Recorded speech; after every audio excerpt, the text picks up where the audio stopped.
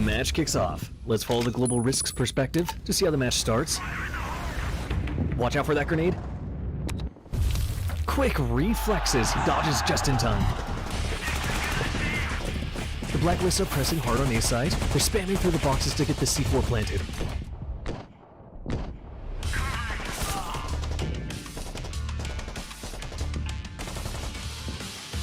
What a great shot! After losing one, the Blacklists rush B side and secures the plant. The global risk got to rotate fast for the retake. Everybody's down. It's just him remaining. Is he slipping into the site undetected? He takes one down. No hesitation. He goes straight for the defuse.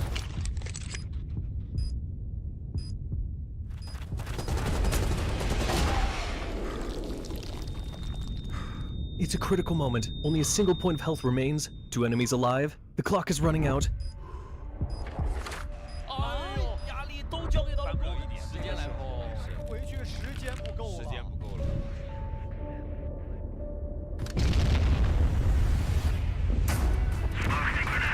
He commits to the forced defuse. Takes out another one in the smoke. But the last opponent pushes in. The final 1 versus 1. Only 8 seconds left.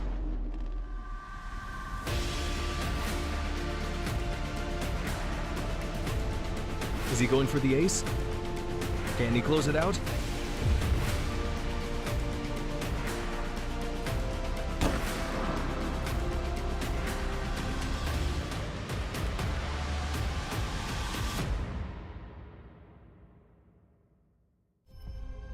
Get underway with this grand final. Here it is, the CFS 2024 Grand.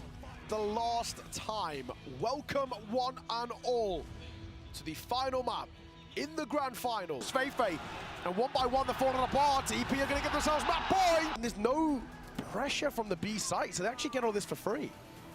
Where are they going? Have they made that decision? There's util A, there's util B, C4's leaning over towards A. Around the world might be the call. YH leading the charge. It's not much of a charge. CFS spotted them. It's a slow creep. It was a contact play, but you're right. The information is there for Evolution Power pushing their way in. It's 3. BNC and Silver have to come up huge, but it's almost assured now.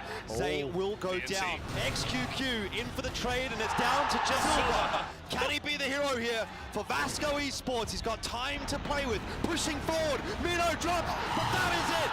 Evolution Power are the champions of the CFS 2024.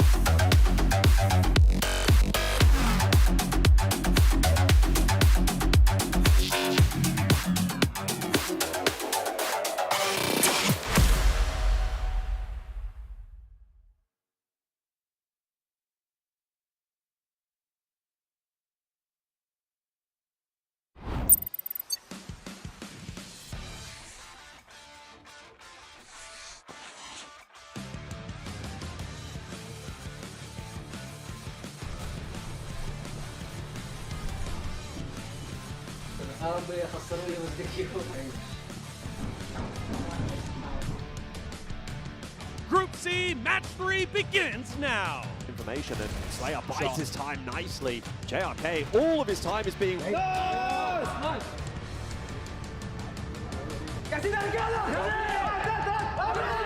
So that is going to be the case at this time. Very disappointing year for Virtus Pro, but at the very least for Rob, they can walk away with an international win to close out there.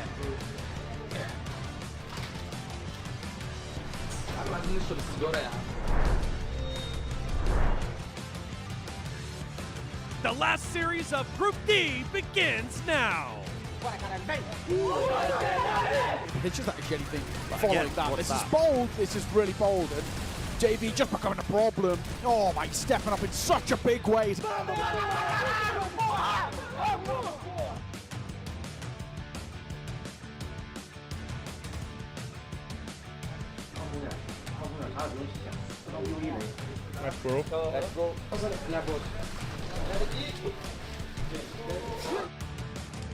Retake, and they're going to push their way through a smoke into Zay. There's nothing.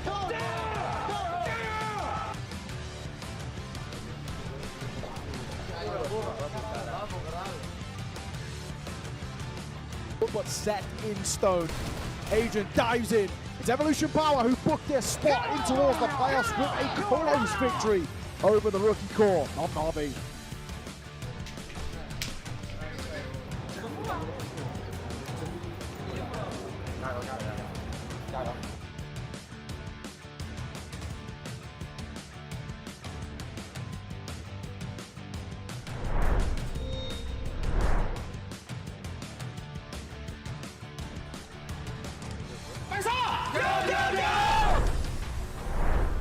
Looking towards Loy. Loy out towards long through to Smoke. Grab the one more chance.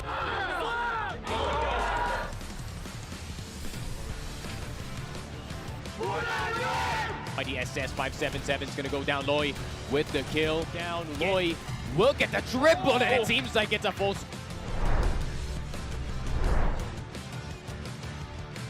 They're going to give it a go. No one knows. No one knows. KOB. And now Loy swinging from with. Gets one, but he has to go through two more players. The answer was no. Kano finds the final kill, and looks like Baisha is eliminated from 2025 CFS Grand Finals.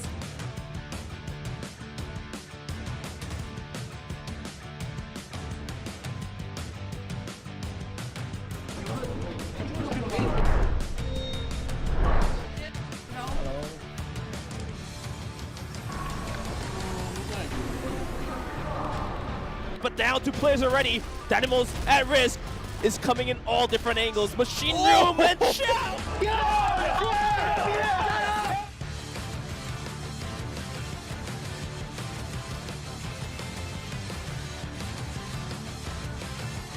Then I don't know how the game's gonna work out, and is going nowhere. But it's gonna be X-Rock to close out the series after the bloodbath, 13-12, and now coming to New Mexico.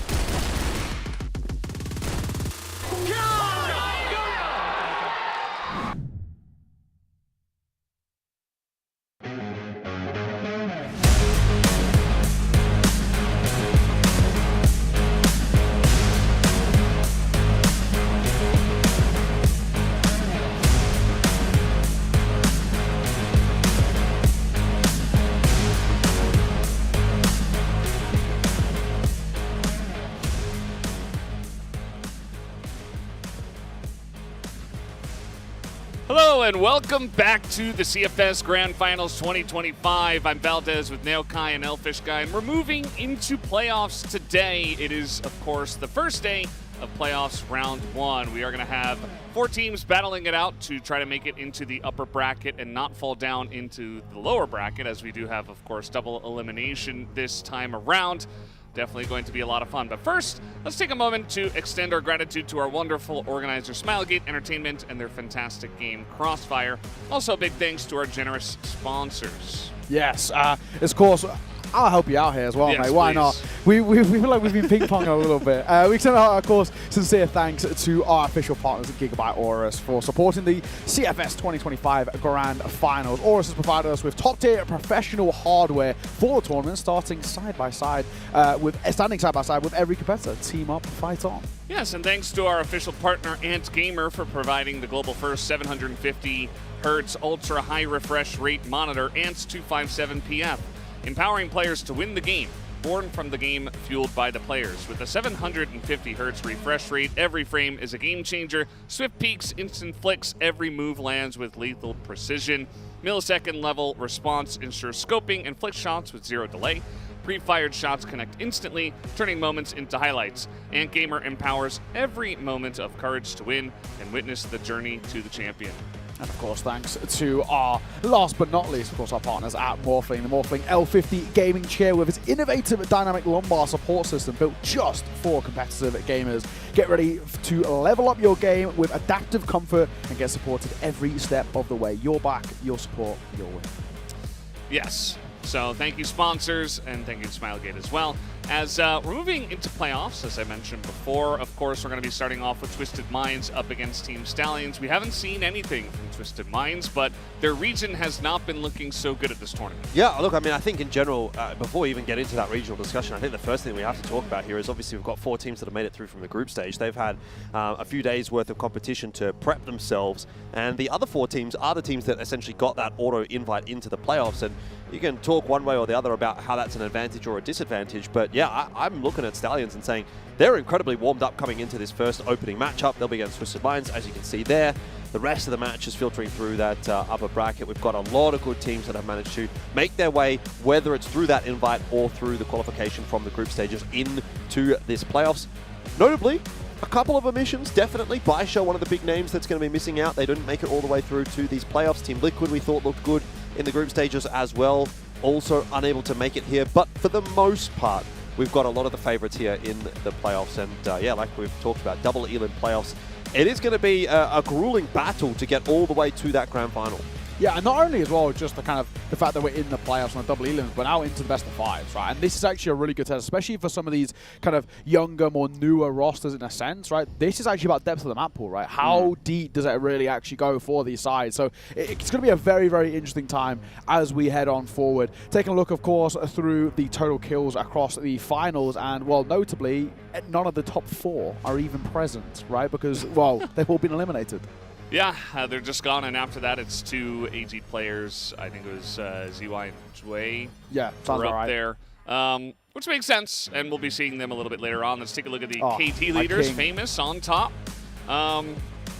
He's so crisp. 91 kills, by the way. It's yeah. not a surprise, is it? We were actually talking about this the other day, weren't we, Nao? Where we were like, you know what? Even though his team's kind of losing, I'm pretty sure as an individual he has been the best performer. And there you go. You have it right there in the numbers. That's really impressive from Famous, especially when you consider, you know, the guys after him. I mean, first is qualified. He was in a team that did very, very well, and Juan, they were really competitive as well. Whereas Swamp were, well, let's be real, not super competitive in their matches for the most part. So.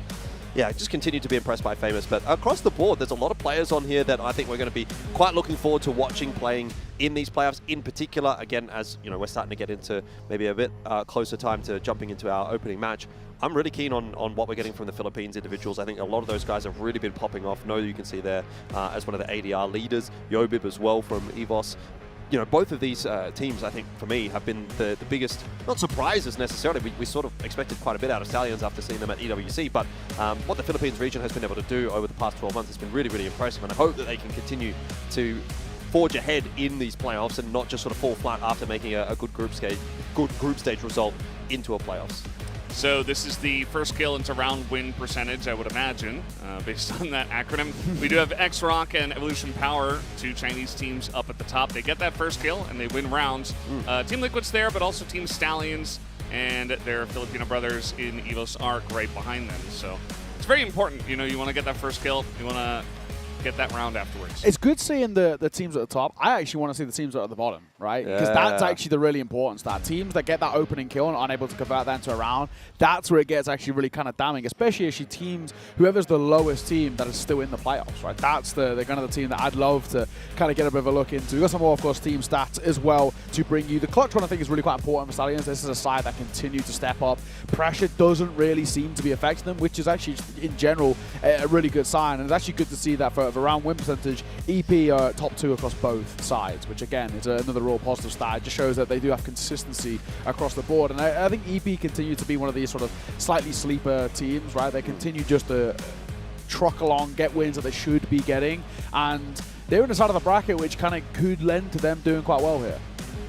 Yeah, well, I mean, look, obviously their opening match being against Qadsiah, that's probably the big one that they have to get through. If they can get through that, then I tend to agree, because I look at Stallions, you know, they're still a bit of an X factor, and obviously Twisted Minds, we don't really know what to make of them just yet, although their international reps this year haven't been too fantastic. The longer you avoid AG, 100%. man, they're on the, if you're picking about I mean, and X-Rock on the other side of the bracket as well. True. You know, so it's you're the sole Chinese team on the top side of the bracket, which is, you know, of massive benefit, because typically these tournaments have been dominated by Chinese teams, and this year has been generally pretty good for the Chinese teams internationally, at least towards the top end. Yeah. So even being a Chinese side, the longer you can avoid another Chinese, that's exactly my point. Yeah, it's a real win. I mean, if anything though, the way the bracket is actually set up, I think in terms of kind of current form, you've got to look towards Stallions and saying this is actually as good as it gets in terms of like making a grand finals 100%. run. Our Qadsiah aren't exactly always super consistent, let's be honest. This year's been a little bit up and down for them as a whole. Obviously domestically super dominant, but then internationally we see the ups and downs on them.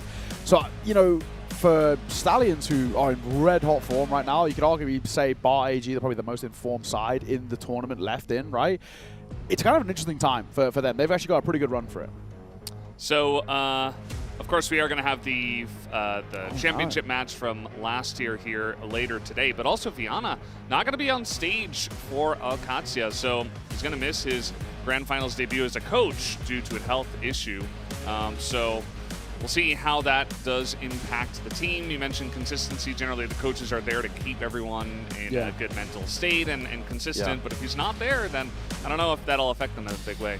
Look, it's not going to help. There's no question about that. But when it comes to a team like Qadsiah, you know, it's obviously a very experienced lineup. They've been together for a very long time. Feifei's been an in-game leader in multiple teams towards the top end of the Brazilian scene. I think if there's any team that can get through a match without their coach, it is probably going to be a team like Qadsiah. You know, they've competed at the top level as Vasco. They made it all the way through the grand final of CFS 2024. So it's not even going to be a situation where, you know, the mental side of it is in theory going to get ahead of them. You know, they're a very, as I've said, experienced roster. I don't look at them as like a younger team, like maybe like an EVOS Predator or maybe even a Stallions. These teams are certainly younger in terms of not only just their experience, but also their age, and an occasion like this might get the better of them. That's where you need that sort of more experienced head in the coach to come in to sort of cool things down a little bit in the key moments. But certainly shouldn't be an issue for Qadsiah with all the experience that they've got. We keep hearing so much as well about how people like, you know, like Tanks, for example, he's like a real father figure for the side. He actually is basically the glue. And I think you are right. When you look to Qadsiah, they're probably one of the sides actually they just don't need it. I think the same kind of notion can be made for teams like AG, like even Baisha to a degree as well, just because of the vets they've got in that team are also kind of the glue in a way. And I've granted for Baisha, it didn't kind of work out for them, but for AG, generally speaking, it feels like a side as well that can kind of get away with it. They know their protocols, they know how things run for them. So we'll see really for our Qadsiah if it makes too big of a difference. I think the real kind of tester will be if they actually do drop a map or they do kind of go into a bit of a deficit. That's when you look to a coach to kind of break the deadlock a little bit, and they don't have that. So we'll see. But I think for the most part, as long as the team's together, that's what really matters. Yeah, and they might start off a little bit slow. You know, they didn't get to play up until this moment, whereas Evolution Power, they were trucking on through, just trucking along every day, as you were mentioning. Guys, we do have another opening ceremony, this time opening up the playoffs officially here at the Grand Finals. So hope you guys do enjoy. We're going to introduce all the teams that you haven't seen just yet. So let's throw it over to the stage, 2 reflections to see them right now.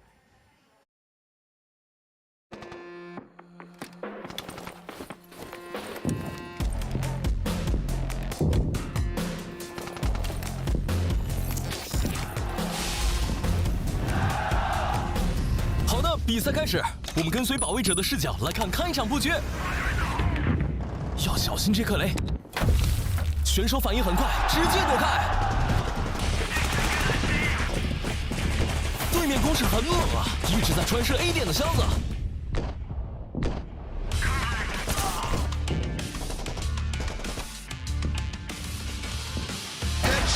巨神恐怖如斯啊！对面4个人那是被吓包了，赶紧回防。只剩他1个人了，他要安静的摸进包点吗？先秒一个，果断拆包。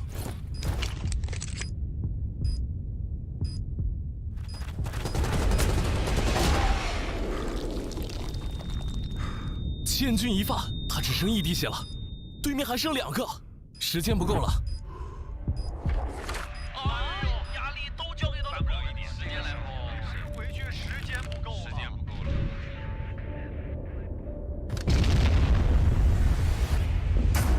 他选择了强拆。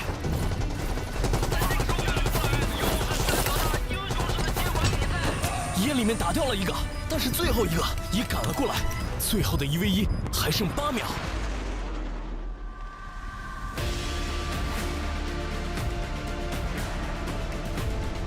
他要5杀了吗？扭转败局。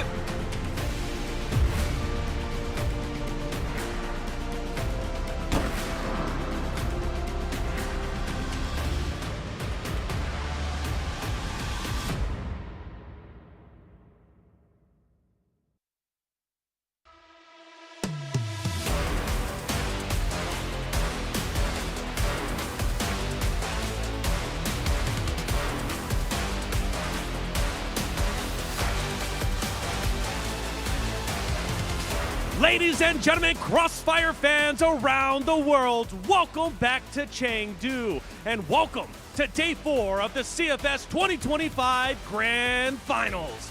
I'm your host, Taylor Reflections Noble, and over the past 3 days, we have witnessed greatness as some of the best CROSSFIRE teams around the world join this very stage to with their goals and their dreams, aspirations, ultimately to lift the trophy.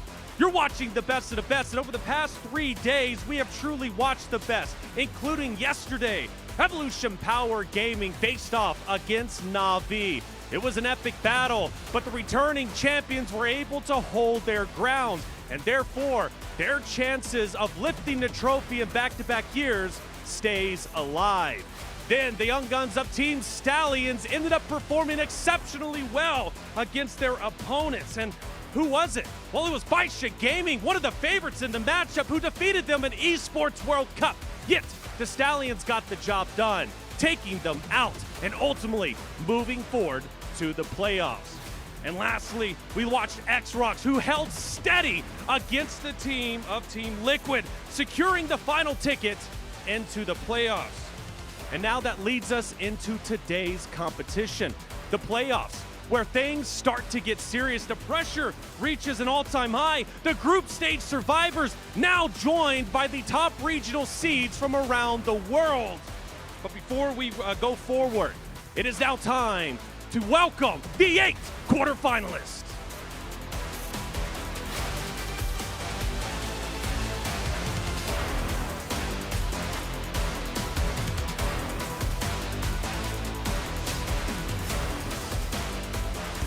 China's first seed and one of the most iconic names in CROSSFIRE. A team built on legacy, now stepping onto the stage to reshape their dynasty.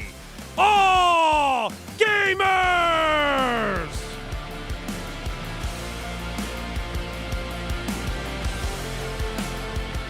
A rising force who battled through the group stage and showed resiliency under pressure.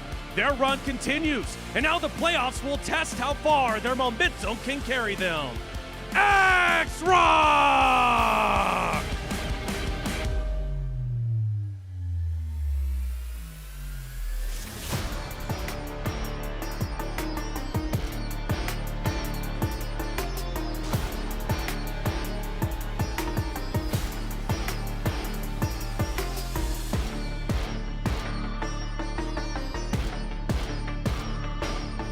The champions of the EU MENA region, disciplined, structured, and entering today with fresh energy.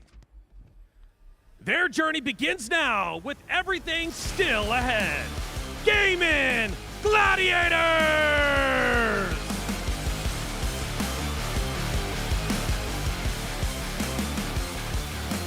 From last place predictions to the first team to lock in playoffs, undefeated in groups and one of the biggest breakout stories of this tournament.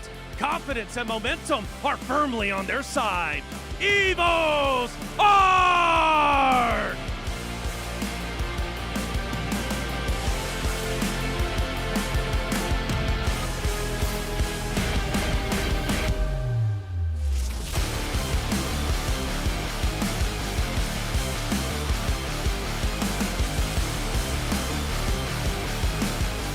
Brazil's top seed returns. Last year's finalist now stepping and hungry to take one step further and finish the mission. Qadsiah!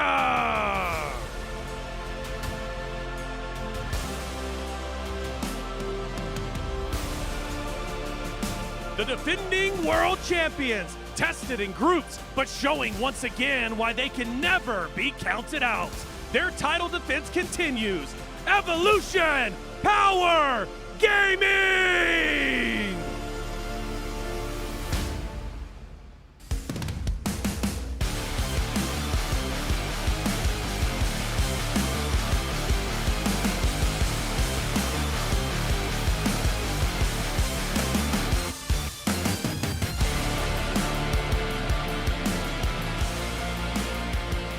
Vietnam's first seed, disciplined, sharp, and ready to bring the same dominance they showed in their region. Today marks their long-awaited playoff debut. Twisted Mind!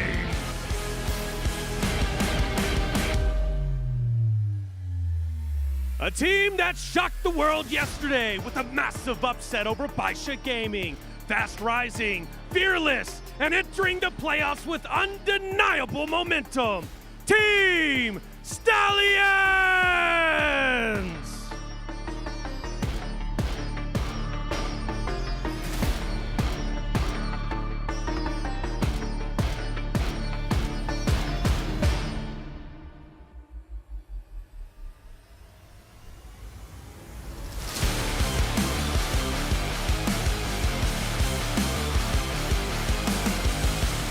Teams remain, one trophy ready to be lifted. The question is, who gets it? It's up to the competitors to decide their fate. This is day 4 of the CFS 2025 Grand Finals, and those who are only bold enough to dare to dominate will succeed.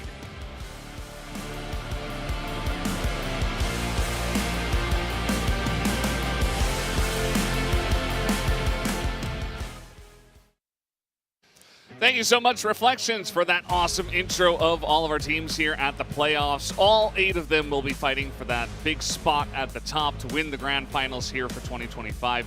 Not going to be an easy feat. To be honest, it does feel like this year pretty much, well, maybe not every team here can, has a chance, but I would say that at least 5 or 6 of the top 8 are actual contenders to win in the finals. So we'll have to wait and see. We have a lot of days on the way.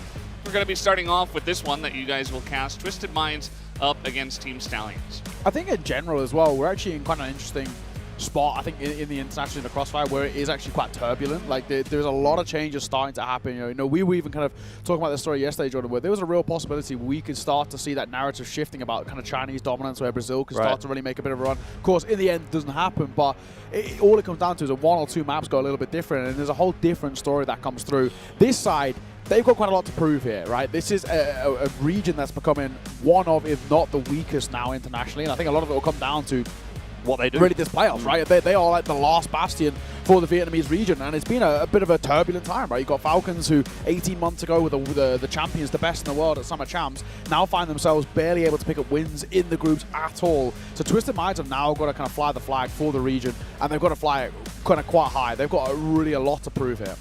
Yeah, 100%. They've got a lot of amends to make for Falcons and VP in the group stage. Falcons didn't find themselves a win, by the way. They didn't find themselves even a map win. Yes. So that's pretty disastrous for them. Actually, both of the compatriots of Twisted Minds went out in last place in their group. VP, at least, were able to get themselves a map win over EVOS Arc. But Twisted Minds are really, like we've said, the sole defender of the Vietnamese pride for this event, which is such a fall from grace for Vietnam, given the fact that we've seen sort of over the last 18 months or so this kind of dramatic rise. Even back at Chengdu 2023 when we were there, Valdez, I feel like started to kind of see the initial stages of that. That was where Ice Cube really started to turn some heads, but yeah, it felt like we might have already peaked for Vietnam, and we're kind of on that downhill trend. Obviously, you know, a lot can change depending on how Twisted Minds go throughout this playoffs, but up against a pretty strong team in Stallions, I have to wonder whether they're going to be able to get anything done, because I have been personally really impressed by the Stallions and the Philippines region just in general. And I know you guys have been as well. So one thing worth mentioning as well with the likes of Twisted Minds is not only have we been kind of just saying about how poor VP and Falcons have been looking, but domestically and regionally, Twisted Minds are only just squeaking by them in 5-map affairs. So it's not exactly like they're dominant in that region. They're also kind of struggling themselves. So times are looking quite tough here, especially when on the other side we've got, I would say, arguably one of the best contenders for, you know, if anybody's going to push AG the distance, if anybody's going to be able to really actually compete for a trophy here, in terms of current form, this group of youngsters really do look in this red-hot form that we want to see from them. Kanoa is performing like one of the best players at the tournament so far and has looked incredibly good all the way throughout. KLB, I think, is calling a fantastic game of CROSSFIRE as well, and the support around them looks really solid. I think Loy in the groups looks fantastic too. He's such a proficient rifler, and if you can get him playing to the level that we know he can play at, this side could really actually push some of the kind of the big dogs a distance, especially them being so young. They've now had back-to-back tournaments, EWC and last year, where we get to see them actually kind of really look quite good, right? EWC and ACL, may I say, where they get to kind of prove what this side can do on an international scope. The big thing for them is they just want to now not be a contender anymore. They want to prove that we can actually go toe-to-toe with the likes of an AG. Yeah, and I feel like they have a lot of upward trajectory already with all of these top fours, and the fact that it feels like when the pressure's on, they actually perform better. It feels like they're young enough to not really get nervous or feel too much. They're just like, no, we're just playing our game, we're just having fun. As you see some of the rankings here, Twisted Minds at 12 and Stallions at 14. I don't want you guys to be thrown off by that and say, oh, Twisted Minds must be the favorites here. I think when we get to the predictions, you will see that Stallions will be the heavy favorites coming into this one, especially because, I mean, yes, maybe Baisha wasn't 100 out of 100% here so far at this tournament, but Stallions still beat them. And they're still a fantastic team. I think that's the big thing that we're kind of most impressed with from Stallions' behalf, is that for the most part throughout this year, they have struggled against the Chinese teams. Now at ACL, they were able to pick up that win against King Zero, and that's where we sort of, you know, pricked our ears up a little bit and went, oh, okay, there might be something with this team. But then they went to EWC, they struggled, they were eventually knocked out by Baisha down in that third place match, but they have shown that improvement now where they are able to get over those big name teams, and it's less so a question of getting over those big name teams and kind of just more here maintaining themselves into this matchup against Twisted Minds. No, and Datchip will be the key players for this matchup. You can see stats-wise, at least, it's looking pretty good for No, and I imagine across the board, the stats actually here for Stallions is probably going to be a little bit higher for them than for Twisted Minds. I mean, Stallions have just, I feel like generally all 5 of them actually turned up and delivered, which is really fantastic to see, because it's not just one guy. You know, a lot of these times, even in the group stage, we're going back and we're looking like, let's say Nabi, for example, we're looking at 1-1, we're saying, oh, he needs to do it. Oh, Famous from Swamp. We look at these one guy on each team, and that's well and good to maybe get you a map, but I don't know that it gets you a series. It certainly doesn't get you a playoffs run. But when we can look at Stallions having across the board 5 players that are really performing, well, that's exactly why you've got everyone predicting for Stallions in this matchup, even the Vietnamese casters. I would say, if anything, that chip stats should technically look better on paper. His stats taken from the regional finals in arguably one of, if not the weakest region in the world. Whereas we saw Kano's stats, they're from beating Baisha yesterday, you know, grand finals. They're from this tournament. So the fact that his stats are so good and so, you know, head and shoulders above that of that Chips, who is playing in a weak region, playing in a struggling region, is even more impressive. And yeah, you look at these kind of predictions. I mean, it actually feels in a way that 3-0 feels like kind of like for the first, you know, generally in best of 5s, you always want to give at least a map somewhere. People have pocket picks here and there. These actually feels like one of the only series we might even get all tournament, all playoffs long, where it's actually like, this feels like on paper a 3-0 is actually kind of like the heads up call, just because of how good this side have looked. I've given them a map. I've just given them a map because, again, like you say, it kind of feels like, yeah, so generous. It feels a little difficult sometimes to go into a BO5 and say they're not going to be able to sneak something somewhere, right? You can only get rid of one map in the pool, so you know, you're not able to ban away a couple of the maps that you're not feeling too good on.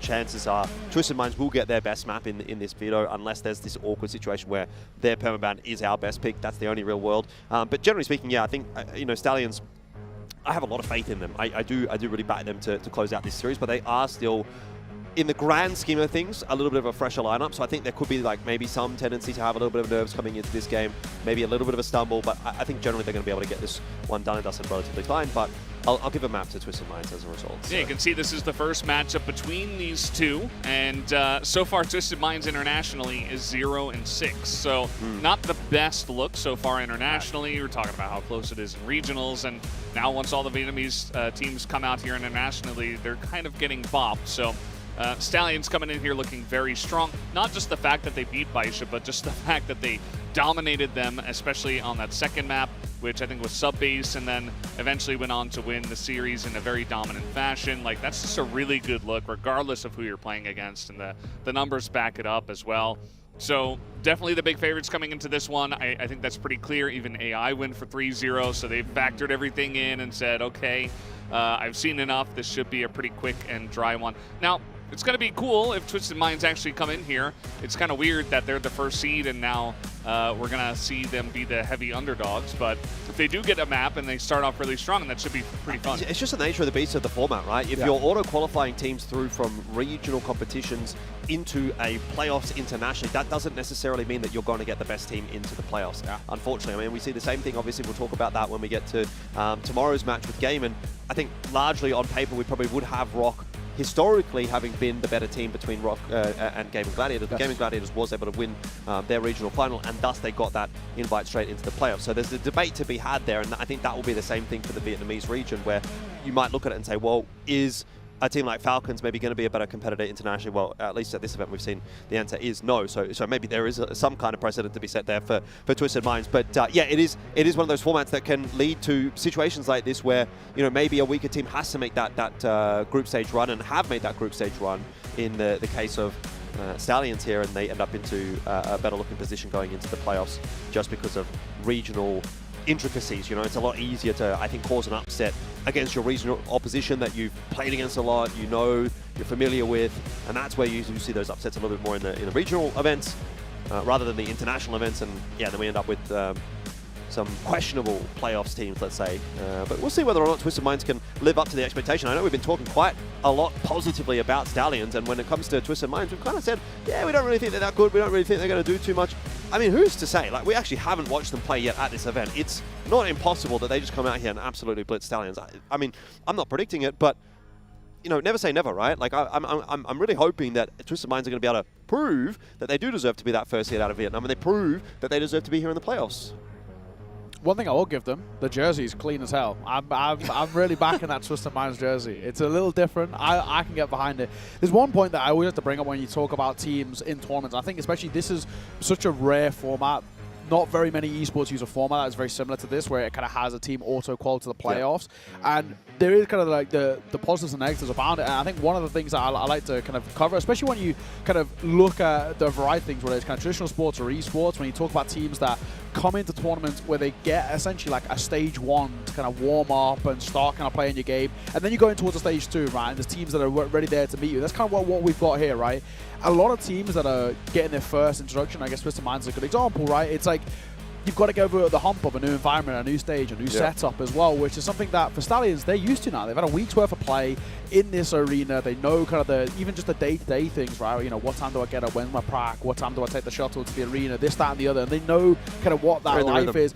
Yeah, exactly. And it is, at this point, kind of subconscious. The same can't be said for Twisted Minds. This is all a little bit new for them. And of course, not only just new for them in terms of the team, but actually some of the players. We just saw Carrot, his debut here in the grand finals. It's kind of a big stage to be stepping on into. You're getting thrown straight into the deep end of a playoffs at a grand finals. That is a big, big step to be taken for a youngster, and actually generally kind of a young team as well. So I do worry when I look towards Twisted Minds, just in terms of how quickly can they kind of shrug off the fact that this is all new and it's bright light and it's exciting and and how can they get in towards their game plan. It's something that's for Stallions didn't seem to affect them at all on day one. They pretty seamlessly, but they also had quite an easy warm-up game with Swamp, right? They got at least kind of the perfect way to start. If it was against Baisha, it could have been a different story, who knows.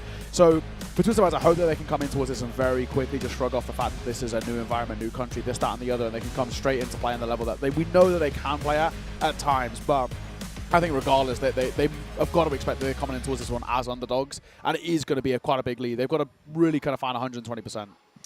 Yeah, so we have a little bit of extra time here. Any thoughts on the second series of the day? I know you guys won't be casting that one and have any thoughts? Yeah. Any just quick ideas about EP It's the rematch, versus, isn't it, right? That's the is. big one. Rematch Yep. in the Grand Finals last year, and that was a full 5 mapper. I wouldn't be surprised if it's kind of the same. I'm Great. still, actually, though, I would probably lean in favor of EP for that one, for me. Yeah. I think Alcad will kind of come in as, I think, maybe the on-paper favorites, but again, for me, it's recent form, and I just think as well, with this EP side, I think, and I'm prone to it as well, I think a lot of us just really undervalue how good they can actually play, and just like, as much as they're not, it's not the flashiest of victories, it's just consistent victories. That's actually the big thing with EP, and they seem to be doing it for kind of a while now. They did it at EWC as well, didn't go the distance, but they met AEG, so it's fair enough. If they're on the other side of the bracket, I could have made an argument for them over Baisha. Well, you saw even on all the stats sheets that were kind of kicking off the day, a lot of them were somewhat dominated actually by EP players. You know, they do play just such a fundamentally solid style of CROSSFIRE. You know, like you say, you know, it's not. You don't necessarily look at a player and go, oh, okay, he's going to carry the game. I mean, First had a pretty good game or two yesterday, but that's not what's typically required, actually, for Evolution Power. They do just sort of get through those games by virtue of being a good team, and that's obviously a really big benefit in terms of winning games consistently. It's maybe not the most exciting way to go through it, and that's why, you know, we're always big fans of Baisha, because you look at 9 dropping 25 kills, or Xiao with those quick flicks or something like that. But, you know, as you can see, Baisha, historically, in the last couple of years, have actually struggled a little bit more internationally than what Evolution Power have. And yeah, look, I don't know, I'll probably go into that one as well, thinking Evolution Power being the favorites. I could see Qadsiah coming in and winning that matchup as well. It does feel like it's, again, going to be a pretty close one on paper. Certainly feels a lot more closely matched than the matchup that we've got coming up here. The only kind of thing that I have in the back of my head that I think a bit of a concern for Qadsiah, obviously, is coming in cold. You know, we've again talked about that pretty extensively in this matchup in particular. Evolution Power have definitely been tested. They had to work hard for their wins in their group. They had a pretty tough group to get through as well, whereas Qadsiah, yeah, have yet to see them. And so, you know, a bit of a slow start to the day. Evolution Power runs through a couple of quick maps, and that might be a series kind of done and dusted there. But yeah, both those teams know how to go the distance, and I was having a look back last night. Yeah, one of the longest games of CROSSFIRE that we've really ever seen. It was actually the OT was in that final map. It was 13-10 in the final map. There was a 10-8, a 10-7, and a 10-6, I think, in the rest of the map. So it was super, super close in that series. And, well, there's a chance it'll be close again today in an opening match rather than just a grand final. So it could be a very long playoffs here at CFS 2025. Yeah, but we are going to start off with the one that we expect to be a little bit more one-sided. Now, I'm not hoping that it is. I don't think any of us want to see a 3-0, but... Speak for yourself. That's very honest. Yeah, no, I just think that Team Stallions are really on something here, and I think maybe after the CFS, if the Philippines continue to do this well and Vietnam are not quite doing so, maybe we see a little bit of mix-up in the seeds. But we'll have to wait and see how this best of 5 goes first, guys. Let's jump over to the band pick of the maps right now. Well, thank you very much, Valdez. Let's get this show on the road. It's time for some bans and picks. And of course, one of the big things, you know, we've already briefly mentioned it, we're into the best of 5, ladies and gentlemen. So we do get, well, a lot more CROSSFIRE. It's only a couple of bans to start things off, and then the rest of them is just the order in which we play the maps. Nice and simple. So these first bans, pretty important. Yep. Only one you get. Yeah, exactly. I do really wonder as well how they kind of want to lead this. You know, Eagle Eye going to get banned out. I don't mind that. It's one of the Stallions, of course, played in the groups. Where do Stallions want to go? They've actually been changing up their veto process a little bit themselves. It's a good question. Well, it's not going to be towards Ankara.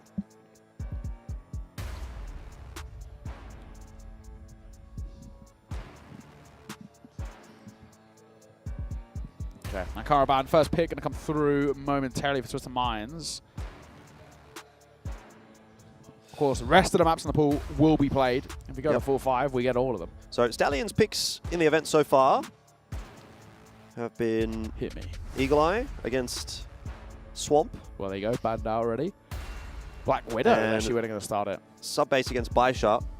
So I think maybe the subbase is where we'll see the angle here from Stallions. Twisted Minds, obviously, it's a little bit harder to say because we haven't seen them in the event so far. We could go back and have a look at what they were playing in EWC, but it's a long time ago. Yeah. You can make a lot of changes to your pool here and there.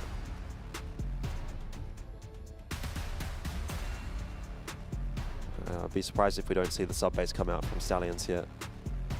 Yeah, it's been pretty good for them. I think as well for the Stallion side, they look quite solid. They're going to go for that sub-base pick. as we spoke about, just a pretty solid part of the veto process for them. It's also just a map in which I think at the moment for Stallions, the best way to kind of approach this is just to continue picking into towards your strengths. I don't think they really need to be overthinking too much of the situation about their veto process. You know, you can talk about trying to game the system and pick maps that maybe Twisted Minds aren't too comfortable on, but I think at this point, the pool is generally a little bit small anyway, so you're fine in a sense where just pick for yourself, play to your strengths. I'm surprised that they spend this much time thinking about it, to be honest. I reckon if you're one of the two teams coming in here, the BO5, I almost feel like it picks itself, if it makes sense. Like, you know, you've only got the one ban. I don't think you're going to really be getting too many curveballs, to be honest. New compound is out from Twisted Minds. This will be where it might get a little bit more interesting from Stallions, just because... I feel like every series we've had, by the way, Port's just been floated for the last map, so it might be the same again here. Well, the Stallions had New Mexico as the decider map against Baisha. They did pretty well on that one. But Port was banned actually away by Baisha in that particular matchup. So if we're looking for a ban here from Stallions, I mean, I'm expecting New Mexico as... Sorry, not the ban, but I'm expecting New Mexico is actually going to end up being there as map number 4, which will leave Port as the decider. It is interesting to note, though, that New Mexico was a ban for Stallions when they played against Swamp. And it was a map that they left through as the decider against Baisha. So it's definitely not that high up in the pecking order as far as Stallions are concerned. I think they banned it against Swamp because that is somewhat infamously a map that Stallions are pretty good on. Oh, sorry, Swamp's pretty good on. Yeah. But are we gonna need it? Are we gonna get there? Yeah, let's be honest. Are we even gonna need the likes of New Mexico, right? Are we gonna need a Port? You know, we're looking at this, and a vast majority of the predictions from the casters across the languages all sort of leaning in that favor of saying, I don't know, it feels like really Stallions, it's their series to lose, I think is kind of the big narrative, right? They're just in a spot where they're coming in towards this one. Red hot form, feeling very, very confident at the moment. Yep. Yeah, I would say I'm a little bit concerned here for the map of Black Widow for Twisted Minds. I know that that's obviously their go-to, and you know, you got to back yourself, but this was a map that Stallions let through against Baisha, and Baisha's a very, very good Black Widow team, and they almost were able to actually topple them on that map. So I don't even think that's too bad of a shout as far as Stallions are concerned. It was 13-10 against Baisha. They did lose it, but I mean, getting 10 rounds off of Baisha on Black Widows, not too bad at all. There's a waiting game for this one to get on the way. Worrying signs as I look over towards some Stallions, and well, headphones aren't on, so that's never a good sign. And then I look towards Twisted Minds, and half of them are leaning back in the chairs. So yeah, ladies and gents, I feel like this one might not get underway too soon. Yeah, they're all looking, I mean, good signs in a way that Twisted Minds are looking quite relaxed. I was nervous that for them, well, that they would be nervous, to be honest, that they would be a little bit daunted by the stage in front of them. You know, Stallions, of course, have played it a couple times already and looked pretty good at both times too. KLB here looking happy and ready to go. Twisted Minds are perhaps going to be the ones where... Yeah, we're looking at this guy as well, Carrot, the sniper at the side. He's the one who's like been the numbers guy for Twisted Minds. Numbers guy in Vietnam though, not internationally. Does it mean anything? Whereas when we look at Stallions, I mean, they've got numbers guys internationally so far this year. No and Loy, the two players to pick up the MVPs in the event so far for Stallions. But KLP had a really good map yesterday against Baisha as well. And it is an unchanged squad from the team that did so well back at EWC. Of course, back in ACL as well, earlier on in the year. Doesn't feel that long ago. But we are getting toward the end of another year of CROSSFIRE. That elusive trophy waiting for someone. Someone's. Yeah, it might be a repeat winner in the likes of all gamers. Jouet's found himself 2. ZQ and ZY both have a CFS win under their belt as well. Evolution Power, of course, last year. 4 out of 5 of the players at the event for them this year, lifting that trophy. Other than that, there's not actually too many other opportunities for a repeat winner. Nobody on X-Rock. Baisha's obviously out. Twisted Minds, Gaiman, Stallions, Evos. None of those guys have won a CFS. True. And I guess coming into the tournament as a whole, as much as it's cool seeing like the storyline of Stallions and there's that narrative about the EP back-to-back. I think percentage-wise, if you'd asked any of us across all languages who's the favourites coming in towards this tournament, I think the vast majority of us were aiming in favour of AG, right? Going back-to-back, following EWC. It would be a fantastic year for AG as well. I mean, it feels like they're always quite contending to see sort of who regionally is the most dominant. Them, Baisha. Of course, we've had the introductions of sides like your EPs, for example, with he's internationally won when it mattered most. Maybe domestically not always being as super solid, but who really cares if he went internationally? Yeah, 100%, I think. Or do we get someone new? Which would also be that's kind of the narrative that I'm trying to set up there, is that like I think it's only 2 teams that if that team were to win, we'd have a repeat winner, and that would be AG or Evolution Power. And I mean, frankly, at this stage, they're probably the 2 teams that are the front runners to be grand finalists, if not champions. I don't know if you'd agree with that in terms of a power ranking, but I'd probably have AG 1, Evolution Power 2. I guess a little bit murkier there. Maybe Qadsiah, X-Rock could be in that conversation. Stallions as well. I think Twisted Minds, Game, and Gladiators and EVOS Arc are probably outside chances for me. But there's a lot of opportunities that we might have some new winners here in CFS 2025. Which again would be pretty cool. I would really like to see a new region. I'd like to see, well, Philippines it's not would be going to awesome. happen. Not going to happen for Vietnam or the West League, I don't think. But it's possible. Imagine gaming go out of the way. Yeah, that would be. I'd probably say about the biggest upset of all time. Yeah, I mean, maybe the first time that a Brazilian team won. I'm trying to remember whether that was Black Dragons. I think Black Dragons was the second Brazilian team to win. I can't really remember back that far, but yeah, the first time a Brazilian team won. Obviously, after years and years of Chinese teams winning, that was pretty big news, I'll tell you. And that at the time was also, I think, the largest prize pool CrossFire had ever had. It went, like, it almost doubled in like a couple of years, and that was like the first year that Brazil won, and it was like, wow, they've kind of won at the right time. But yeah, I think if the Philippines would win here at CFS 2025, it would be on that same scale. That would be as big of a wow factor.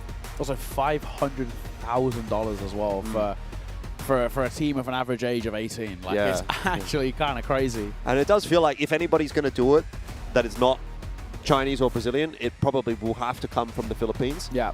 They've been on a massive rise this year. Who's to say they're not going to be able to cap it off? We'll find out. And it might be Stallions to do it. This is where they get underway, though. They start off their playoffs run now against Twisted Minds.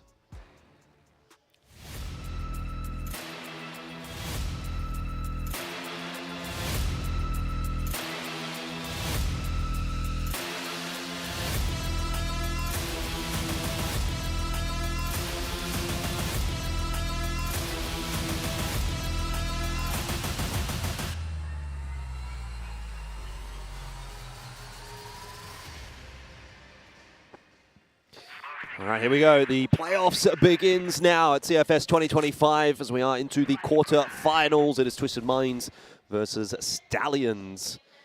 Stallions, the team from the Philippines that have made such a nice start in the group stages. Loy with a little bit of a whiff to start things off there on a DAT chip and eventually gets brought down. Traded nicely. Twisted Minds bringing some pace to start this game off. Yeah, I kind of like it. I think for a side like Twisted Minds who are coming in towards this series where obviously I think they'll understand that they are seen as the quite heavy underdogs. Set the tone quite quickly, right? Let's just build some confidence.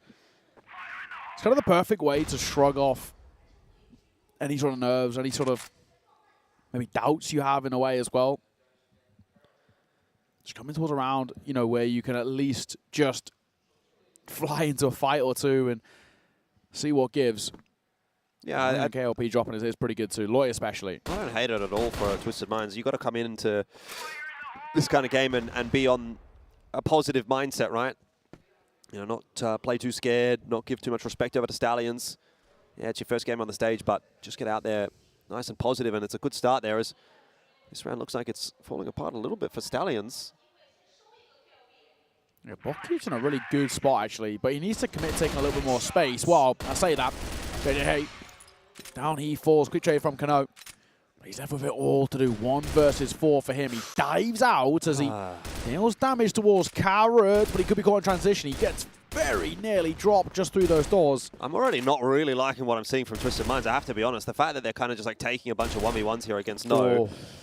If he's hitting his shots, this round could still go the way of Stallions. Obviously, he's not been able to convert on any of these fights, but took a little bit too long for Twisted Minds to sort of bunker down, in my opinion. They've got the plant now. Carrot posted on the line, misses a shot, he'll be a dead man, and that's that. So, isolated duel already being given over. Like, why does he need to be there as opposed to back up in the side and playing out the numbers? So now we're down to a 1v2. Got to question that a little bit for Twisted Minds. We'll see if it ends up giving the opportunity over to Kimbom. Here it is. This is exactly what I'm talking about. He's got no idea where Mouse is, but he's won the round. And Neo, did I not just say? Yes. They are giving him way too many 1v1s, and that is such a poor way to start off the playoffs run. Twisted Minds, I mean, you're a playoffs team. You need to be doing better than that. Kano, that is so well done from him. What a round. What a 1 versus 3 coming through. And you could just see the blood in the water as it started to, that round started to set itself up. A couple of missed shots through the doors, a little bit of over-facing, a little bit of waiting around doing nothing when they could have taken the site. But again, it just comes down to these isolated fights. We've spoken about it. It just is so unnecessary. And Kano will kickstart this one. KLP one of his own as well. This is prime time Stallions, and Twisted Minds mentally do not look good. The young Stallions are riding again now. It's already a brilliant start for the Filipino squad. I mean, look, it could have been such a different story. You know, Twisted Minds out the gate strong, win a few aim duels to begin the map, get the first round under the way, and we'd be singing a different tune at this point. But Stallions, very, very nice clutch there for No, and then straight away into round 2, they just completely shut Twisted Minds out, and you're already starting to get a bit of a sense of maybe the tempo of where this best of 5 is going to go. That is about as bad of a start as you could ask for to the playoffs run here for Twisted Minds. Yeah, you're right. Not over yet, though, this round, obviously. Low HP players. Yeah. Hang on. I mean, there's still definitely a bit of life in this. They've got plenty of time. Yep. Stallions just need to slow it down here a little bit and group back up. KLB's been spotted out by Kimbom, who is going to get another kill on the same angle. Again, this is some nervy play, I think, from both teams. I have to say, obviously, we've been critical of Twisted Minds in that first round. I think we have to be critical now of Stallions in this round. They've given up it's only fair. A 4v2 advantage. It's back to a 2-on-2 now, and No isolated over towards this B site. Just going to back it up and wait for his teammate to come back across, and that's a good decision in my opinion. JJ, very, very healthy. Needs to be here for this contest. Twisted Minds a bit tentative to work their way forward. JJ at risk of going down through the doors right there. There's Util getting tossed on in, but JJ overextends, and it seems like we might see another round slip back in the other direction. Stallions have really let this one go. No's going to try his best, but Twisted Minds pick themselves up around, and I have to say, for both teams, I feel like if I'm the coach, they're getting a smack in the back of the head. Yeah, I'm pretty tilted. That's you a 4v2. Yeah, you can't be losing a 3v1, and you can't be losing a 4v2. Like, that is criminal. To start off the playoffs. I think, you know, this is an issue that I've seen just across the board, but like some of the decision making when it involves the clock, it's always about time, right? Like there's, you know, again, you look down to that 4 versus 2, 2 players dying in the same exact position over towards ramp. Like, you just don't need to fight. You just don't need to fight. Like, I don't know why you're even really poking your head up for information. You are just giving them an opportunity. Why not play 2 players in towards water? And if they end up swinging in towards box room, you can trade it. It just feels very, very questionable. And again, you know, we can blame on them being kind of young, but Stallions should know better. This is a side that are aspirations to be right at the top. 100%. It's just also, like, let's be frank, it's mistakes that AG don't make. And you can't compete with them if you have the aspirations to compete with them. You can't be making those sort of mistakes. Yep. Well, neither team on top just yet. Kimbom, though, finding the opening kill onto KLB.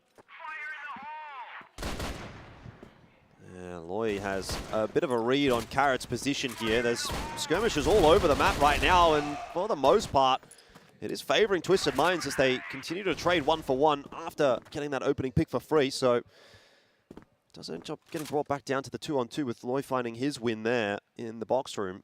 He's going to aggress. Mid-round aggression, just choosing the wrong angle to check. Bokcute, though, making a bit of a meal of this fight, is going to allow Loy to survive and continue to take the fight. He doesn't get it in the end. Yeah, really not the most impressive start to this map for either team, I have to say. Yeah, it's also just mistakes that, you know, Stallions weren't making in towards the group stages. And for the most part, it looks so clean. That first opening series of 2-0 and an easy one, and of course against Baisha, it's a difficult side to break down, and they proved that they could. But at the moment, yeah, not super convincing. Credit where it's due. Twisted Minds, you can only beat what's in front of you, and they're doing that, at least for the time being. A 2-1 at start, and a bit of an interesting predicament now as well, where for the Stallion side, you know, if they keep making a couple of errors that are really kind of becoming quite costly, I actually wouldn't mind an early attack pause. Yeah. Get tanks on the mic. Yeah, 100%. Aggressive, long maneuver this time from Stallions is going to work out for the opening kill, but now they've got to get themselves back into a bit of map control. What is that, by the way, from Kimbum? That is ridiculous. He has walked all the way up short, over bridge, with the C4 and died. It already is now a real predicament of just collecting the C4. Why has he died with the C4 there, underneath bridge? It feels so unnecessary because it's so unrecoverable. I mean, they've just got so little presence here. If he literally just doesn't die, they can walk B for free and win the round. But the fact that he's taken the C4 in there and fought 4 Stallions players on his own, giving up the C4 has made this a much more difficult round for Twisted Minds. That is insane. Well, KLB, a bit of a job to do here. And I feel like Stallions have, in a sense, kind of been gifted an opportunity in this round. Potentially, KLB, if he can get out, that'd be huge. Oh, he can just win the fight, never mind. Wow, that is criminal. Twisted Minds. Every single round there's been glaring errors so far across both sides. This is rough. It's not good viewing at the moment. It needs to be cleaned up a lot. It's a 2-all scoreline, but there's a lot of errors that we can kind of track per round at the moment. Yes. Yeah, I mean, both these teams could look at this and say we could be 4-0. Yes, absolutely. Dacho going to get out. Loy will take a tag, playing up on towards the boxes. KLB, he's dived down in towards water, but he can actually catch Dachi in the back line, and he will. There it is. JJ Hay, one of them as well at the same time. Down goes Bokcute, so already an opening double for Stallions without really having to do anything. They don't really get any sort of chance Twisted Minds to trade at all because they're not set up for it. I don't mind these aggressive moves that we're seeing from Stallions. They seem to just, by and large, be working out. We saw the long push on A, get the opening pick. We've seen now the push out from box room, finding a pick as well. So aggressive maneuvers from Stallions on this GR side, catching Twisted Minds off guard on a reasonably consistent basis. That does feel like a recipe for success for Stallions at the moment. That's the one thing that, you know, they've been doing well. It's been converting on those rounds that has been a little bit of a concern, but in this case, a 5v1, it feels like it should be pretty locked in, but don't want to be seeing no solo fighting Carrot, and it's well done in the end as they sort of peek together, fighting on multiple angles, making it difficult for Carrot to close that one. And Stallions will take the lead again. You're right. You know, we're looking at this actually where it's generally quite a good sign if we do see this sort of Stallion side be confident enough to take fights to Twisted Minds. Despite Twisted Minds generally being the ones you'd expect to be setting the tempo, they're so happy to kind of meet them at the forefront of a lot of this map control. KLB jump of information. Way up close in support. He's going to come over. I don't know if it'll go deep enough. It'll do a little bit of chip damage towards Kimbom, but not super deep to catch Mouse. So they're posturing for a pretty simple B pop here. Take box room's control, in they come. But there is 2 players already here, and a third not too far away of Kano. He smoked out too. That's going to keep them at bay. Nade will come through as well. We'll do a bit of damage, but it's KLB for the first. He's playing up on towards the boxes as Kimbom gets dropped. And now got a call from the grave. Yeah, KLB just so solid. Always a consistent player for the Stallions lineup. Mouse having a bit of a laugh there as the player cam swapped over to him. So Twisted Minds happy about something, but I'm not sure what exactly that might be for Mouse. He's 0-4 at the moment. Yeah, it's true. Carrot's pulled one back, but even in that, meanwhile, Stallion's still finding another, and Carrot very, very low, only just getting out. And they know that they've kind of got him stuck here on shot. He had to hit that shot. He's lucky to be alive, frankly, but as long as he survives and keeps doing a bit of damage, maybe he will be a thorn in the side of Stallions for this round. He will be left eventually. He's got the right weapon for it, too. It's true. 50 seconds, 2 versus 3. We've seen more egregious rounds lost multiple times already this map, so I'm not going to cut it out just yet. Kano making a move, though. Has he been spotted? Now he definitely has. As he fights around the window, he's dipping and diving in as he tries to put pressure onto his Bokyu, and he'll eventually get the kill. C4 dropped. Round should be all but done. Last man of Carrot's going to make his way over towards Bridge. Kano could potentially catch him, but his back gets turned. But at 25 seconds, Carrot, you got to go, man. We can't really be afford to be holding angles and playing unless you're saving the KD. Yeah, I mean, there's no reason to, right? Like, there's always a possibility. Got to go for it. Does have a crack, but eventually gets brought down 4-2, and we are going to get the first timeout of the playoffs. We'll be coming from Twisted Minds, which is really not a surprise at all. Definitely need a bit of a talking to. Yeah. And frankly, I think Stallions also need a bit of a talking to, so it's good that we're getting this timeout this early on in the piece. Both coaches having the opportunity now to have a chat with the players, young teams, both of these. True. So try and settle the nerves a little bit. I don't know if it's nerves or maybe just overzealousness in a couple of instances, trying to close things out a bit too quickly, but just got to get these guys settled, feeling a bit more comfortable. It has started to look a little bit better, though, on the behalf of Stallions, so yeah. That's why they've found themselves with this 4-2 lead. I think the Tanks as well, he's probably realized through the last couple of rounds, because we're doing the right thing now. It feels like our proactivity is netting us a lot of early information, but also I think we're just starting to win the fights out a lot more, which is a lot better. Same for Tanks, if anything, he's probably just sort of trying to reignite that a little bit of like, okay, at the moment for us, we're getting a lot of space if we just play up towards them, fight fire with fire in terms of taking these early engagements. We've been so consistent with the opening kills as well. Let's continue in this sort of trajectory. 10 seconds after the pause. We need to see something kind of different, kind of special out for Twisted Minds. They do look just a little bit hesitant. So what do they got for us? Let's see.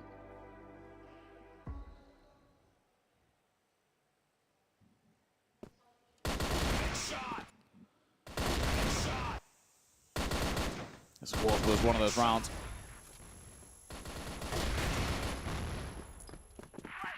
It's a bit of a choke. Yeah, better start for Twisted Minds after their timeout. It's been few and far between that they've actually found the opening kill. One of those rounds was the first round of the map, and that one actually didn't get converted.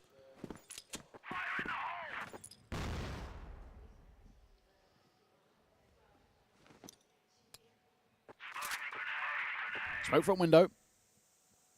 I could give them a bit of box room control. The only thing for Twisted Minds, I do feel like they're probably a little nervy of it. They've tried twice now to go for box room control, and both times have been shut down. KLB involved in both of them.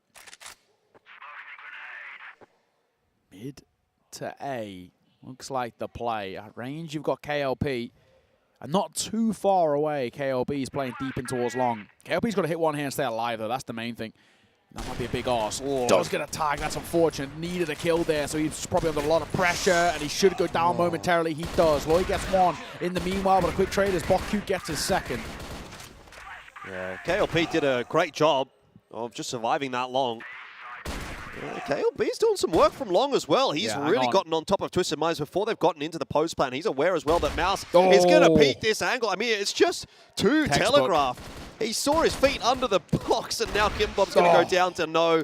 Stallions are reading Twisted Minds like a book, and it just seems like even when Twisted Minds get into the side, get a plant down, have a favorable round, Stallions are better on an individual level. Yeah. Way more clutch. We saw as well at the start of the day, Stallions have been the highest clutch team in the event thus far. They had 6 clutches in the group stage. I think the next highest was 4. 7, I guess, now of the Kano's 1v3, maybe. That's an 8, maybe even as well, if you consider that was a 2v3, 2v4 kind of You know, it depends on what your definition of a clutch is, if it's 1vx or if 2vx kind of counts as well. Yeah, I guess is it numbers advantage or is it 1vx? Yeah. But either way, 5-2 is the score, and Stallions are starting to run away with this map a little bit. Twisted Minds have to be worried. It's on Twisted Minds' first pick as well, right? Which is never a good look. KLP spots on the range. They'll remain posted with that TRG. Trying to try and get someone in transition across mid, but he's going to fall off the angle as he drops back towards the A site. 3 in this direction, 2 towards B. A little bit more standoffish by Stallions in this round. They've been, we kind of spoke about it, been taking a lot of kind of proactive early map control, early fights as well, trying to put pressure on towards Twisted Minds. This time, they're slowing things down, wait and see. I think potentially they can just catch anybody in an overextension. No smoke down.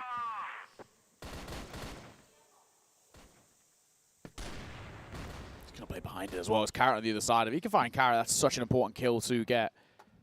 He's generally very, very integral to Twisted Minds looking good. He hasn't been, you know, super lights out so far, but they do rely on him to get a lot of impact. Yeah, especially on a map like this. You want your sniper to be performing.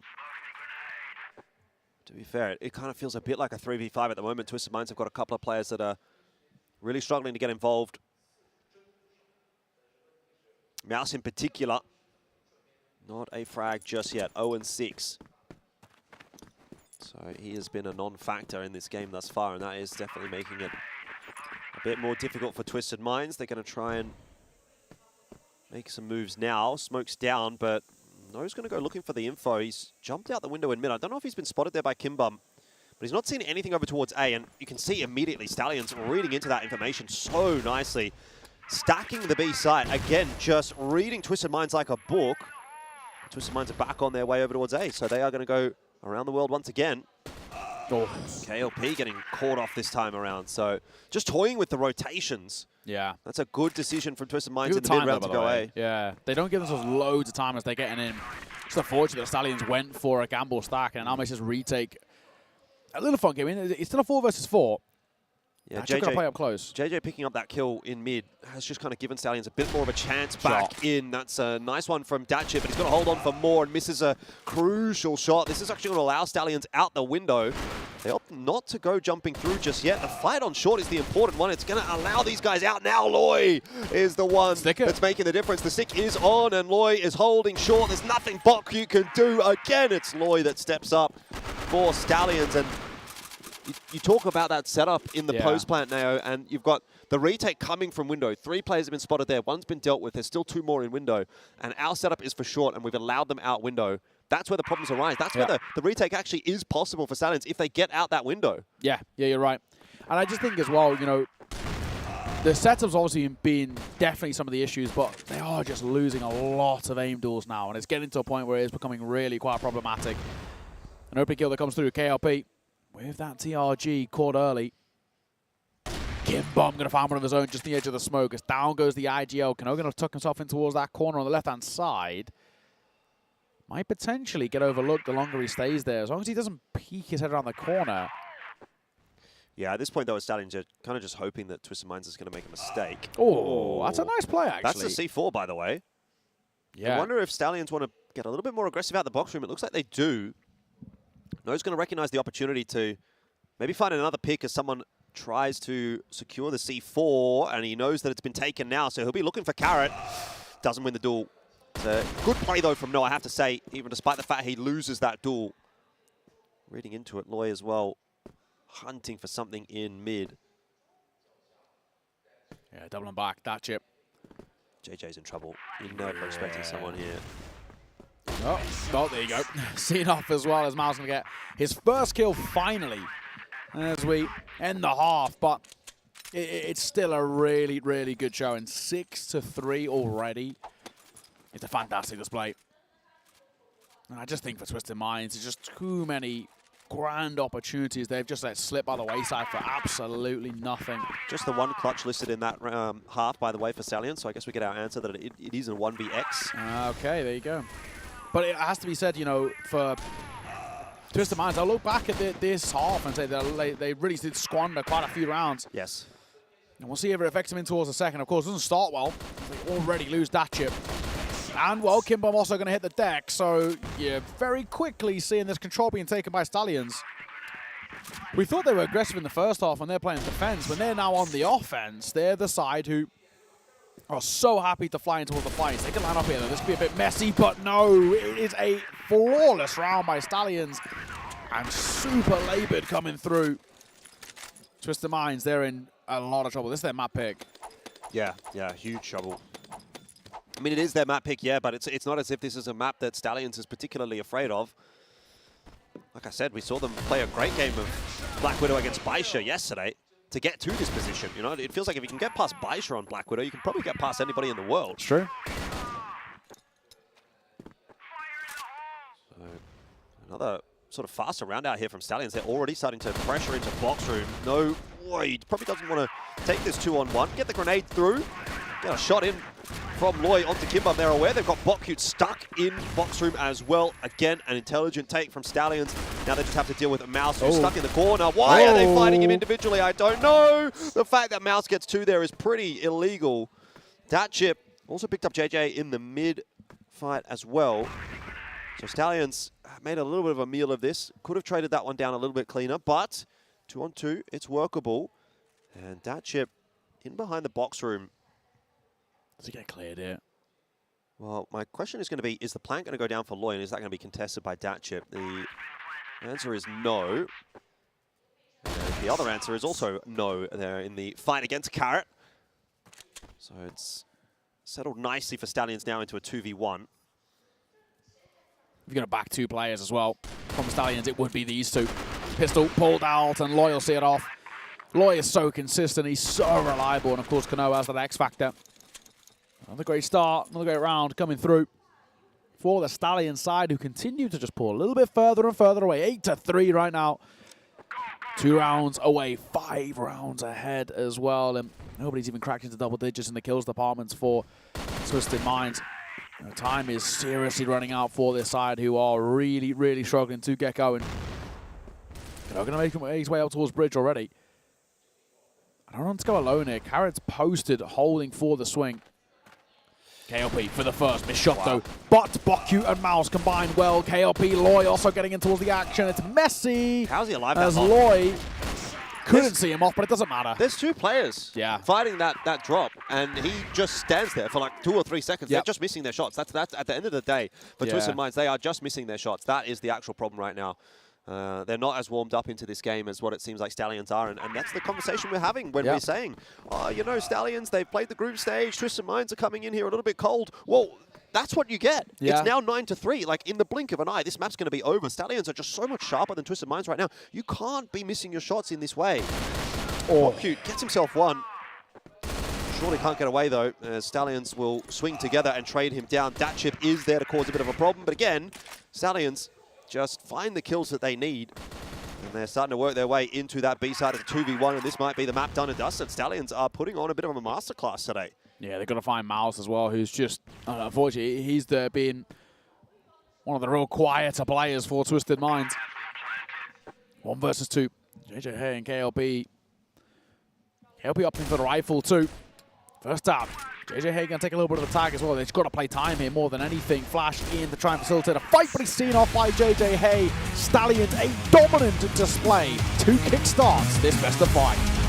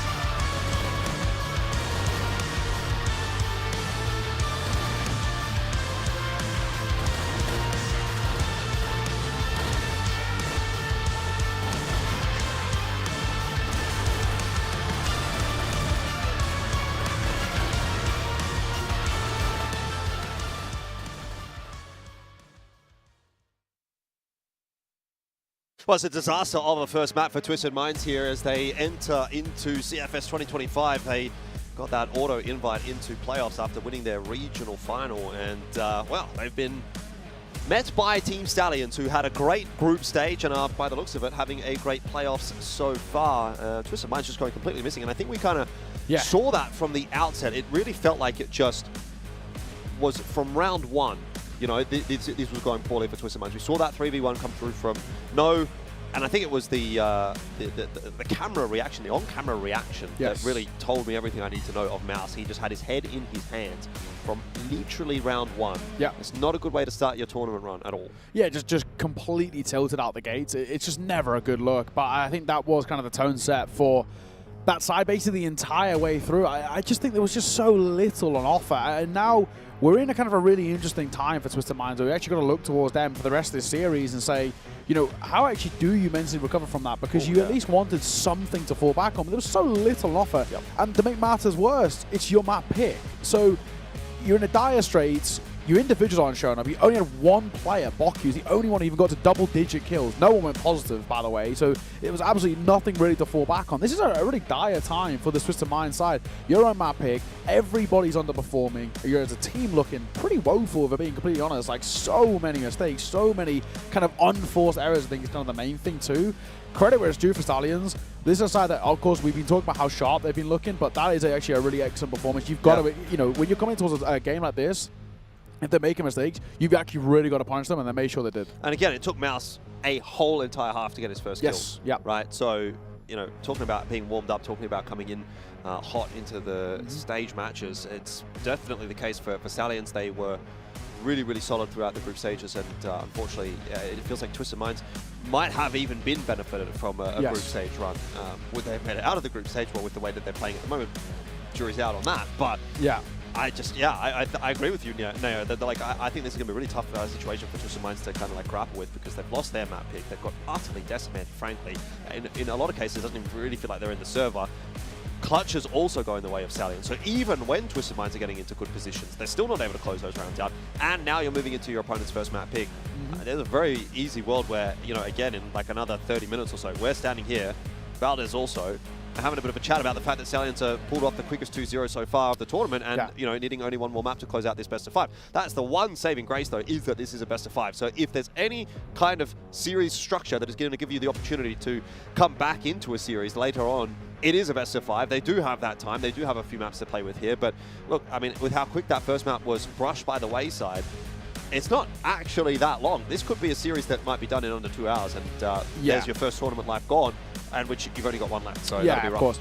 I mean, basically, you actually are completely looking towards the likes of kind of Kimbom and the coaching stuff behind the scenes for Twisted Minds, of how you actually bail the side out. You know, generally speaking, it's quite a young team over towards Twisted Minds, as is the same with Stallions. It's not an excuse by any means, but, you know, Kimbom's, of course, one of the more experienced players on this side, so we're looking towards someone like him to really actually basically rally the troops. I think he really needs to step up in a big way and say, okay, that was not, that didn't go the way we kind of planned it. That's not the way we want to start in towards the series. And we were given actually as well all the leg up here. By winning domestically, we were able to get the first banner coming through and the first pick, right? So you are actually given just stark advantages already out the gates, and we didn't capitalize upon them. Now it's about a real show of kind of what is our kind of mental fortitude about. This is where you get a really good indicator of just how good a second win they can really pull to the table. If this side want any sort of indication, or want to indicate to us anyway that they actually can compete internationally and they can look like a side that are really strong, being able to reverse sweep from this point out is actually where you can start to say, okay, that's really good to see. It's good that they can come back from losing positions, because we've seen that. We saw Baish do it day one, right? We've seen them being able to like really be able to prove that, okay, we can actually be, you know, a side that when we're on the back foot, we can, you know, can bounce back, right? We saw them do obviously when they dropped that map, it's a swamp. And you see some of the best teams in the world. It's something that they're very good at doing. Al-Qaeda are also very good at doing it themselves. They don't always start super strong, right? But they're very good at rallying and getting momentum on your side. And this is something that we need to see out of Twisted Minds, because I haven't seen anything that really indicates that just yet. I do think it adds some credibility to the conversation that we were having around the Vietnamese region in general, just kind of having fallen off. You know, we've constantly been talking about that over the group stage, especially with the poor performances from Falcons and VP, and we've been saying, well, you know, there is that caveat, obviously, of Twisted Minds still going into the playoffs. We'll see what they can do. Maybe they can save that conversation for their region. Of course. I don't think you can really say it at this point, right? Like, even if we're, you know, power ranking the regions now, I think you put Westleague above Vietnam at this point, I agree. right? Like Rock outperformed the Vietnamese teams in the group stage. Yeah, Inner Circle was unable to, but at least Rock took second in their group, whereas both of the Vietnamese teams were knocked out in last place. We'll wait and see obviously what Gaming Gladiators is going to be able to do, but it doesn't seem like they're going to have to do too much to improve upon already what we're seeing here from Twisted Minds in the playoffs. So in general, I mean, that's just a massive fall from grace from a conversation that we were probably having even 12 months ago at this point last year. Vietnam being maybe the second region in Crossfire, right? We had China's #1, and then Vietnam with Team Falcons going into the 2024 finals saying, you know what, these guys have actually looked pretty good. We could make an argument to prop the entire region up just based on Falcons' performances alone. Brazil's fallen off a little bit, you know, but now it's definitely, I mean, again, gone back to the status quo, which is China, Brazil, and then, you know, beyond that, Philippines definitely #3 at this point in my eyes. For sure. I think Westleague even above Vietnam at this point. And that's not even bias talking. Like, I'll be the first guy to say Westleague's good, but you know, if I'm being logical and if I'm being 100%, you know, analytical in this regard, I think Vietnam have definitely fallen off the cliff, and that's not good to see at all for their team, for their region, and hopefully they can find a way to improve on that before this next map. You want to hear a bit of a wild take? Sure, I love them. I'm putting Swamp above any Vietnamese team right now. I'm putting Famous individually above any. From what I've seen from Twisted Minds, this is your best team. Famous 1v5's Falcons. This is your best team in your region. Famous, from even just taking a map against Baisha, that's enough proof in the pudding for me that I think Swamp can. I think Swamp beat this team in the best of 5 right now. That's why I'm putting. You know, we get a bit of performance from Kais as well. I see it because there's so little on offer. And again, you got to remember when you look back to the regionals in the upper bracket, Virtus Pro, who Rock brushed by the wayside easily, 2-0'd this Twisted Minds team. And Twisted Minds, of course, they got the revenge, but it was a full 5 mapper in the revenge in that lower bracket. It's going to be able to push themselves back in towards the grand finals. So yeah, it's like for where I stand right now, I'm not convinced by the region at all. I'm really not convinced by Twisted Minds and what we've seen in towards map #1. We need a whole different showing heading in now to map #2, and the worrying part about it is obviously just not your map pick as well. Stallions, momentum's really looking good, quite good for them. Everyone's really stepping up in the way that they should be. I mean, you're getting your star players like your Nose stepping up and looking incredibly good. You're getting Loy, who, again, I always sing this guy's praises. For me, he seems like just such an unsung hero time and time again within this Stallion side. He's so stable, he's so consistent, he's so good at helping out as well, all over the play. And also just the small things. I actually think KLB's calling a really decent game right now. He's running rings around Kimbom in terms of the calling department. So I'm very worried for Twisted Minds, but we're getting things set up, of course, for map #2 momentarily. Of course, it's sub-base the pick of Stallions. And Jordan, this has been a really good map for them. It's been a very, very decent part of the pool. Yeah. There's no two ways about it. I'm feeling even more confident about Stallions than I was coming into this one. You know how we were having a conversation around the predictions, and I was like, oh yeah, I'll give them 1. You know, it's best of 5. Surely they can pick something up somewhere. Well, it probably had to be their map pick. You know, if they were going to get 1, it would be, in theory, the first map that you pick in the pool, and that has just gone 10-3 the way of Stallions. So I think I'm jumping aboard the 3-0 hype train at this moment for Stallions. Look, it is only 1 map though, so let's not read too much into it. We have not had a great opinion of Twisted Minds off of the back of that map, but we'll give them at least the benefit of the doubt here for map 2, see if they can come in, find a way to reset off the back of that break and change the narrative, really, because that's what they have to do at this point. They have to find a way to change the narrative, otherwise this is going to be an extremely quick best of 5. Yeah, you're absolutely right as well. It looks like everybody's just about getting ready to get this show on the road, heading in towards map #2. For Stallions, this is a prudent opportunity for them to really put so much pressure onto Twisted Minds. You get yourself into a spot where you go 2-0 up in the series, and I don't know mentally whether they can recover. We're heading in towards sub-base. Let's get it started.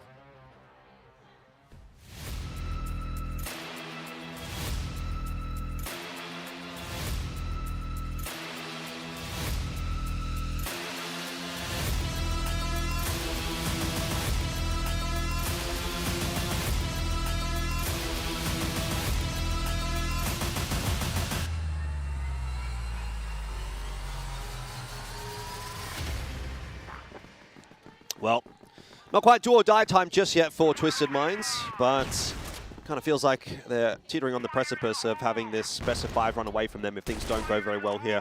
On sub-base, it is Stallions map pick, and they are out the gates nice and quickly, straight into mid. JJ fearless as he charges his way into jail, and it doesn't seem like anything's going to change from map 1 and 2. KLB, by the way, is 1 HP. C4 running down into the A site there. He knew he had teammates to back him up, to trade him out if need be, and that is exactly what happened. So that is blistering pace brought by Stallions in the first round of sub-base. What a statement of a round, by the way. You just fly into the fights.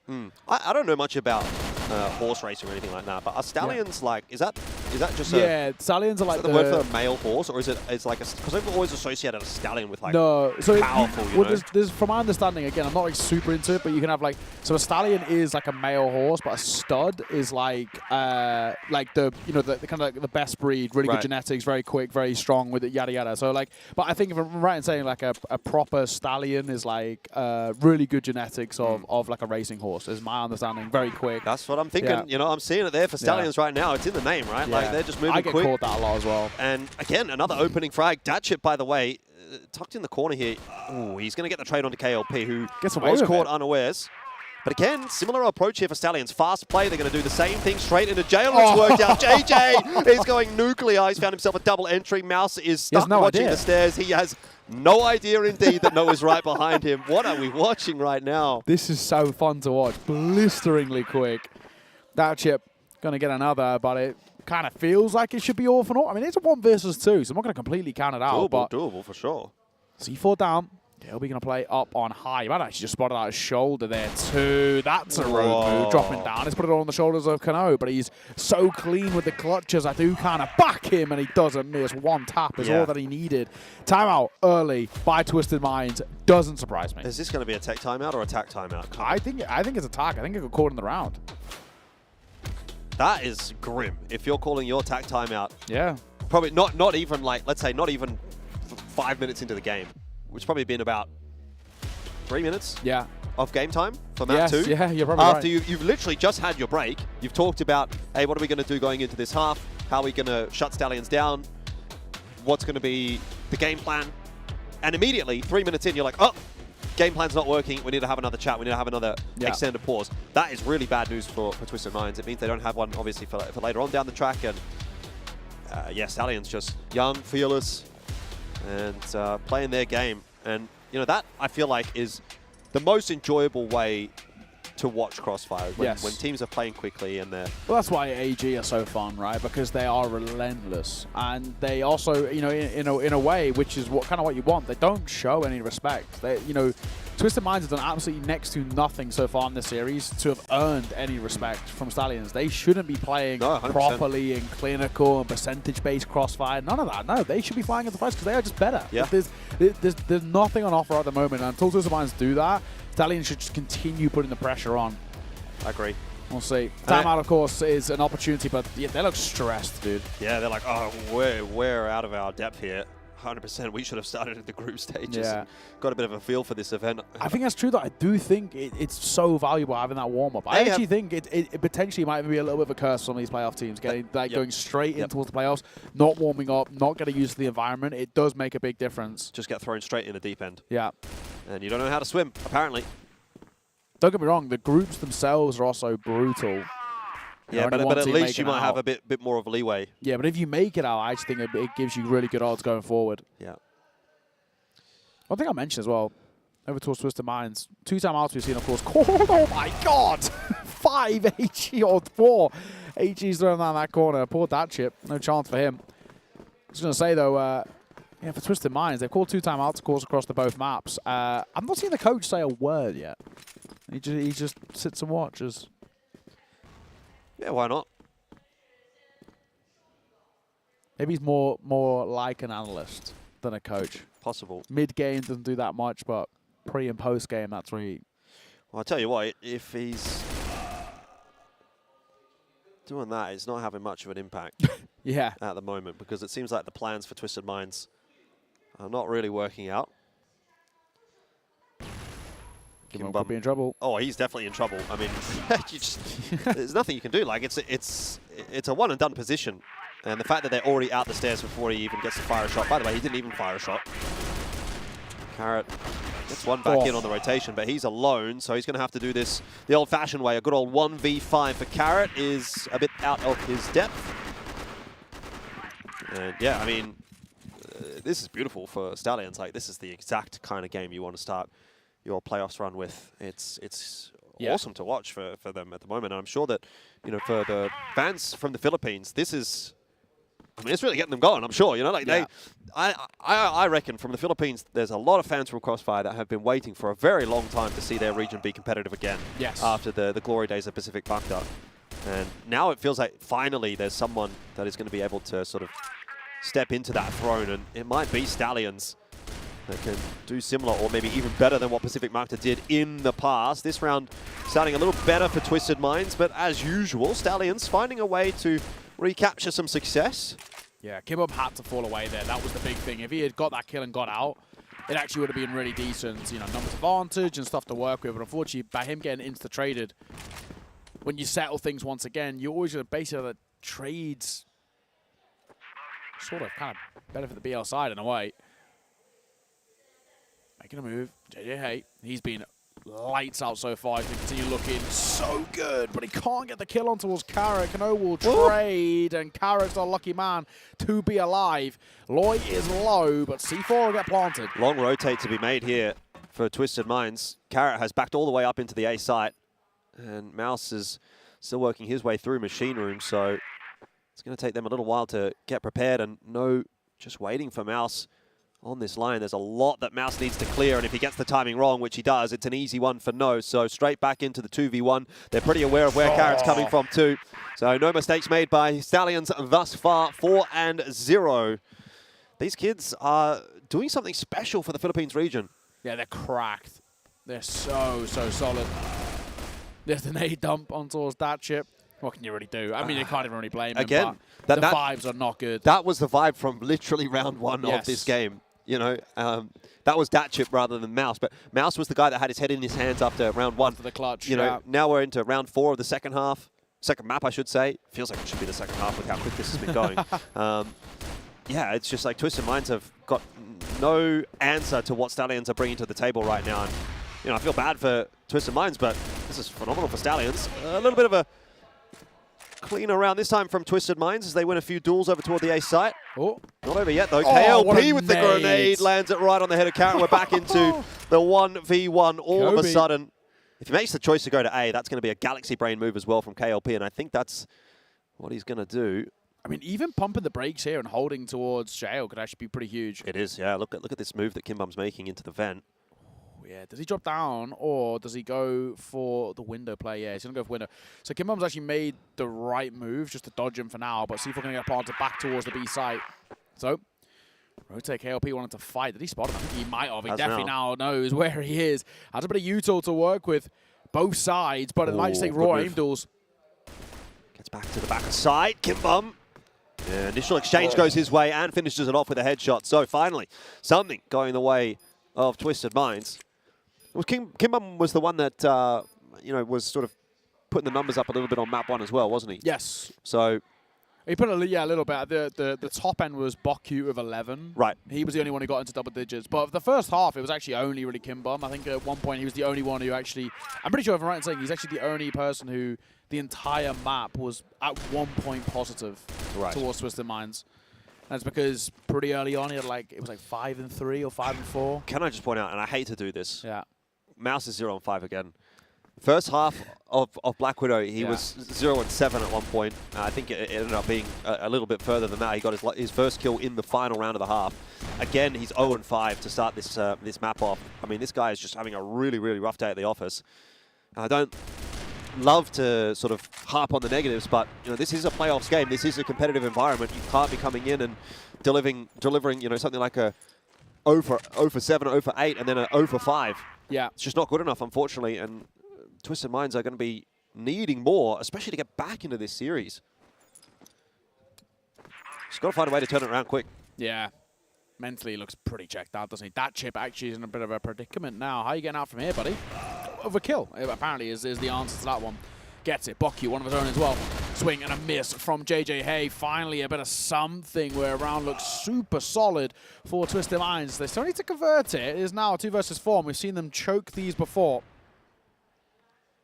Yeah, but a little bit of a better look for Twisted Minds these last couple of rounds. You know, they're showing some signs of life at least, which is something. Has been kind of all the way of Stallions up till now. Just freezing up, hoping to find themselves a pick. There is that push around the back from Mouse. He's, I'm sure, not really feeling too confident about things here. So let's see if he can get one. No, again. Oh, boy. Mouse just cannot find a kill. He's 0-6 now, and he's on the flank.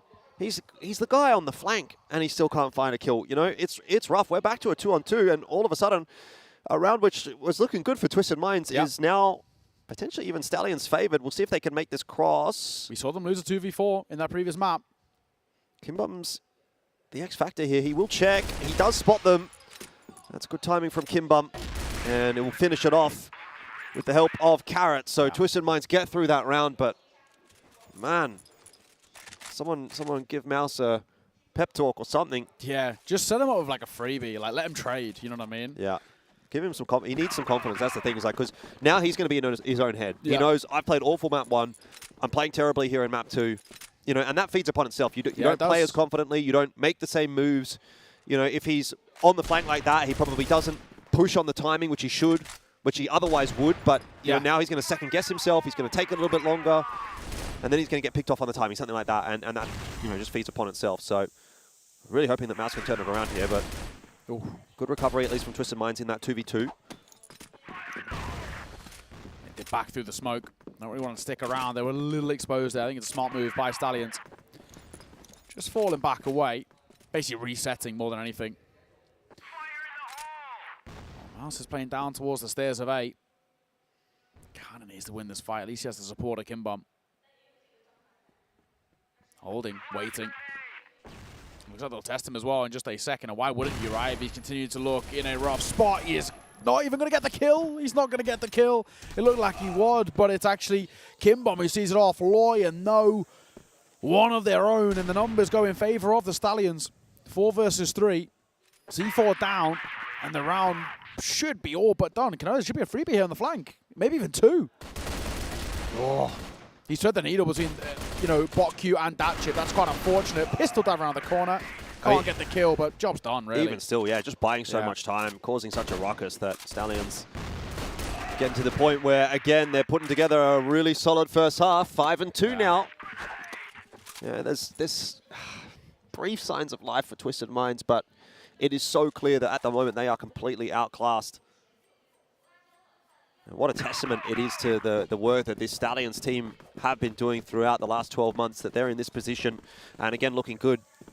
12 months ago, we didn't consider them to be even a remote contender at CFS 2024, if you remember. But since that point, they have been on such a massive upward trajectory, and every match we see them play here in 2025 is impressing us more and more. And yeah, I mean, it's just an utter demolition. Like, it's like there's one team in the server at the moment. Yeah, at least Mouse has finally got a kill. I was about to say, for Mouse, do you think he knows Owen? 0-8, as at one point he was looking, but he's a big fan of Owen. Apparently, he wants to catch up with Owen at every opportunity. Back-to-back mates with 0-7 in both maps. See him and 0-7, they go way back. 0-7, childhood friends. Yeah. I think 0-6 was his next door neighbour when he was growing up. 0-8's a new friend in town for this map. Yeah. Before he finally got a kill, but it's 6-2 for Stallions. And they're looking to make it 7. JJ Hay for 1. Carrot with the TRG at range, going to get one of his own. Yeah, I mean, if this map ends in a similar way to the last one, something like a 10-3. Just wrap it up. I don't even know what we're going to say. You know what I mean? We're getting that analyst test segment. It's like 15 minutes or so. Yeah. So what do you even say at that point? The game hasn't even happened. We've not watched anything. We've just watched Stallions deathmatching their way through Twisted Minds.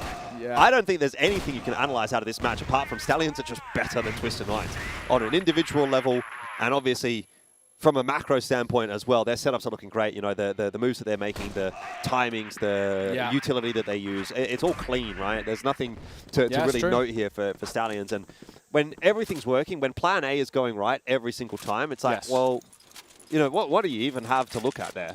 How about they won. I fill the dead air with fun facts about the Philippines. I don't know any yet. See how many you get right. We can get sneaky to do a running total of how many are correct. I can't remember which place it is in Southeast Asia which has the most islands. Is it the Philippines? Might be the Philippines. Might be the Philippines. Philippines or Indonesia, probably. Yeah. It's like thousands, isn't it? Right? Yeah. It's something crazy like that. Carrot's in trouble. Yeah, very much so. Pops his head up into the pre-fire. Whack-a-mole. Seems like it happens quite a lot, actually. You ever, just stay tucked. you ever play Whack-a-mole? You just keep hitting the same yeah. spot over and over and over. Carnival games. And then eventually that one pops up and you're like, I got it. Yeah. That's exactly what that was. Patience pays off right here. Yeah. Resilience. Yep. Tenacity. All buzzwords they use for me. Mouse. There you go. Couple of kills. Oh, hello. Mouse. Where's this He's been? back. Where's this been all series? Give us a close. That'd be so funny. After doing nothing or half. He needs it, doesn't he? A He really needs monster it. round would be a pretty mental way to go about it. And if he clutches this out, I want to hear a big roar from the Twisted Minds guys. Oh, he's not going to. Oh, no. I mean, it's just, again, head in the hands. Like, the thing is, like, just when you're like, oh, if he gets this clutch, you know, they fire up, he's like happy, you know, maybe something happens off the back of that, and then immediately he's like in transition, just caught completely unawares. Knife out, diving around a corner. Timing from Stallions, just nothing going right, man. No, literally nothing. 8-2. We're about to close out this map and what is a 2-0 in, well, it has to be the quickest fashion we've seen all tournament long. That chip, though, is going to get 2, so he's still got a bit of something to say about this. Loya and KLB both down. KLB now got a call from the grave. No, it's 16-6, though. So I'm still far from counting out Stallions in this round. They have, again, converted harder rounds than this one, despite it being a 5 versus 3. Maybe not now. No, I'm not going to be that harsh. Yeah. See what JJ does. He's been pretty good with the multi-kills this map, though. And there's a freebie. Bokyu going on his own down the stairs. Yeah, you know, interesting decision. Just not sure about that. If you're going to send someone down the stairs looking for info, maybe send a couple. Then at least you can find a trade. 4v2, much more winnable than a 5v2. But a 4v1 is going to be difficult. It would be. King, my sweet prince. Got another isolated duel here against Kimbum, but it's not going to go his way. Timeout time. Let's be honest. Is it too little too late? Well, Twisted Minds already used their timeout much earlier on in the half, if you remember. Actually, they used it after the second round. Yeah. I don't blame you for forgetting that, because that was pretty quick timeout. And also useless. Didn't do anything. Yeah, that's true. He ended up losing the next 4 rounds. So it's like this will be a timeout for Stallions, where they're just having a chat about how they are going to close this one out cleanly. You know, what are we going to do to get another 10-3? Probably talking to the boys, what are we feeling for dinner? Yeah. We'll be home soon. That's going to be too early for dinner if they finish it at this rate. It's only 4 o'clock right now. Like, yeah. They're actually going to, they're going to be home too early. Afternoon tea. You want to go to the spa. True. Spa date. They won't have to play tomorrow. Tomorrow will be the other 2 opening matches. True. In fact, it might not even be, I don't know exactly what the schedule is in terms of are we doing upper bracket matches first or lower bracket matches first. But it could be a couple of days actually before they have to play again, which would be nice. I have a feeling, I mean, at least generally when you do upper lower, you start with the lowers. That's what I would think too. Yeah. So yeah, they can have a real nice break, which actually, maybe that's not a good thing. Yeah, true. You know, I mean, they've been on a bit of a run. They've just been playing every day and winning every day. Like, why rock the boat? They'd love to play again. It's true. ASAP probably if they keep on winning, but nice to have a day off as well. We're yet to experience it now, but one day. Yeah. We're going to have a couple. Yeah, we'll have a couple. Yeah. I will see the pandas. I can't leave Chengdu and not see a panda. I will see the inside of a spa house. Oh, that too. And a massage. That too. That's what I'll see. The pandas can wait. Pandas can't wait. Why not both at the same time? Interesting. There might be a way. Experience. The panda gives a massage. I'm thinking 10 steps ahead, mate. Yeah, you're on another level. That's galaxy brain. The payment is bamboo. It's not too expensive to come by, actually. Cheap. Yeah. Kimbum. Trying to make his way down the stairs. That comes over just in case they'd already made progression there, but not yet. Part of the IGL is over towards A. And the early engagement as KLB who comes out on top. Nice move as he goes on top of the box.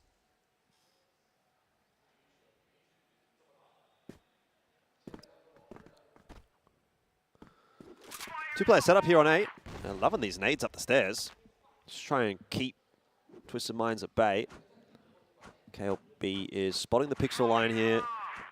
He doesn't want to fight. He just wants to get the info if necessary, and he's a great player to have in a role like that. He's just such a consistent force, this guy, for his side. Jiggle spotting the line. Smoke forward here from Twisted Minds, and Stallions, you know, so confident they just push past it and say, yeah, we'll take the fight here.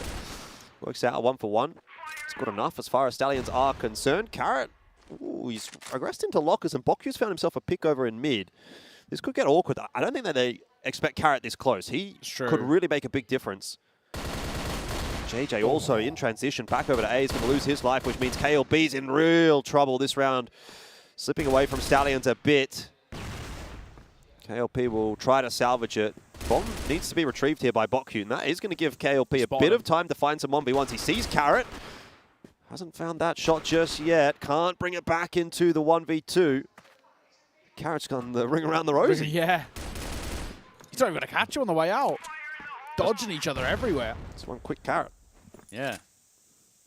KLP. He should be dead to rights in a moment. This should be Twisted Minds up to a fourth. He's going to play it close left. The answer is no. Seen off by Carrot. Life still left in Twisted Minds. How much, though? Yeah, they get up to a fourth. But yeah, at least they've done better than map number 1. Pretty tough not to, though. Yes. Would be impressive if they didn't. Aggressive move from Stallions. Big nade. Might have had enough. That is a good grenade. 2 players set up here in the machine room, and No also looking to get aggressive out of the B site as well. Stallions need to be very, rather, Twisted Minds need to be very careful with the movements that they make here. If they find themselves on the wrong line, they're going to get picked off by these aggressive positions from Stallions. Lloyd, it's so risky, but he's actually going to get away with it. Gets that chip, looks for more, but it's Bokyu who goes up on high. KLB is still here in a forward position, though, and that's another grenade that's going to land. Bokyu down to less than 25 HP now. You can see why Stallions want to play aggressively here. They know they've done some real damage with the utility. So the fights are favorable from a health perspective. So they're happy to try and take a bit of a risk here, Stallions, and see if they can disrupt Twisted Minds, which they've done a good job of. Now again, the double stack into machine room. There's another player here. It's not going to be expected. No, though. His line, his angle's a bit awkward, and now he's sort of stuck down in the pit. He can only get away with one. Twisted Minds getting some favorable timings in the last few rounds. It's a bit of frustration maybe for Stallions. I also just think Stallions is overfighting a little bit. Like, I can understand why you want to overfight, because it is getting you some advantages, but they're being isolated a little too easy. And credit to Twisted Minds, they're realizing that the best thing kind of for us is actually just at times pumping the brakes and waiting for the fights to come to us. Stallions are quite aggressive, and you're drawing them out of position. That chip, what's your reactions like? Well, not good enough. No, and Lloyd, they continue this aggressive stance, because why not? Yep. Yeah, the aggression was working on map 1. It's been a little bit more hit and miss on map 2 here, but Stallions happy to continue to play their style, and it definitely works in this instance, like you mentioned. 2 opening picks. It's not a good sign here for Twisted Minds' chances of getting through this round, and that will be 9 on the board for Stallions in a second. Which, I mean, luckily for Twisted Minds, this is best of 5, so it's not going to be done in 2, but this would have been about the quickest BO3 we would have seen in the group stage if this was a BO3. I mean, look at the map control that Stallions have got right now. They're all the way into BL spawn. No is in BL spawn. It'll be as well. This fight on towards Mouse is sort of everything. If Twisted Minds want a chance for this round, they've got to win that one, but down goes Mouse, and best of luck Bokyu in the back line. Should fall, but doesn't. You don't want to be seeing KLB peak there. Yeah. 1v3, no real reason to kind of give it up. Just try and regroup the troops, trade down. Together, yeah. Here's a 1v1 maybe that Bokyu's going to be able to isolate onto Loy, but he has been, I was going to say, pretty solid. That's a sharp shot from Bokyu. This round is winnable. Yeah, he can get a part of this. Play together. KLB, KLP. Brothers in arms and in 3-letter names. Play for the trade. Do not let him isolate. I don't even like the fact that you're giving him 1v1s. Why are we giving him 1v1s? Thankfully, KLB will close, but my, oh my. A 1v4 down into 1 versus 1. I don't love the fact that that was even a possibility. That's dangerous there for Stallions. If Twisted Minds win that round, then, you know, they're back on, potentially. The recovery was happening for sure, and they just need a clutch here or there, and things start to get a bit interesting, but yeah, it's true. The fact that Stallions get that one over the line He's going to, again, raise the bar a little bit here for Twisted Minds. 4 in a row required on the BL side. It's a BL side of map, but it's tough to ask for 4 in a row.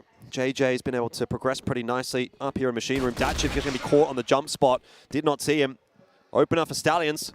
Very happy with that. And KLB ready and waiting for the push down the stairs. He gets himself some good damage and even a kill as well. So much damage. The grenade will finish off his early work onto Kimbum. And that might be the finishing blow as Stallions lock down another map. 10-5. They are dominating Twisted Minds.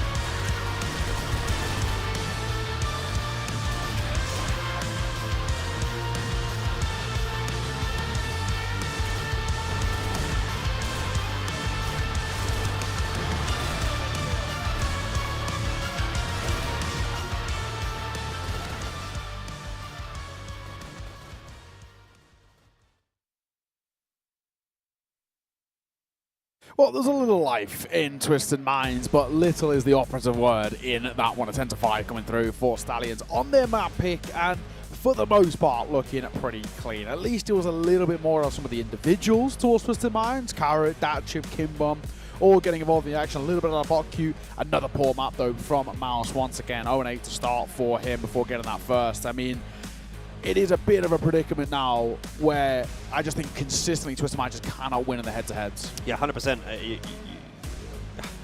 I don't know. I was coming out of that first map saying, oh, yeah, it's only one map. You know, let's not read too much into it. But at this point, it's definitely looking like it's worth reading into. No, with another phenomenal map back-to-back. And what strikes me with Stallions is it does just feel like their individuals are so reliable at getting value in almost every instance. You know, there's not really ever a time where you say, oh, he threw away his life, you know, a bit of a silly play, didn't really get too much done. It's like, if you're dying, there's a guy next to you trading you down, or, you know, you've done some damage, you've held your sight, you've slowed him down. There's some kind of value coming from almost all of the moves that are happening here for Stallions. They're very, very intentional about things, both on the BL side and the GR side, even if they are playing quickly. So you got this really nice sort of perfect storm, I guess, coming through for Stallions at the moment, and it just seems like Twisted Minds don't have an answer for it, which is, you know, it's a tough pill to swallow, obviously, for the Vietnamese region, for a region that has had some rough times, rough viewing in the group stages. It seems like they're going to have some rough viewing here in the playoffs as well.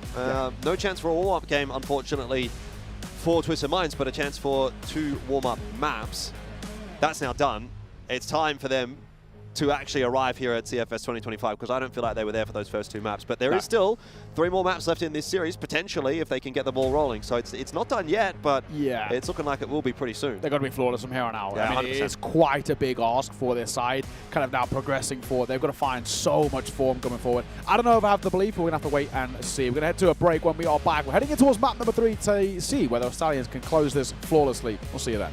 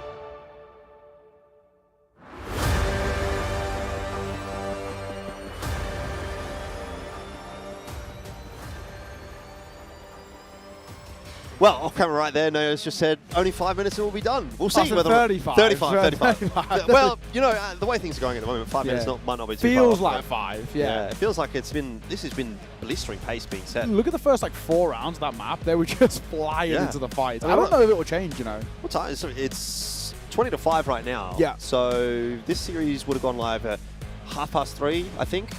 Yeah, about it's been about an hour and 10 minutes for 2 maps of CROSSFIRE. That's so quick. This is about as fast as it has been all tournament long, and I don't know if well, actually I do. I'm just gonna say it. I think Twisted Minds are not up to scratch. That's really what I think this is. I don't think it's like Stallions are playing well. Don't get me wrong. But I don't think they're like lights out, the best team in the world, absolutely dominating. I really think this is just Twisted Minds have been kind of given a bit of a free pass into the playoffs, and they don't deserve to be here. Yeah, I think if ever there was really a complaint about the format, it is actually this matchup. I think that's probably a pretty good indicator really coming forward. And maybe we'll have to see with Gaming Gladiators, later on. Of course, we're always going to back the West teams, but generally speaking, this is a side that have struggled to get out of groups internationally in the past. So they, in their first game, also get battered as well, being considered kind of one of the weaker ones comparatively to your All Gamers and your Qadsiah. Then I think that's probably like the biggest complaint for the format in a sense, right? If we can kind of have teams go automatically to the playoffs and then they instantly get done, especially, right? I think the big thing with the big teller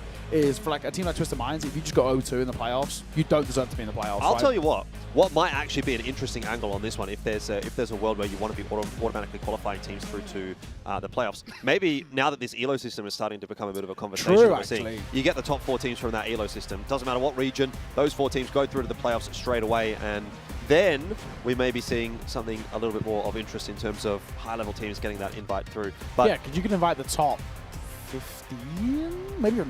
I mean, how many do we even have here in total? It's like 16 teams. Yeah, top 16. So is it 16 now? It was 16 at EWC. I think it was 16 last year as well. Doesn't matter. More so, my point is, you would at that point kind of guarantee in a way that you'd be getting the top teams through to the playoffs, as opposed to the team that won the regional finals, which usually goes hand in hand, but not necessarily always. You might miss out, like where it's like 5. Well, actually, could be 4 teams from China, yeah. More actually, because look, Q9 aren't even here. No, I'm just talking about inviting 4 teams only through to the playoffs. Right. Or even if you do it, it's like all of these teams are the teams that have qualified through to the tournament, and then once those teams have qualified to the tournament from their respective regions, then you get the seeding and say, okay, this is where those teams are going to get invited through or not. Hear me out. To playoffs. Why don't you do something like, you could technically try and do something like where you could invite the finalists from the EWC or the finalists from last year's Grand Finals. They're the 4 teams that automatically make it through, and if there's an overlap, then figure something out. So maybe it does come out to an ELO system, but then like a team like EP, you get an automatic invite going through. A team like AG, of course, you get an automatic invite coming through, and then maybe you can have like a team like, well, technically Alcad, of course, who are Vasco, and a team like Baisha, right? And those 4 being your top 4 in the playoffs actually kind of makes sense on paper. We'll see. We're heading in towards map number 3. Let's get the show on the road.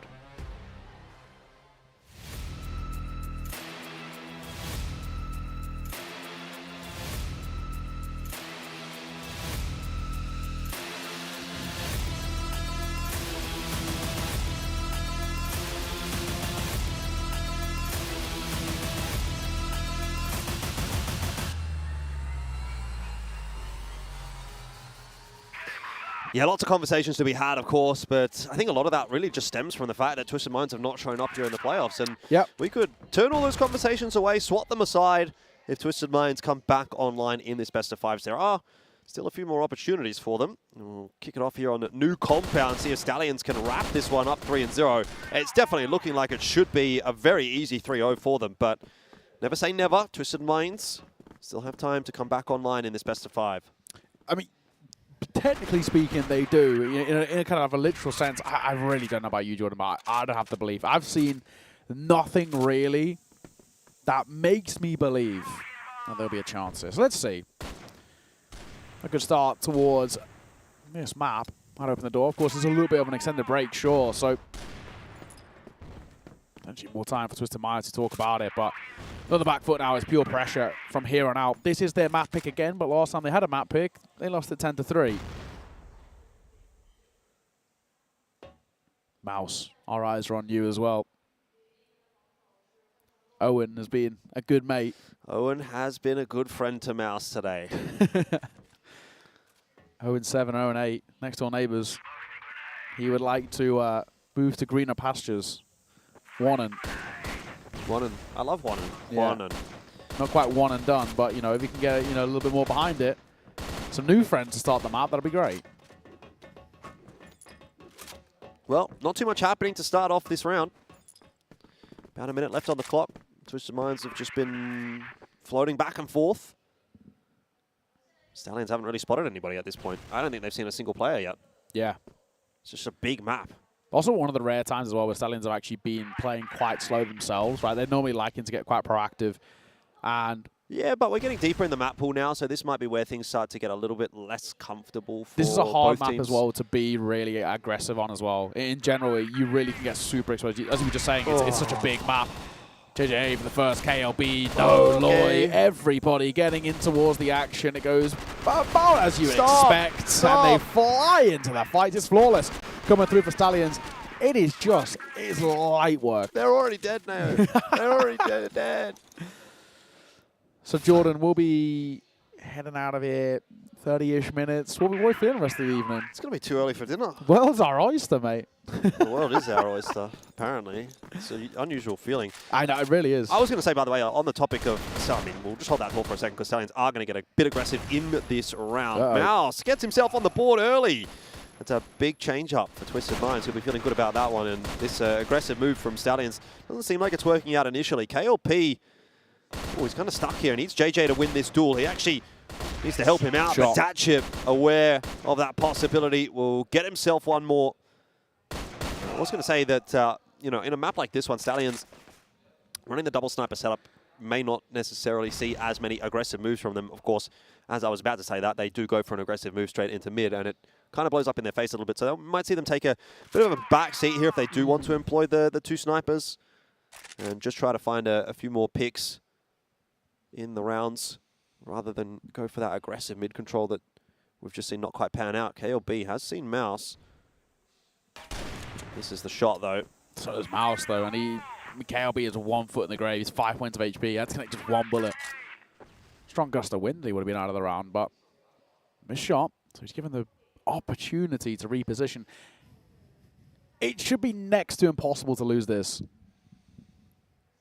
But I don't want to speak too soon because I've already seen a few rounds lost from Twisted Minds that should have been next to impossible to lose. He gets a shot and he gets out. Are you kidding me? Guys, what is the spacing? What is the trading? Where is it? JJ is going to get in the backlines. Hang on a second. Mouse is dead here. He's dead to right. C4. That's the C4. What are we doing? Look at the HP. Combined HP of what? It's like 30, what? 41. I think he's got 5 KLB if I remember right. This is not good. Not a good look. C4 down, 35 seconds, 39 points of HP combined, and they're still making life difficult to deal with. Carrot trying to take 5. Oh, are you kidding me? A 2 versus 3. Twisted Minds. God, just pack it up. Oh, yeah, boys. When's the next flight back home? When is the next series at this point? Like, because this is just not it. This is just not a playoffs game right now. I'll help them book the flights home because this is a dire showing at the moment. Get them a good deal. Yeah. Yeah, the earlier you book before Christmas, the better, I reckon. Yeah, so next delivery! Oh my god, the delivery of a grenade to the feet of Bokyu. Oh my, oh my. I'm surprised KLB sticks around there, but I suppose when you're this confident, yeah, why not, right? May as well. 3 kills, 3 headshots in the last round for JJ. Yeah, he's just so crisp.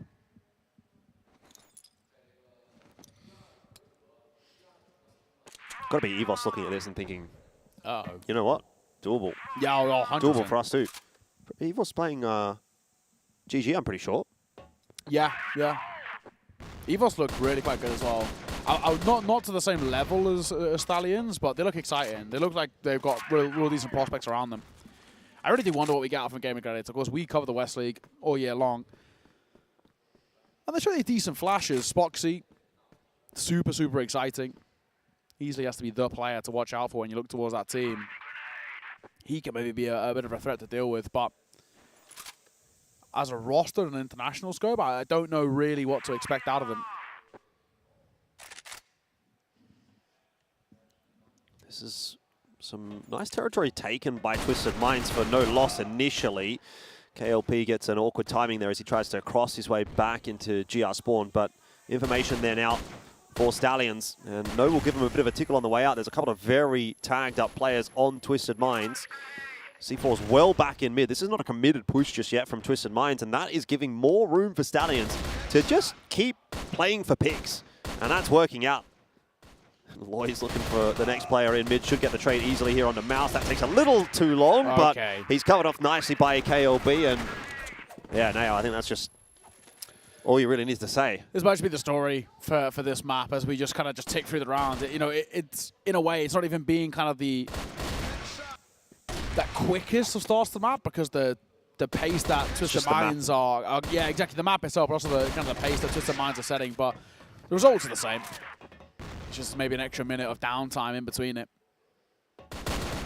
JJ Hay for the first, looks for a second, but he can't get it. No, quick on the trade. He wants to try and fall away. C4's drops. He's got Boku at range. Is that C4 down? How much onus does he have on trying to stop that being picked up? Or priorities elsewhere. KLB can afford to an HG, but KLP gets a good response, and he'll drop an 8 of his own. That chip will avoid the bulk of it. What a reaction shot that is. Oh my. Oh my. They know Boku is the last man.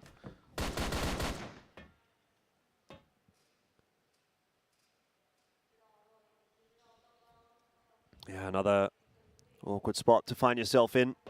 Boku has been one of the few players that has kind of delivered here for Twisted Minds today.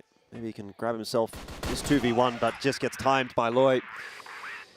4-0, and it's time for a timeout. I mean, I feel like it's Groundhog Day, really. Yeah. I've been here before. I've seen Twisted Minds off to a bad start on the map, call attack timeout, and then nothing changes. So we'll try it again, but Third time's the charm, mate. No, I don't think so. I don't believe in miracles. Yeah.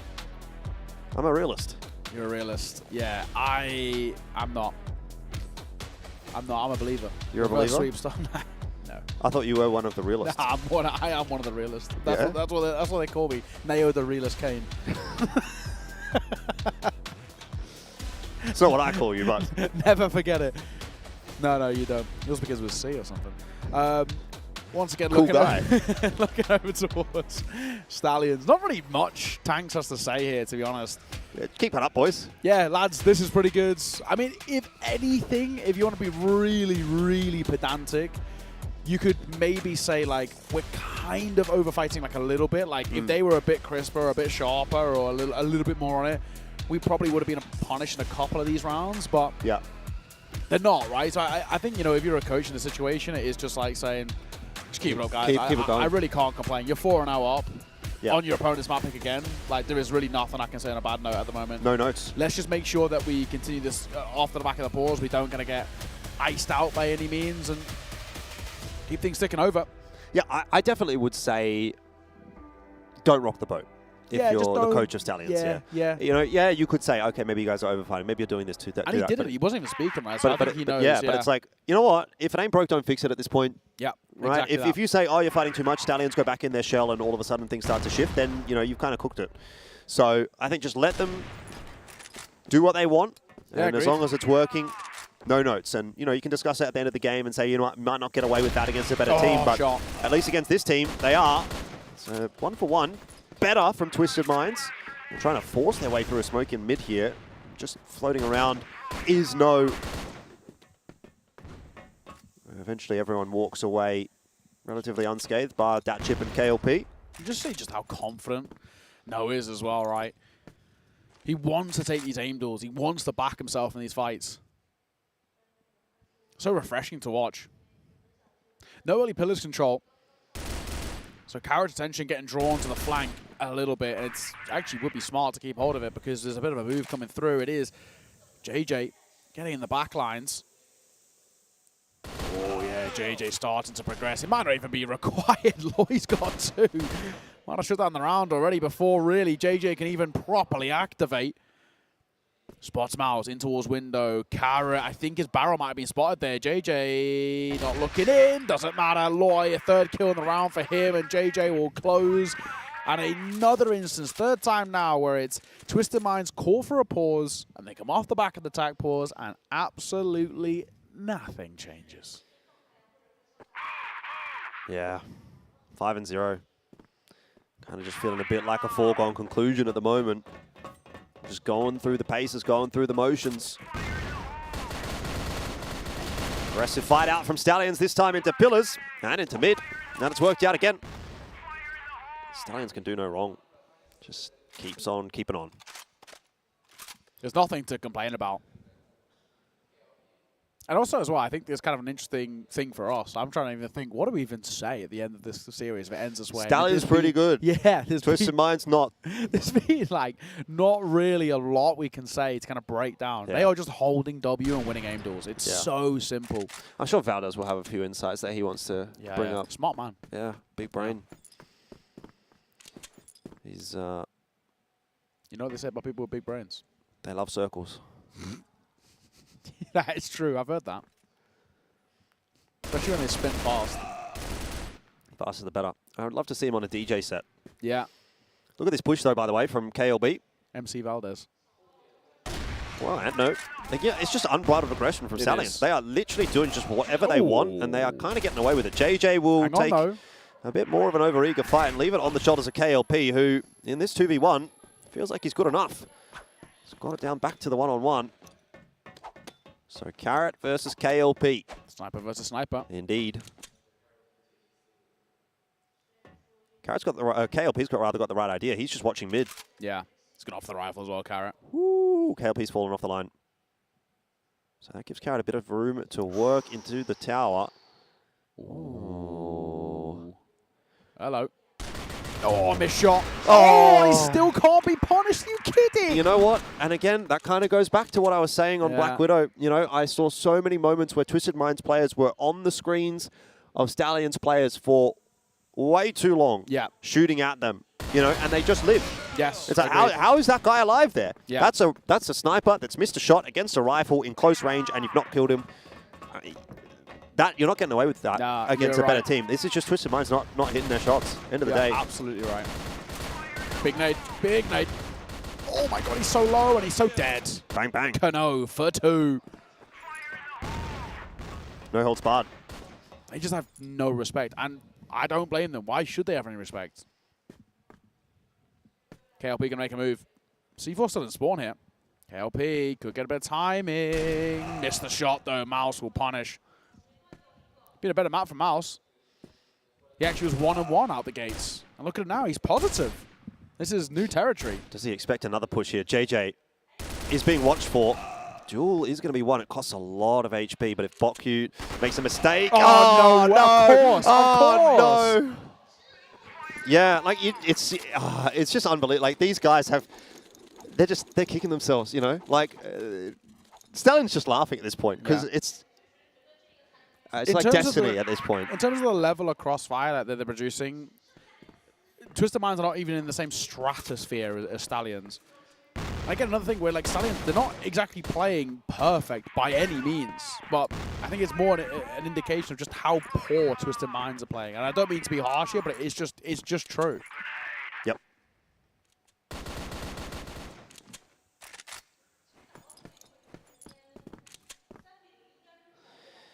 Yeah.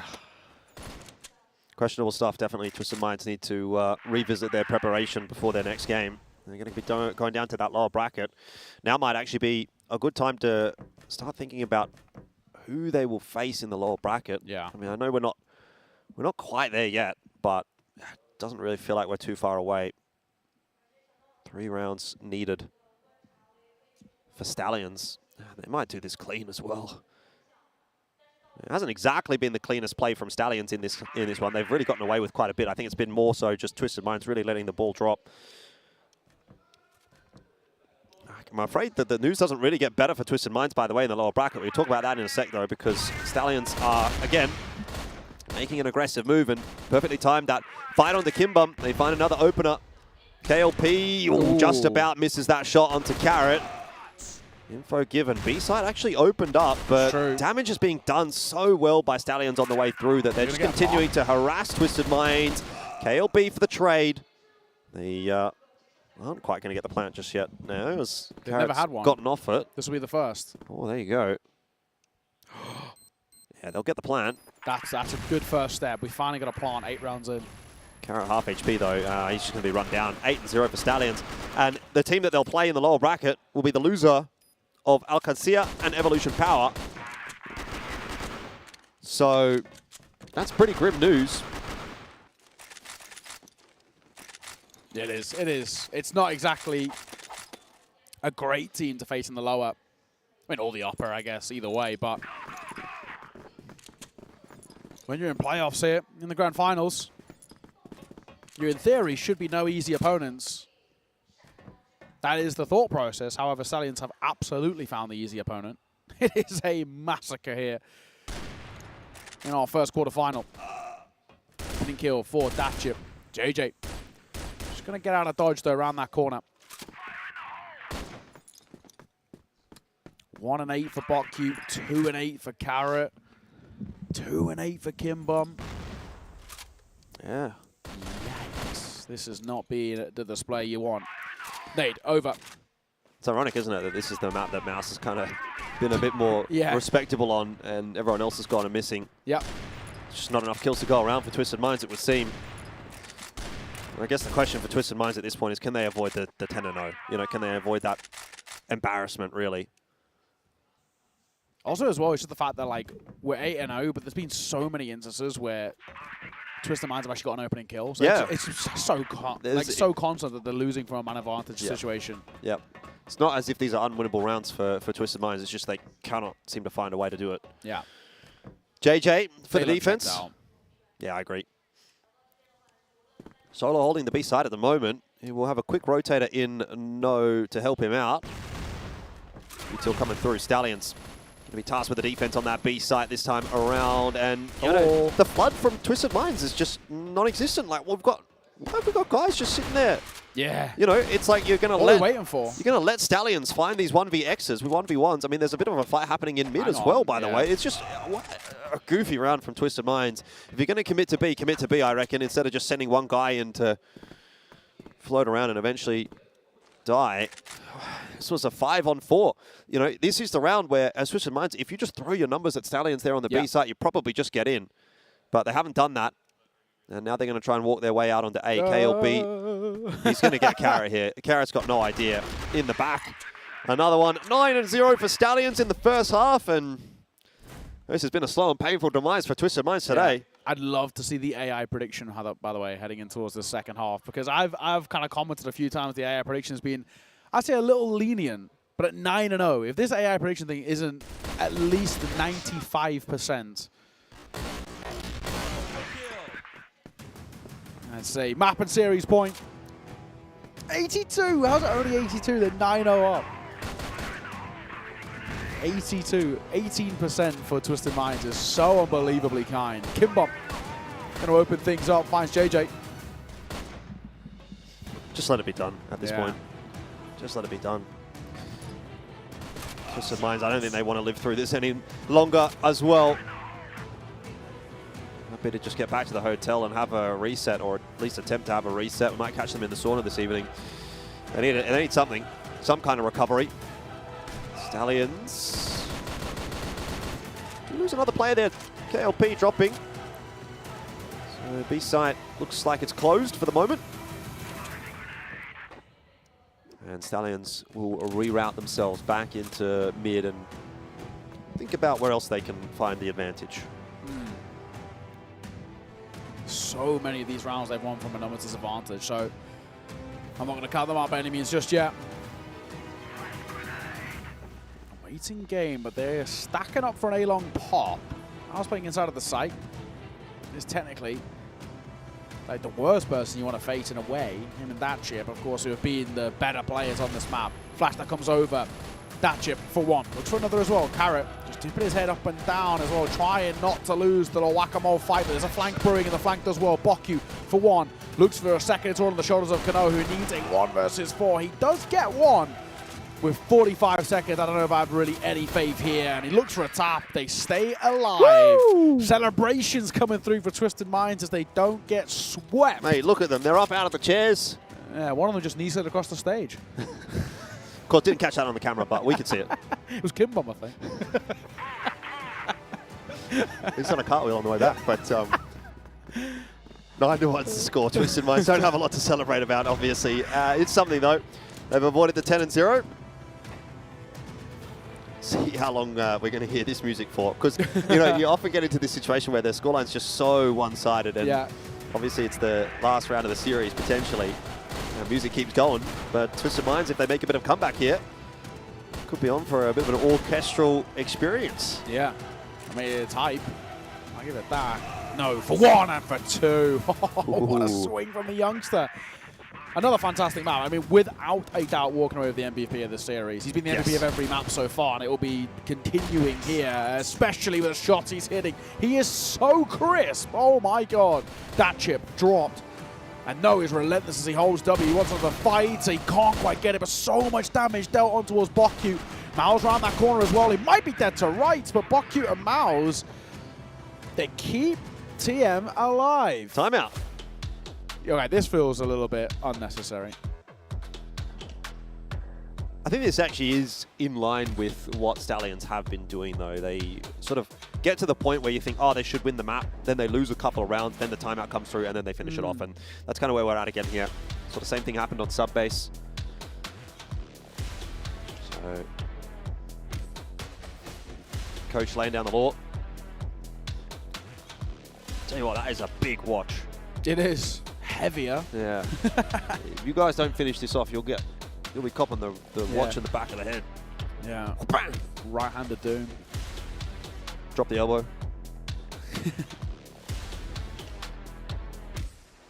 Yeah, let's get it done still here. smiles all around. So, well, maybe not that chip. That chip looks like he is done. Doesn't want to be here. Just wants to hide. Go back to bed. Yeah.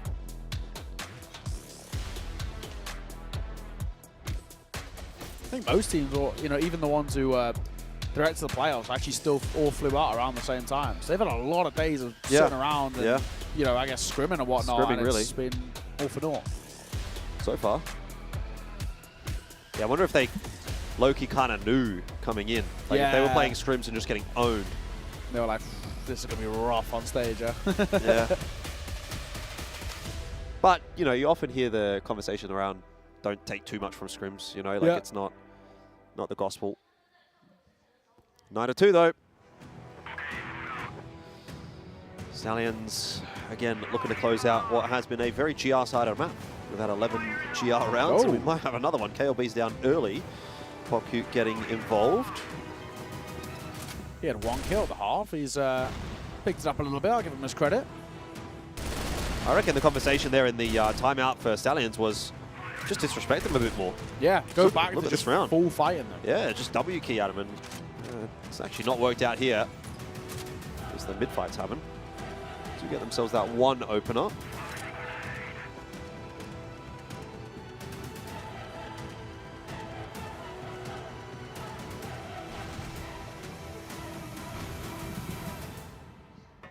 Minute 40. Oh, they're going to move through and towards pillars. What is the play here, though? They're just going to fight towards Kimbum. Not a bad shout. He's solo here, so actually they can really kind of quickly pop in towards that site. It would be huge, but they're dipping away. KLP going to find 1. Kimbum goes down. That actually might even draw rotations over towards B, but the C4's heading away from it, so that could work in their favor. Yeah, at this point, Stallions just kind of toying with the rotations. KLP thinking he's on for another.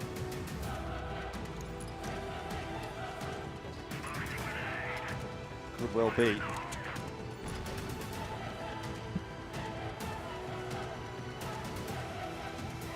Push is going to go in the direction of the A site for Stallions. They have that long control already.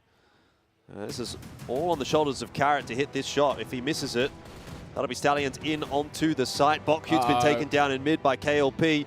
Carrot, you've got to get some work done here. Changing up his position, just trying to delay. The peek comes through from No. It's not actually going to be a trade from Loy. 30 seconds on the clock here, Stallions. Got to pick up the C4 as well. Fall back into the 2-on-2. You're right, the C4 out in No Man's Land has now been retrieved. KLP watching the window, misses his shot. Carrot gets himself 1 more and then just full sends it. Loy will get it done. 10-2, and that is that. Stallions, the first game in the playoffs is an easy one. 3-0 over Twisted Minds.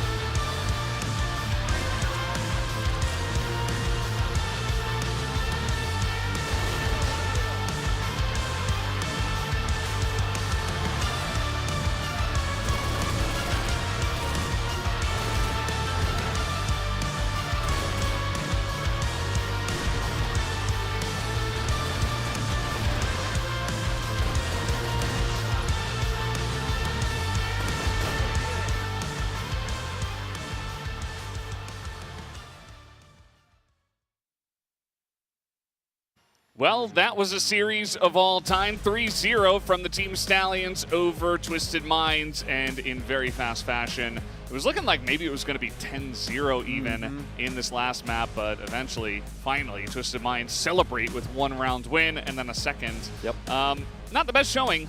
Maybe a little bit slow to start and then kind of getting behind the 8-ball and not feeling very confident or strong in their play. But I think one thing is clear is that all the predictions from us, except Jordan, of course, who went for 3-1, were really, really good. And yeah, I still call it a win. You know? I can't be mad about that at all. No, by the way, third map MVP, and he gets the set MVP as well. It has to be said, he was absolutely stellar throughout that game. But realistically speaking, I think you can go down the list there for Stallions and say, for sure, all 5 of those guys delivered. They were all looking great. And I don't even think there was one guy that you could pick out the hat there for Twisted Minds and say they had a really good game. Nope. There was moments here and there. Bokyu had a couple of instances where he was able to trouble Stallions, but like maybe like 1 or 2 a map. Whereas for Stallions, it was just across the board, solid performance. Way, way better team at this point than Twisted Minds. And yeah, they really humbled them coming into these playoffs. That's a group stage team, by the way, beating a playoffs invite. So look at it, right? Across 3 maps, they've got 10 rounds collectively. I mean, that should really be all you need to know. They've only just got into double digits across 3 maps played. I mean, it's really not good to see. Yeah. And again, you know, it will be really kind of interesting looking forward if, you know, we had this conversation about format, right? You know, in a way, if this side ends up getting, you know, 0-2'd in the playoffs, which, let's be frank, if they're going to play like that, they are absolutely, by anybody, going to get 0-2'd. Like, that was so woeful from Twisted Minds. There was so little on offer. No one stepped up. The game plan was really, really quite flat as well. That is quite a damning time now. I don't really know how you'll actually mentally recover from that, because their lower bracket game with their side of the bracket is not going to be easy at all. I think there's a couple of things we can learn from the series outside of, you know, obviously Team Stallions were much better than Twisted Minds. I think it's that as a region, Philippines just looking a lot stronger than Vietnam here at this tournament, and perhaps even all year with what Stallions have been able to do, and now with Evo Stark coming up here at the Grand Finals. Philippines really trying to take that spot away from Vietnam. That's very clear. And the second thing is that maybe Stallions, you know, there's so much hype behind this team now. It feels like everybody's beginning to say, oh no, they're going to make it to finals. Oh, maybe they can take down AG. There's so much hype behind this team.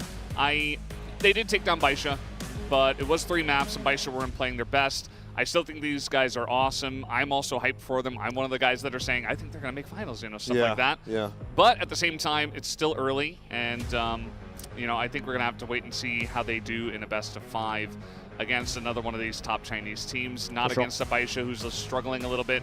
The hype is really there, though. For Twisted Minds, though, I don't know what to expect. It just feels like the entire Vietnamese region fell off a bit here this year and towards the end of the year. They're not out yet. Hopefully they can make some big comeback, Twisted Minds. That's why we had this double elimination, but as you were just saying, you know, if they play like this, it's not going to look good. So they got to turn something around really quick. And it's not going to be easy for them because every other team here is very strong. No, I mean, especially the team that they'll play in the lower bracket will be either Qadsiah or Evolution Power, depending on who ends up losing this next game. So I think you're even out of the frying pan into the fire, in a sense. You know, to go with the other analogy. Worse. That's literally. Yeah, I mean, to go with the analogies we've had today, they were thrown in the deep end because they went straight into the playoffs, and now they're out of the frying pan into the fire. So, yeah, not a great time to, unfortunately, be Twisted Minds or the Vietnamese region. And I think we're at that point now where you kind of look at it and say, well, should there be 3 Vietnamese slots? Or do we give one of those slots to the Philippines next year? I mean, the way that things are looking at the moment, I think I'm definitely on the side of the Philippines at this stage. And also, you know, maybe again, coming back to what we were saying about, like, you know, a direct playoff invite for a Vietnamese team sort of feels not deserved. You know, not deserved. There's been nothing on offer from Vietnam so far this year at all to say that they deserve a spot directly towards the playoffs. And granted, let's be frank, the West League hasn't exactly been fantastic, so the same argument can be made there. I'm going to have to see how things go for Gaming Gladiators because they're kind of propping us up, but I think it's definitely kind of a talking point going forward. You know, this is a new format in towards this year, and we're getting it to a point where, I mean, especially whoever loses in the next game is probably going to be like, wow, at least we got that game to kind of like warm ourselves up into our lower bracket run, because it's basically a gimme. So you guys have talked a lot about this series. Obviously, we're probably going to be hearing from Kano again, I would assume, on the stage, unless they're purposely going to pick someone else out just so they don't interview him again. But I think the way it goes is basically we just take the match MVP and we get him up on stage and we talk to him. So good luck to Reflections for some new questions, perhaps, to ask this player. But yeah, you guys have basically talked everything out of this series. It does feel like so. moving on to the next one, we did talk about this a little bit earlier. Evolution Power versus Qadsiah. I was thinking about it a little bit more. I'm kind of feeling the Evolution Power hype. I don't know. I feel like they're trudging along, and we haven't really seen much from the side of Qadsiah.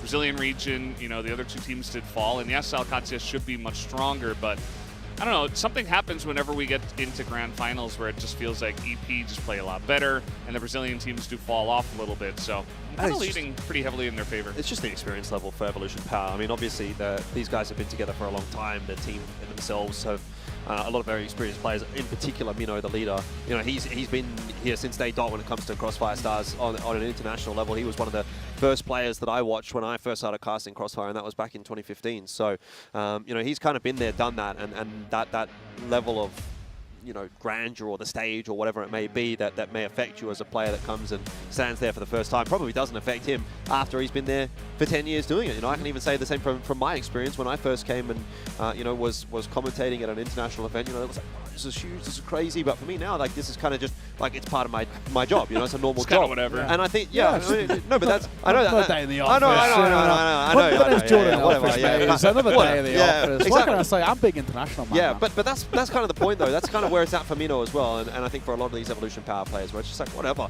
Not whatever, obviously. Like, it's still a big event, and, you know, you still want to do well, and you're still putting a lot of emphasis into these kinds of events. But there's no pressure on the stage. It doesn't affect you in the same way that it might have previously. You don't get, you know, a little shaky. Like, I don't know if you guys have ever played a stage match or anything like that. Now, I remember you had a show match at one point.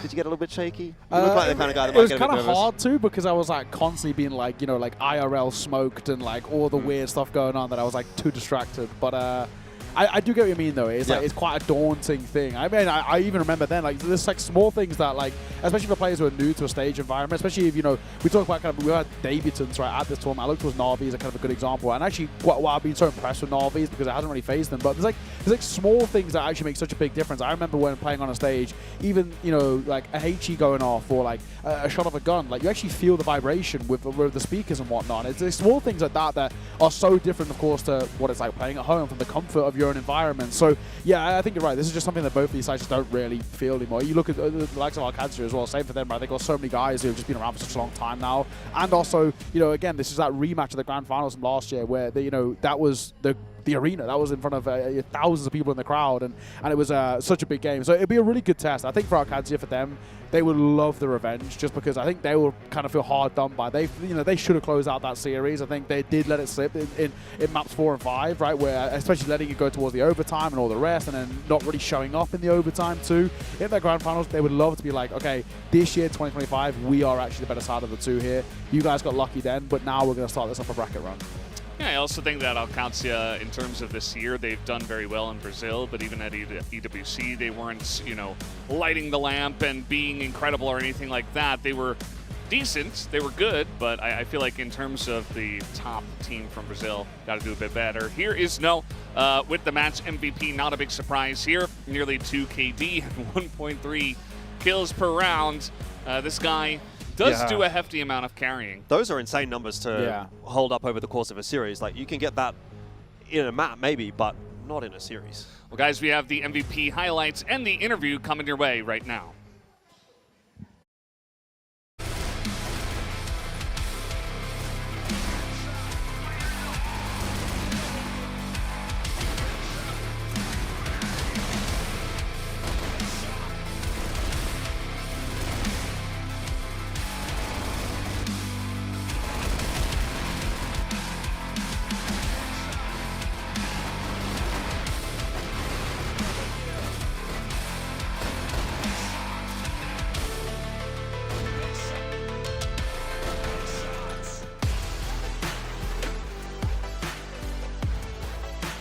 Well, after our first series of the day, Team Stallions continue to surprise us all. A tremendous victory over Twisted Minds 3-0, making quick work of their competition. Alongside me is the MVP of the match once again in No. And of course, Coach Tank's on the stage with us. Great to see the man who, well, obviously a lot of respect is given to helping the Stallions roster perform as well as they have. No, welcome back to the stage once again, brother. Yesterday, you were fighting to survive throughout group stage. Today, you win your first match in sensational style against Twisted Minds. What made the series so easy? Nothing made it so easy.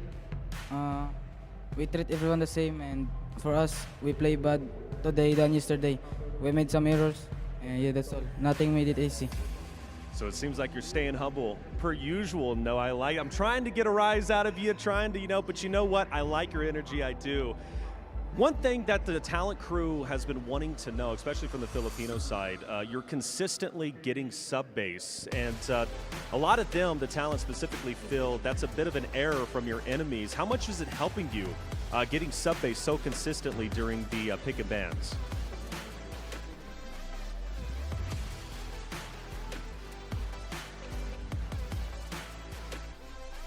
It gives advantage to us when they don't ban subbies. Especially Chinese teams, they don't wanna play Mexico. We can take advantage from Chinese teams, because they always ban Mexico too. And I don't know why they don't respect ban subbase. That's all. So you think they should start respecting you on sub-base? Maybe. Fair enough. Yesterday I asked you, I said, what makes your roster so good? And you said, well, we got good vibes and we shoot straight. That's just about it, right? I'm sure there's more to it, Tanks. But either way, if you had to pick 2 players from your roster, who would have the best vibes and who would shoot the straightest? The one who gives vibes is JJ, and who shoots the straight is Loy. So not you at all for any of them, huh? No. Okay, he gets match MVP though, so you still get a little bit of a win though. I like that. Now, coming up next, you either have Qadsiah or Evolution Power Gaming. Who do you want to play the most and why? Any one of them. If I say Qadsiah,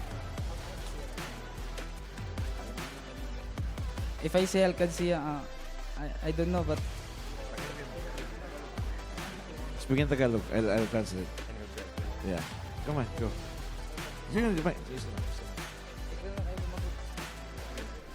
So either way, you'll take both of them. Yeah. It doesn't matter who it is. You're taking them down.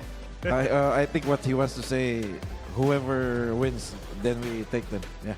Basically, yes. But I like Evolution Power than Alcad because we want to take. That's all.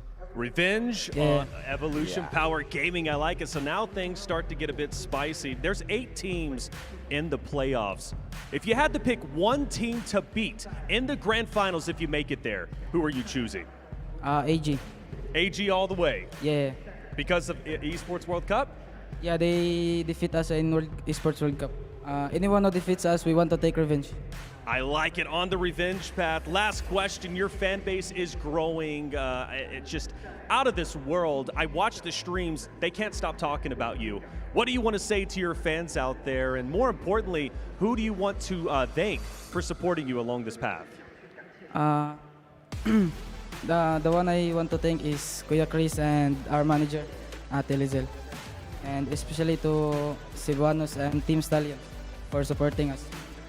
Absolutely. It's a pleasure to watch you, and I can't wait to see how far you're able to go. Match MVP, that's no. Stallions continue to win. How far can they go? Well, they're thinking grand finals, and honestly, so am I. There it is. Our first series of the day is done. One more to go. It's Qadsiah coming up next to play against Evolution Power Gaming. Don't go anywhere. We'll be right back.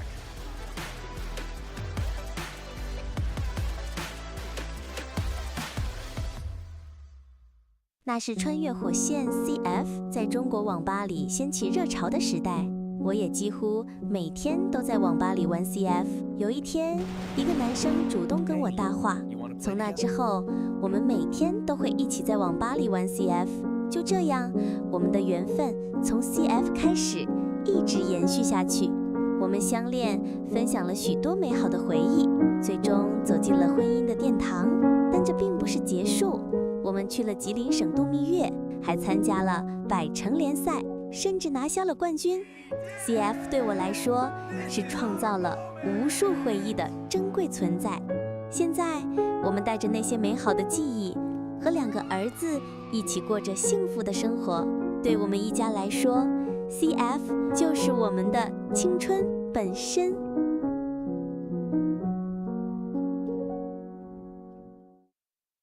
2008年，那时候的我还是一个迷茫又叛逆的孩子，直到我遇见了《穿越火线》，是这款游戏把我从混乱中拉了回来。第一次参加 WCG 预选赛，那是改变我人生的重要时刻。我还拿下了金枪王的称号，但我没有选择强队，而是坚持陪在我身边的队友。这个选择也成为我一生的缘分。许多年过去了，我依然没有离开这片赛场。为了生活，我白天在超市工作，晚上则叫年轻选手们追逐他们的梦想。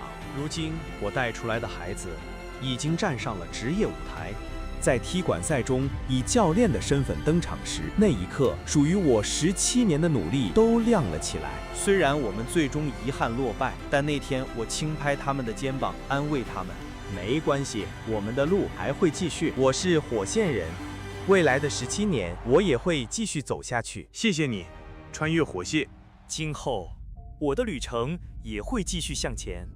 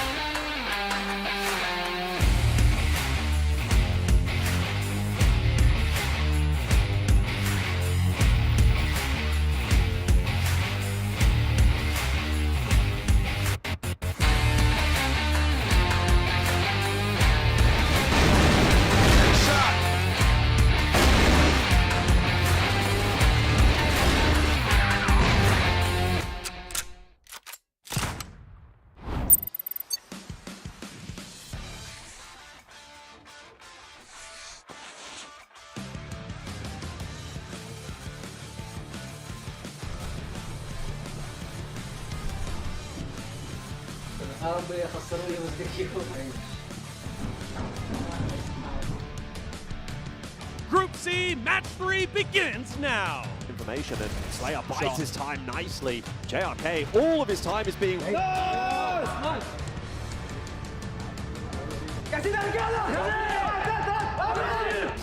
that is going to be the case, and this time... Very disappointing year for Virtus Pro, but at the very least for Rob, they can walk away with an international win to close out there.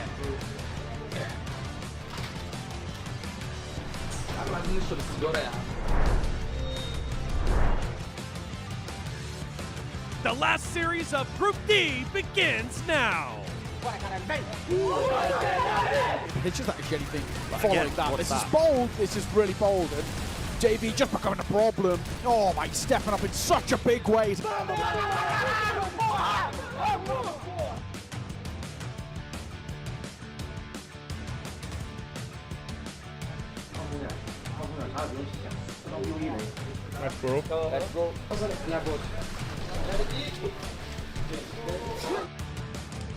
Retake, and they're going to push their way through a smoke into Zay. There's nothing.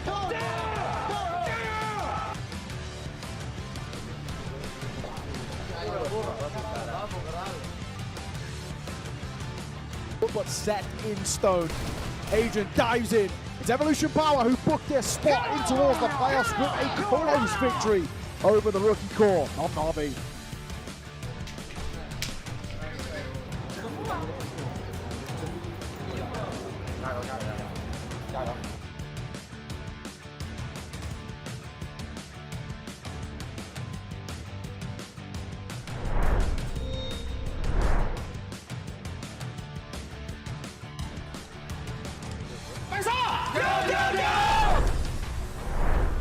Looking towards Loy.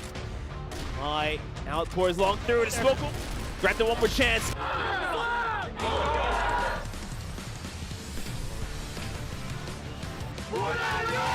The STS 577 is going to go down. Loy with the kill. Down. Loy will get the triple, and it seems like it's a full.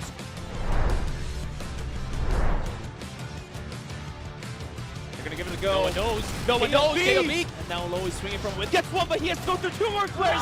The answer was no! Kano finds the final kill, and looks like Baisha is eliminated from 2025 CFS Grand Finals.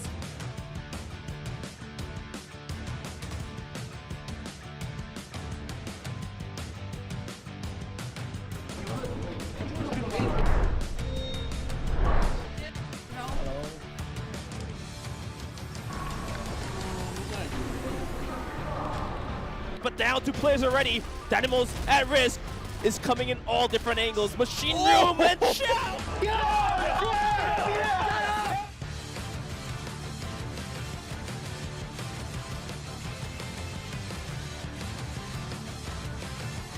Then I don't know how the game's gonna work out, and is going nowhere. But it's gonna be extra to close out the series after the bloodbath, 13-12, and now coming to New Mexico.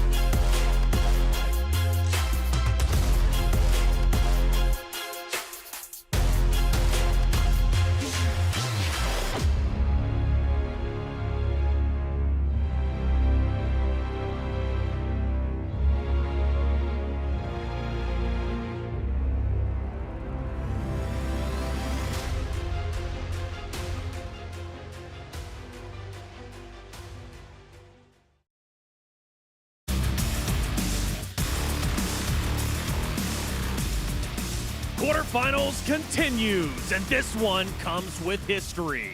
Representing Brazil, a roster built on structure, discipline, and a measured approach that brought them to the world stage once again, seeking for revenge. Ow! Qadsiah!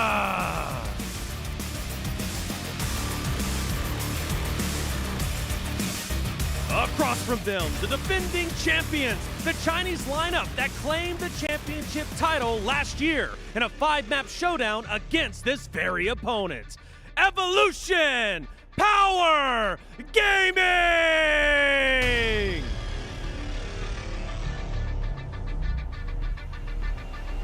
A rematch with weight behind it. Last year's final, now the first fight for survival. Quarterfinal match 2 begins now.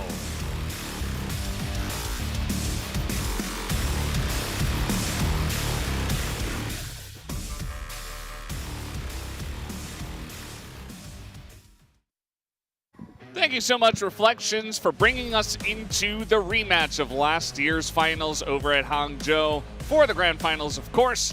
And it is, of course, going to be Qadsiah up against Evolution Power Gaming. I am Valdez, now joined by Sneaky Frog and Bench. We're getting ready for the next match. But first, let's take a moment to extend our gratitude to our wonderful organizer, Smilegate Entertainment, and their fantastic game, CROSSFIRE. Also, big thanks to our generous sponsors. We extend our sincere thanks to our official partner, Gigabyte Aorus, for supporting the CFS 2025 Grand Finals. Aorus has provided top-tier professional hardware for the tournament, standing side by side with every competitor. Team up and fight on. And thanks to our official partner Ant Gamer for providing the global first 750Hz ultra high refresh rate monitor Ant 257PF, empowering players to win the game, born from the game and fueled by the players. With the 750Hz refresh rate, every frame is a game changer. Swift peaks, instant flicks, every move lands with lethal precision. Millisecond level response ensures scoping and flick shots with zero delay. Pre-fired shots connect instantly, turning moments into highlights. Ant Gamer empowers every moment of courage to win and witness the journey to the champion. And also, thanks to our official partner, Morphling. Morphling L50 gaming chair with its innovative dynamic lumbar support system, built just for competitive gamers. Get ready to level up your game with adaptive comfort and get supported every step of the way. Your back, your support, your win. So once again, thanks to our sponsors as we get ready to hop into the second playoff match of the day and of the entire tournament. This one definitely should be closer than the first one we saw, which was a 3-0 of the Stallions over Twisted Minds, who did not look like they showed up to play, and Stallions quickly becoming one of the big favorites in this tournament.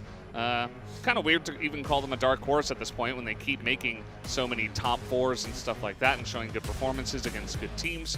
But we are moving into the second match of the day. What are you guys' thoughts on this one? Qadsiah versus Evolution Power. I still feel like there is a bit of hope left in Qadsiah. Their caliber definitely do match up to one of the top Chinese teams, especially MG. A couple players out there like Action and Silva as well, being able to just gun down the players. But at the same time, we were able to observe how Evolution Power wins, but at the same time does fall behind just a little bit. When it comes to the macro game, I'm not entirely sure it's because YZK is sitting at the bench right now, but yeah, some things are a little falling apart, little pieces by pieces, and Qadsiah, if they're able to just exploit that exact factor, we might even see the overtake happen.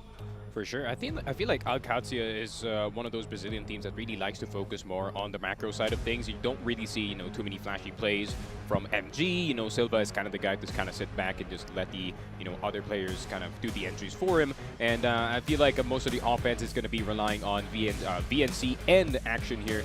And of course, Feifei also has his fair share of good performances, maybe on the EBR, maybe on some other rifles. But overall, Qadsiah didn't really have too much of a problem when it comes to the regionals, 2-0s everywhere, only dropping a map up against Wakanda, which, if I can remember, that was a New Mexico map, and that was just, an odd loss, and then they recovered very, very quickly.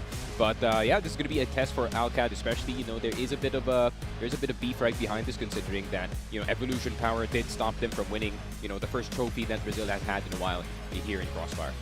Yeah, it's definitely a big one. I'm sure that for Qadsiah's first match here, they want to come in with a statement, and what a perfect team to go up against. It is Evolution Power Gaming, who did look pretty strong in the group stage, coming on through, taking that win yesterday and making it in. Of course, YZK not here first, coming in for him, but has put up the best numbers for the team, so has been a strong addition for them. But yeah, everybody has been pulling their weight. It does feel like YH has had his moments. Zay definitely having his moments. I think he picked up a man of the match yesterday, or at least one of them along the way. But yeah, it's been pretty clean for this team. I know that a lot of people are looking at AG and thinking that they're just going to take it down and that they're the powerhouse from China, and that's true, but you can never count out any Chinese team, especially the two that are left, Evolution Power Gaming and, of course, X-Rock.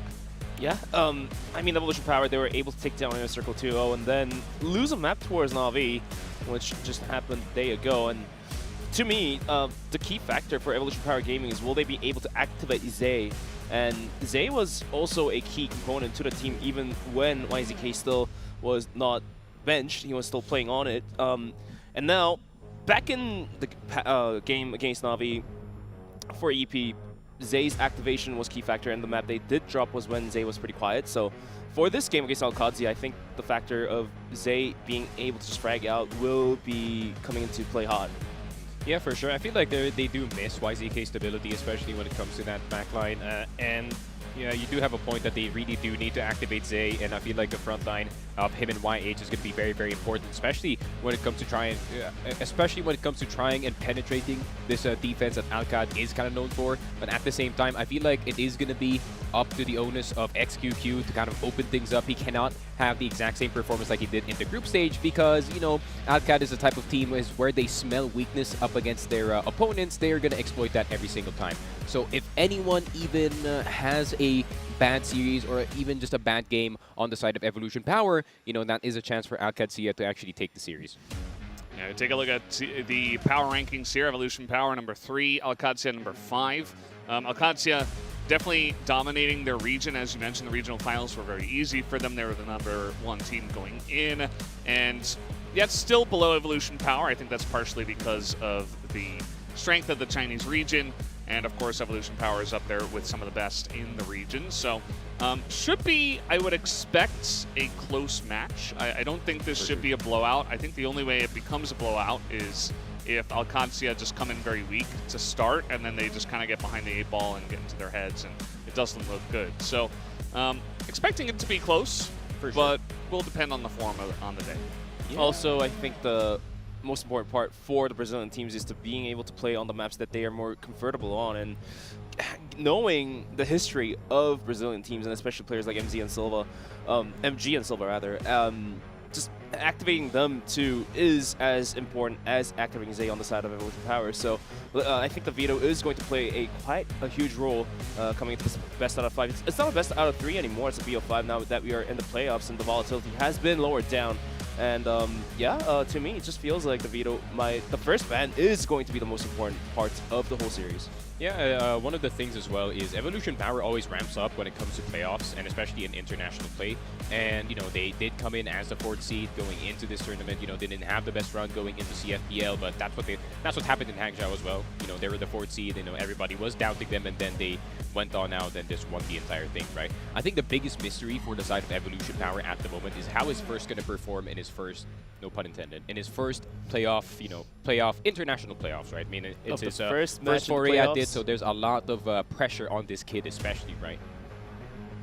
Yeah, there definitely is. I mean, so far he's looked pretty good. He's honestly been the most solid player in my mind for the side of EP. He's been very consistent, but yeah, it does ramp up a bit once we do get into these really high pressure, high stakes matches. At least it's not knockouts from here. If you guys are confused about the format, of course it is double elimination in playoffs for the CFS Grand Finals. We're definitely very much highlighting the playoffs. The group stage was kind of like, okay, let's seed some teams into the playoffs, and then we'll get into this gigantic double elimination bracket, which is going to be a lot of fun. Best of 5s the whole way through, and it's going to make for some really competitive CROSSFIRE. So does kind of feel like we've gotten past the preliminaries of this Grand Finals, as we are going to highlight our key players here. Fefe blowing us a kiss, and Minnow saying he is the best. He is him. And these are the leaders of the 2 squads. Yeah, I think this is very accurate when it comes to the key players. Granted, you know, Feifei isn't statistically the best player on the side of Qadsiah. I feel like him being the mastermind behind the success of this entire team, even back then in the 2024 Hangzhou run and even in the last international tournament. Granted, I think the only thing that could cause Qadsiah to lose is their own complacency, in all honesty. If they think that it is going to be too easy of a series up against Evolution Power, then you know, they're going to get eaten alive. And Mino, of course, you know, the orchestrator of the Miracle Run from last year, he's figured it out every single time. He's kind of really good at kind of MacGyvering ways to kind of bail his team out of very, very bad situations, but at the same time, he could also, you know, shoot very well. Thoughts coming into this one, Bench? I mean, we just discussed about how the macro game will be the dictator of the results of the matchup, and for now, Feifei and Mino has a lot to, you know, order to their teams. And to me, individually, every single player on this roster, not just Qadsiah, but also Evolution Power Gaming, they are able to deliver. But now, if you put the skill level on par with each other, what is the difference maker? That's going to be the macro game that these two IGLs are going to provide up on the board, and especially Mino was able to, you know, show and prove to bring his team into the playoffs. But for Qadsiah, hands might be cool. They were the first seed to come into this, so they're placed right into the playoffs straight away. So, you know, we were able to see a team getting knocked out yesterday just because they just didn't have the chance to play all that much coming to the grand final. Sure, their results were there for the group stages, but now that it's first game coming in for Qadsiah, will that have much of an effect? I don't know. We can only observe and see. Yeah, I'm excited to see these two teams play up against each other because I think it should be a relatively even match. We do see some of the predictions here. You guys have both gone for Qadsiah there as, yeah, there you go, a little gentlemanly handshake. Brazilian, you know, the Portuguese language commentators, they actually went 3-2 for Qadsiah. So, Sneaky, you're actually even more confident than they are. We have a couple of other Qadsiah votes over there from Penguin and Bipolar, even going for the 3-0 there. But besides that, it's all EP. So kind of split down the middle. AI has gone for EP, but, you know, AI hasn't been the most accurate so far in this tournament. But I really do think it's going to be close. I think it's going to be a close one. I predicted a 3-2 for EP, personally. Yeah, for sure. I feel like it is going to be closer than expected, that's for sure. The only reason why I predicted 3-1 is I kind of see, you know, one of the players from the side of Evolution Power possibly crumbling. Maybe it is YH, maybe it is going to be first, and at the same time, you know, Qadsiah probably learning from their mistakes back in EWC. They're not going to be, you know, as complacent as they were going into the playoffs. Granted that, you know, I still think, despite everything, they still see themselves as the favorite going into this series, so I feel like there is still that confidence about them, that's for sure. Yeah, definitely all these players have plentiful of experiences going into the global stages, international stages with a lot of stakes on their line, but like you mentioned, first being up on the stage for the first time, well, not first, like fully first, but yeah, well, first time on the playoffs, let's say that. He could crumble, like you said, and there's definitely a possibility, and if he does, then one of the 5 pillars, Crushing, will eventually break the whole building at the end of the day, and that's Evolution Power getting knocked out after throwing a lot of punches. So it's not going to be a close one, and even if Evolution Power does win, it's going to be a 3-2. If they lose, it's still going to be a 3-2 is my guess here.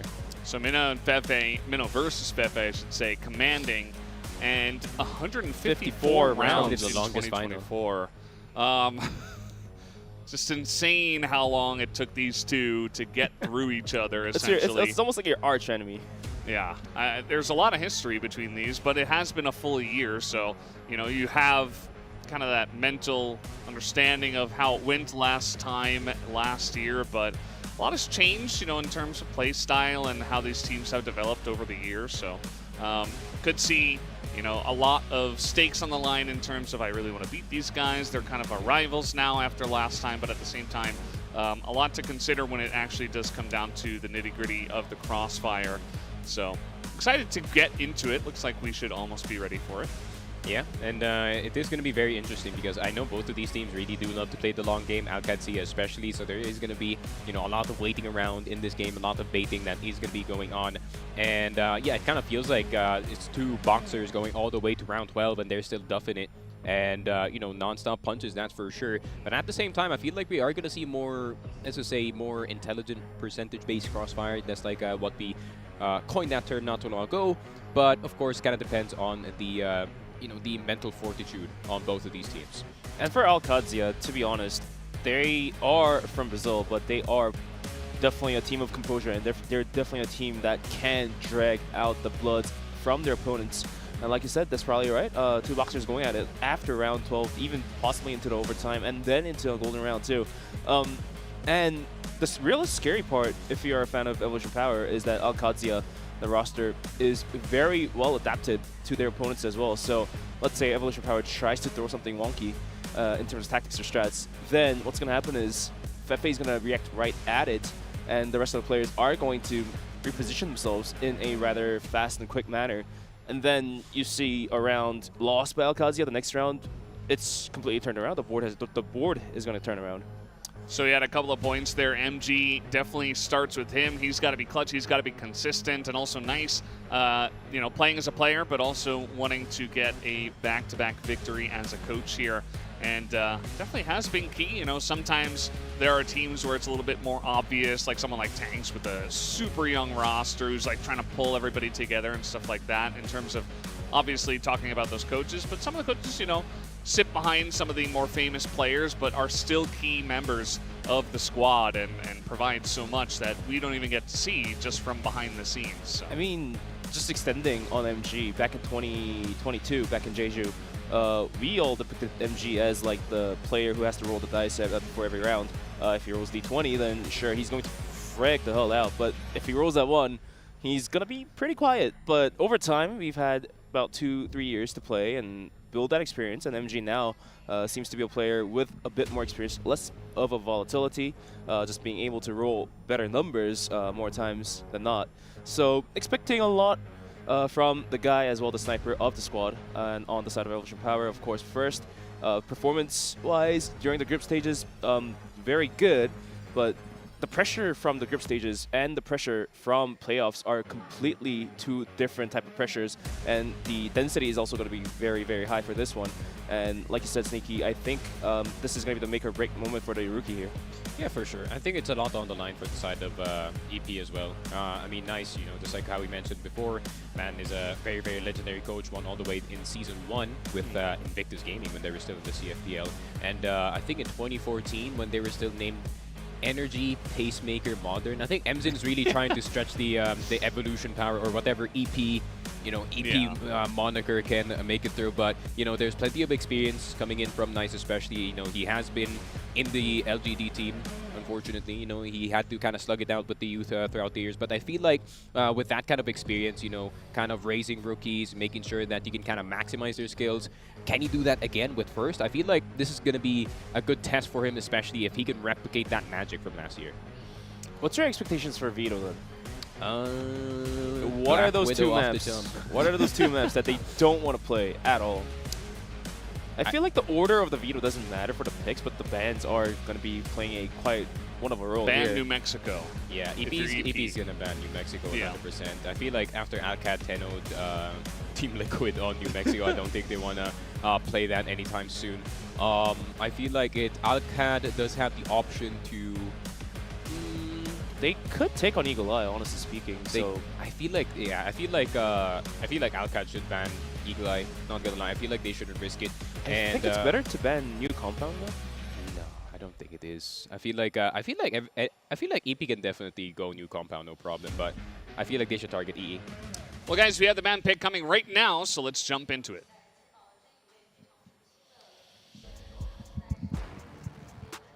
I mean, here, Charles, we can only see until what will be the results here, and thanks Valdez for delivering an amazing desk hosting as we're just about getting ready to get into this one. I think we were right. Eagle Eye 2.0. I mean, you really don't want to go up against the innovators of Eagle Eye 2.0, especially when it comes to this kind of series. And Evolution Power, of course, New Mexico, they have seen that one group stage game that Alcat did go up against Team Liquid and really just destroyed them fully on that map. Map number 1, thinking what they could go for. I feel like Qadsiah can definitely go for an Ankara here for map number 1. Map number 2 could be Black Widow. And it is going to be a bit of a mystery for map number 3 because there is port and sub base available here. Sub base is, of course, going to be the first one. And that's going to be a curveball being thrown by Qadsiah. That is a surprise. Saudi Arabian organization that has picked up a Brazilian roster and has been performing. Big Evolution surprise. Power will be starting off on that blacklist side.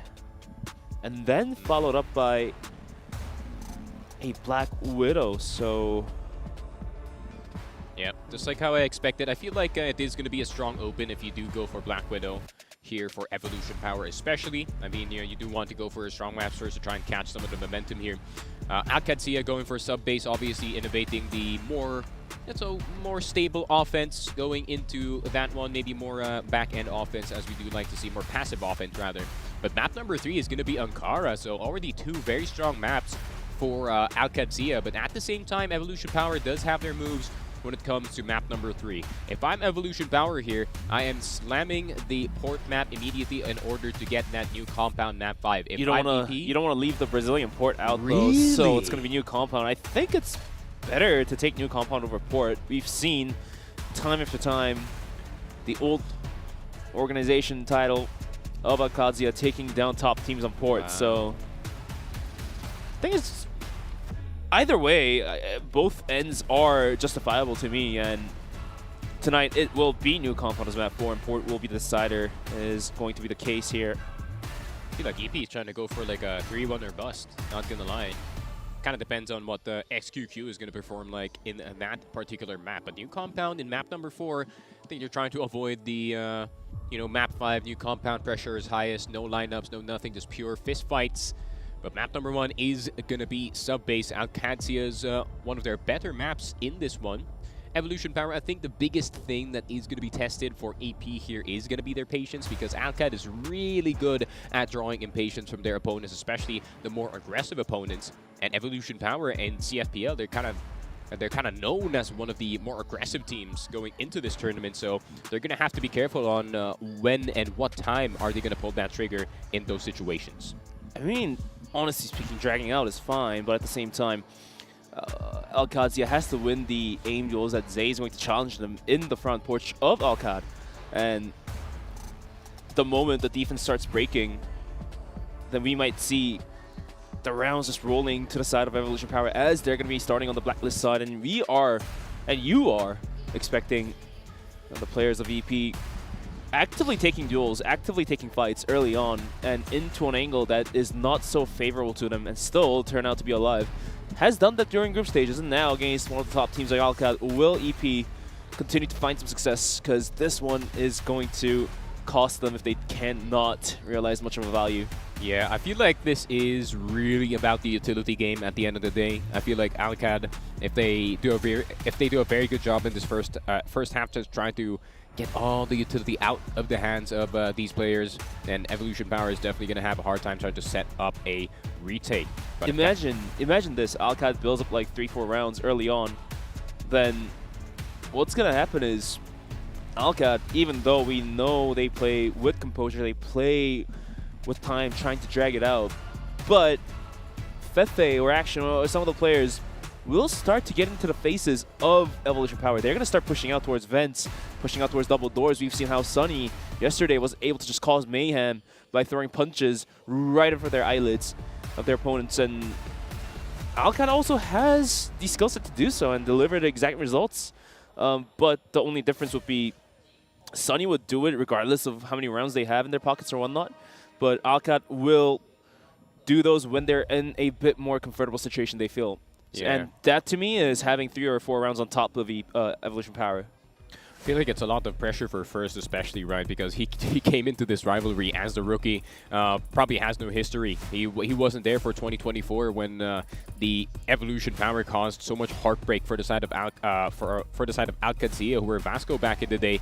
And you were there. You saw how distraught the Vasco squad was right after that one. And I heard what Fefe said right after in that losers interview. He said he doesn't want to feel like that anymore. So it seems like I am a bit scared for first, considering that Alcad has that a bit of a vendetta up against this Evolution Power squad. And now's the perfect time to do so, isn't it? Yeah, that was the perfect time to do so. This is the No double YZK. elimination. Even if you do lose, you still have one more shot at taking down Evolution Power unless someone else wipes it out off the board. But for now, Qadsiah going full force at it against Evolution Power for some vengeance. Oh, how sweet will that be? Yeah. We are about to start very, very soon. And map number 1, Sub-Base, a map that we have seen in the earlier series. Stallions, very proficient. Evolution Power, very close friends of them, so maybe they have picked up a move or two from the prior squad, but Sub-Base is going to be for map number 1. Qadsiah, Evolution Power. This is it.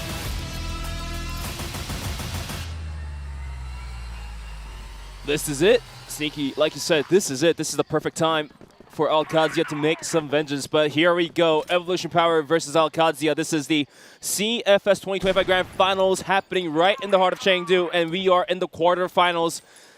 Even if you do lose, you're not knocked out. It's double eliminations. Evolution Power already stacked outside of A. Looking to swing towards double doors, possibly. Silva on the watching end with the support of MG. YH is going to be leading the charge. Nate's flying left and right. However, the opening frag is going to be granted towards Zay, and they have full control over towards Heaven. VNC in the bomb side can't find much of a value, only finds a single kill before going down. Equalize back down to 3-on-3. Qadsiah having a full wraparound of a player of action as well. C4 soon to be planted by YH. As we now walk into the post-plant situation.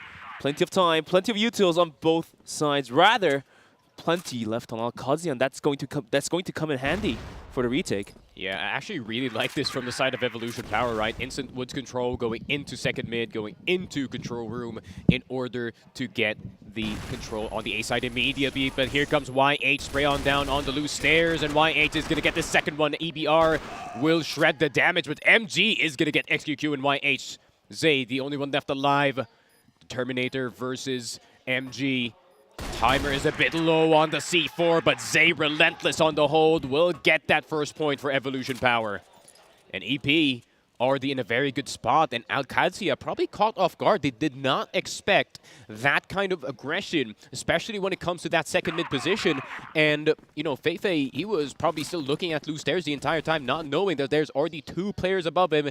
And there is the pause, my friend. That is definitely going to put the pause into the matters. It is going to be a tech pause. Who is going to be... I mean, it's the perfect time to call the pause.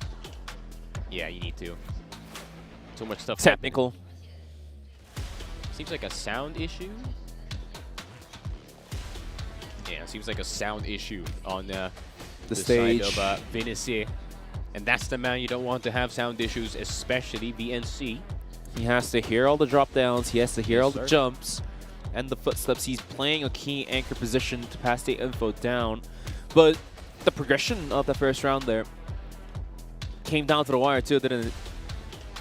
That was so fast. Evolution Power, through one straight punch, was able to get through middle, take control of Heaven, and get the plant down. Qadsiah a little bit slow to the show as well, but however, they were still able to get their foothold in towards the Nook and have a retake possible, equalized down to a 1-1. Yeah. Had PNC found a bit more value in Heaven, or had another player just found that one more kill, then this round could have all Qadsiah's way. Unfortunately, that was not the case, and EP will mark their foothold in this round, in this matchup, in the first map.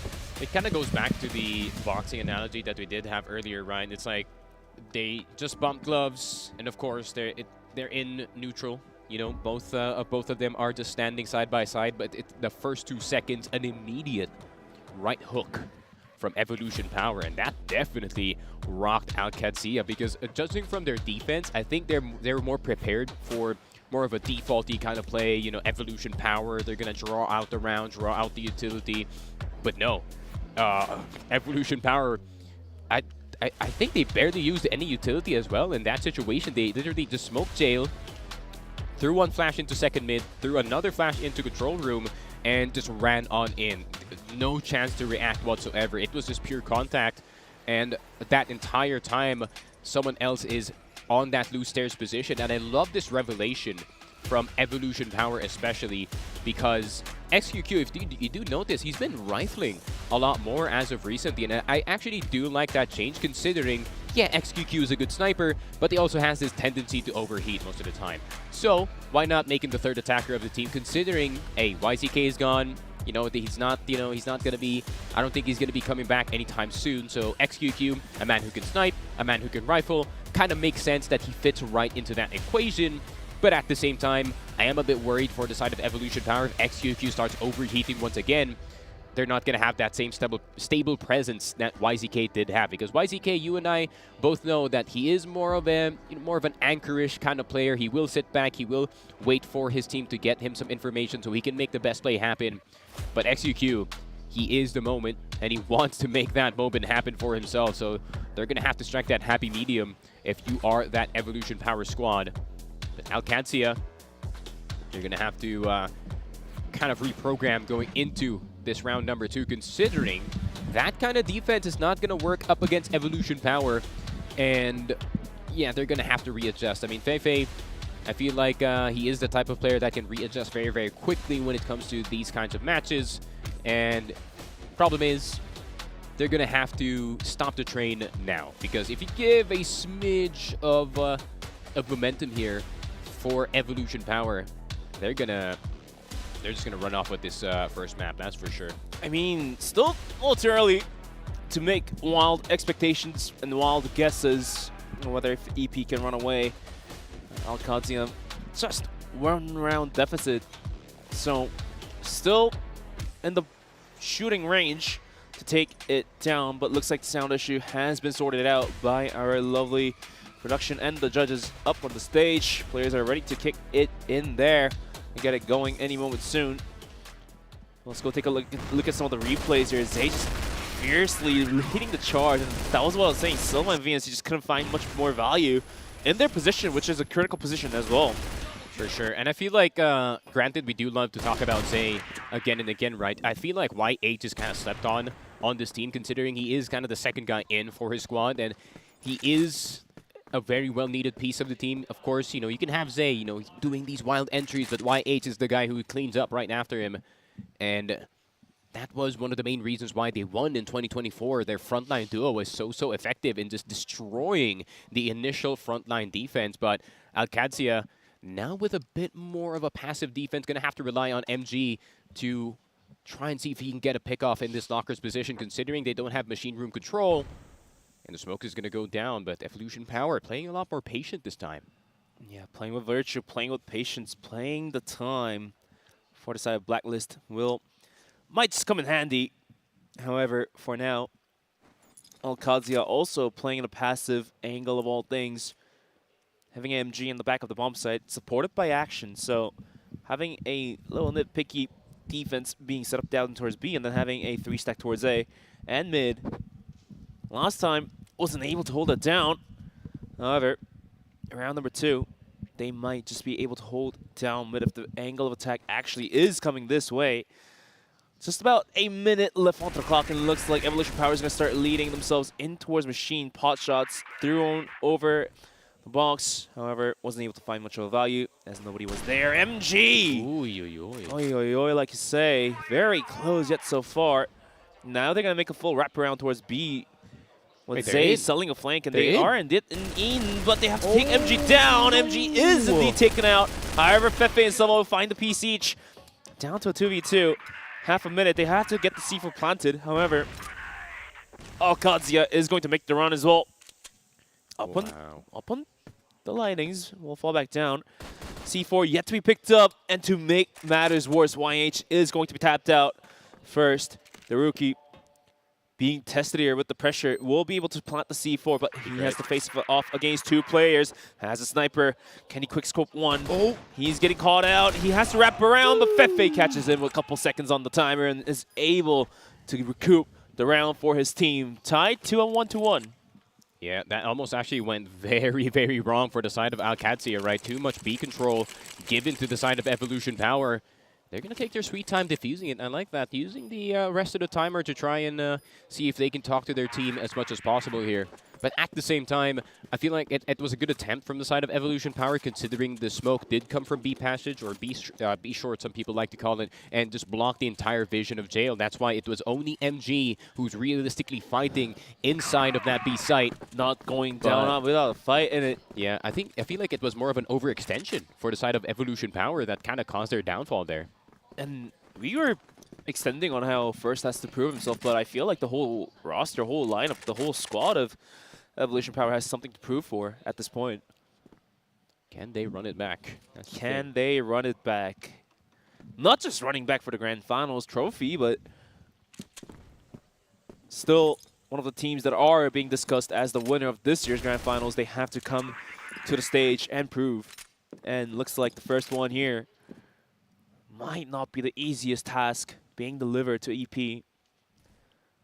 Well, Qadsiah is going to go for the default setup again. They are just okay with that B being controlled by EP. Good retake. Not the cleanest of all times, but what gets you the job done gets the job done. Yeah.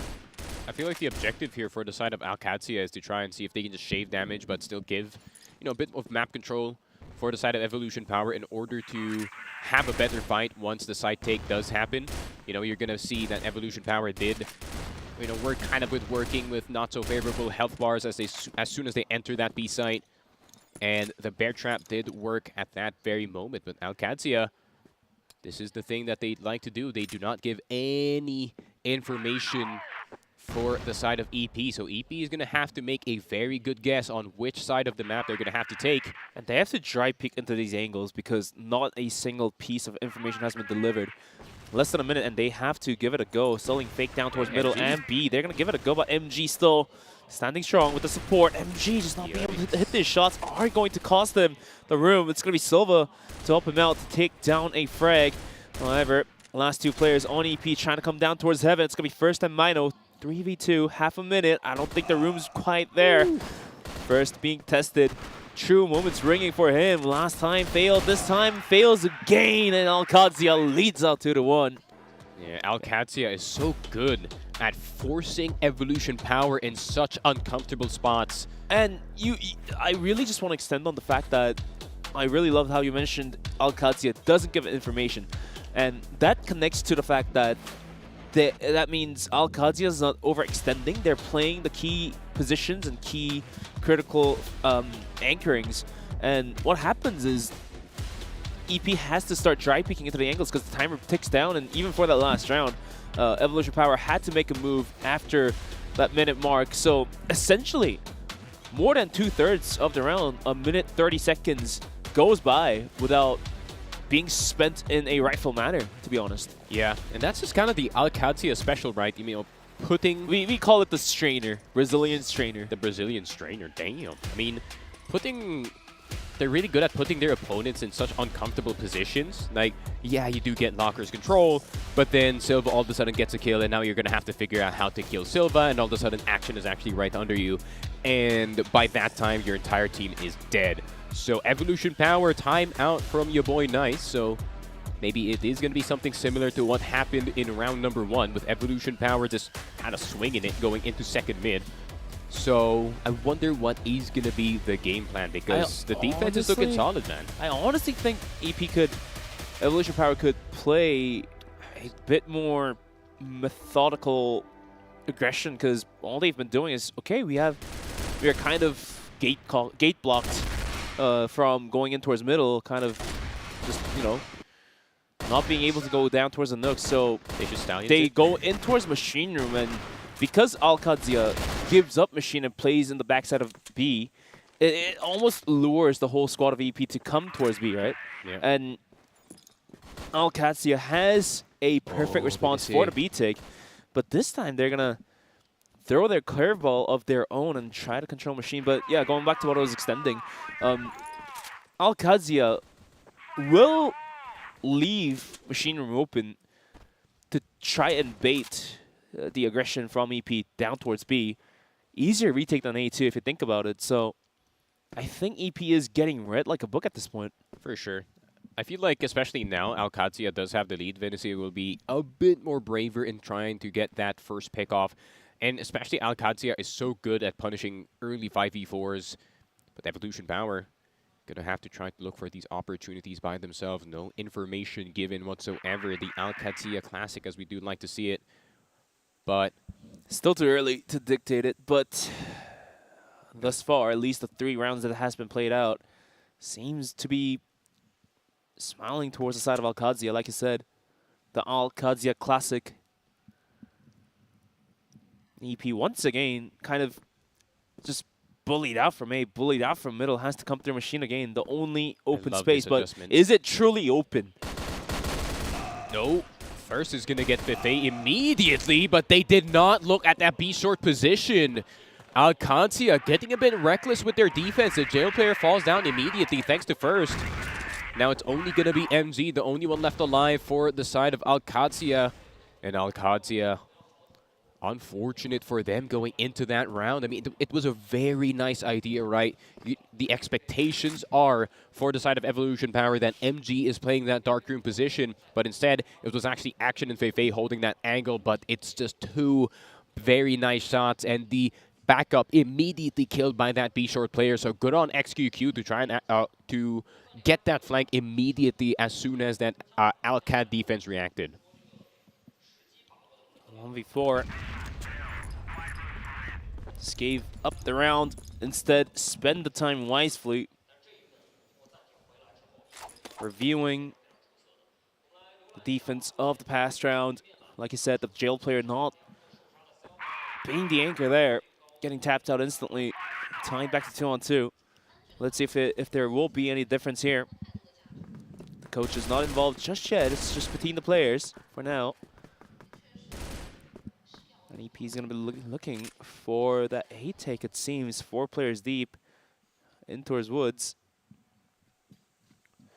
Yeah, I think EP is probably going to go just for something early here. Just early Woods control, trying to see if they can bait out some smokes here. But you know, Qadsiah, they're not actually pulling the trigger on anything. The only smoke that they do have to refresh in this round is that second mid smoke. And I feel like not much of a problem going on their side. Silva still brave to kind of shoulder check this second mid position, but EP has been targeting this B side over and over again. Seems like they have an idea. I mean, in all honesty, it could be misleading for Qadsiah, but EP is going to favor that B. This time, they're going to make the rotation out again. Keeping the players of Qadsiah questioning where is the main angle of attack. Hot shots from XQQ as well. Will still make the noise. YH now leading the charge is down towards Nook with the pop flash up and over. Is going to swing in, but the hold from BNC, good for 1. Feifei takes a whole bunch before going down. Has found a single kill, looking for the second. The pot shots are ringing. Look at the position of Mino though in vents. He has to drop down for the support. Doesn't matter. XQQ clears out the bomb site by himself. And if they go on the retake, Qadsiah, they have to worry about Mino because he can drop down any moment soon. Yeah, I think Feifei was very aware of the piece of information that there's only 2 players on the A side, so they're still expecting that there is going to be presence made from that Vents position, and MG's actually looking for Mino and Vents with Mino. Is he going to start to drop off? But Mino doesn't have to drop. He can just make sure that Silva will not make it out of tight stairs, and MG is going to be looking. Look at the amount of delay that Evolution Power is doing, but Action is in action on this ace site. The C4 timer is slowly going down, and that's going to be a defuse for the side of Alcad. What a back and forth on the ace site. Just masterclass retake by Action. Silva unfortunately went down to Mino, who was being a cheeky-bricky inside vents. Didn't have to jump down like you mentioned. He had a clean angle towards the staircase on the side. Found the drop to Silva, but Action just brute forcing himself down the Nook, taking the first frag with the rifle and the pistols out. Guns are blazing for him. Double kill, clears out the bomb site by himself, and Mino couldn't do much more. Had to drop down, but MG as well didn't fall that easily. instead, juggling by the corners, was able to find the frag. Ooh. And that's going to be Qadsiah leading out 3-2. And now moving to round number 6. What is the game plan here for EP? is dead. What is the game plan here for EP? The game plan here is MG just taking the life out of first. And that, boys, is going to be the Brazilian peak we talk about. My God, he probably saw his shoulder in that first peak and went for the re-peak anyways. That was nasty. I like that confidence there from MG, but look at that spray from Silva. The M14 EBR shredding the Chinese offense, and Feifei trying to go for more, but he dies instead. 4 versus 2. XQQ on half HP, Mino still on full. Doesn't matter, the C4 is down in no man's land, and Mino is going to go for the recovery, but he does find one, but he takes a headshot through the wall. VNC in the town on the bottom side of the bomb site. Gets the kill, and looks like the players of Evolution Power is going to get law mode slowly but surely. And I like this, though. It kind of gives that false sense of security for the side of Evolution Power, right? Evolution Power, you think that they're in a good situation, and all of a sudden one of the attackers from either side of the stairs is going to get an odd double kill. And Qadsiah doing a very good job so far on this defense and on those retakes. And this is what we like to talk about with Alcan, right? They could have a weaker defense on the other side of the map, but their retakes are so good that they could just go for a full wraparound and make EP work for it. And now the pressure really kicks in for Evolution Power because Qadsiah 4 rounds deep on the side of Global Risk. And now is about the time that I feel like, and I anticipate, the players of Qadsiah, specifically players like VNC, to start swinging out a bit more aggressively, taking, you know, a bit more stakes on the line. I think the possibility is pretty high here for that to happen. Well, no Since more now they have piled up 4 rounds on Global Risk, why not, right? No more insta-peaks here for first. Instead, they're going to be kind of sitting back. Oh, not peeking like that. If they get clapped just like that, like that by MG. To be fair, right? 9 times out of 10, first wins that angle. That kill in middle was a perfect description of getting clapped. Yeah, MG. Just getting clapped like that, but 750 hertz peak. 750 hertz peak. Ooh. XQQ though. Guns down Silva. They're going to go A. Smoke, and they're going to send it. But haven't made the cross in towards the heaven just yet. VNC might be isolated here, but VNC will find one before going down. Gonna be a 3-on-4 retake. XQQ in heaven has to find Feifei. Nades out, pops it, but the room has been cleared somewhat by Feifei. Qadsiah has control of heaven. The C4 is now planted. This is post-plan, however. MG is going to fall. XQQ's position so darn strong. What? Oh no. Feifei's gonna go down as well. MG getting a bit too reckless on that sniper, my friend. And yeah, first is just gonna take down action. Bit too wide of a peek. XQQ. Sniper turned rifler this time, being very effective on that M14 EBR. Very smart decisions as well to fall all the way back to tight stairs, especially that very small piece of cover that you do have. Feifei, I mean, he can see the EBR. He's already communicated to MG, hey, you need to take this guy out. Ooh, but not that way. Huge nade. The trebuchets are back, man. That's Action's nade, finding so much value. YH Mino first taking all bits of damage here. And YH loses more than half, it feels. And EP is going to be gathered in towards Machine Room once again. Now, Qadsiah's this compact style of defense is and has been paying off dividends. Just MG not being able to hit these silo shots. What? I mean, you remember the very first round, he was in the exact same position with 2 shots. The second time around, he wasn't able to hit it. And this time, third time again, just MG getting cleared out. And EP has control over towards B. And Qadsiah, in desperation, is going to start leading in for the retake. However, Feifei does find the drop onto XQQ to equalize the player count down to 3-on-3. Post plan now, Zay with a huge swing. And clean shots from first does the dirty work for the team. We are tied once again, Sneaky to 4-4. I was like wondering the entire time. I was like, why H just gets to walk into the site for free? Granted, he did get insta-gid, but that is information of where Silva is. I feel like now is the perfect time to send MG over towards A. His B-hold hasn't been working. Oh, there we go. Action will get Mino down. Feifei will get XQQ, or not actually XQQ, it's actually VNC and Silva. The combination of them, but they will spot Feifei in that machine room position. Wins that every single time. And now it's a 2 versus 4 all of a sudden. MG with his revenge up against first. And Zay gonna cross, but Action is not gonna let him. More of an aggressive defense for the side of Qadsiah. They do get the 1-point lead before the half does turn. Now, this is going to be a very interesting game. We are going to take a look at Evolution Power's defense. But Alcad, their offense is also just as interesting. It is one of the more slower-paced offense that we do see out of Brazil, but it is very, very effective. I mean, if it works for you. And Qadsiah is going to have 5 rounds in. 1 round on top of VP. AI win rate prediction here being presented. It's going to be 47% towards Qadsiah. Still pretty even, honestly speaking. And for now, EP posting up for a similar defense setup Qadsiah did on their first half of Global Risk.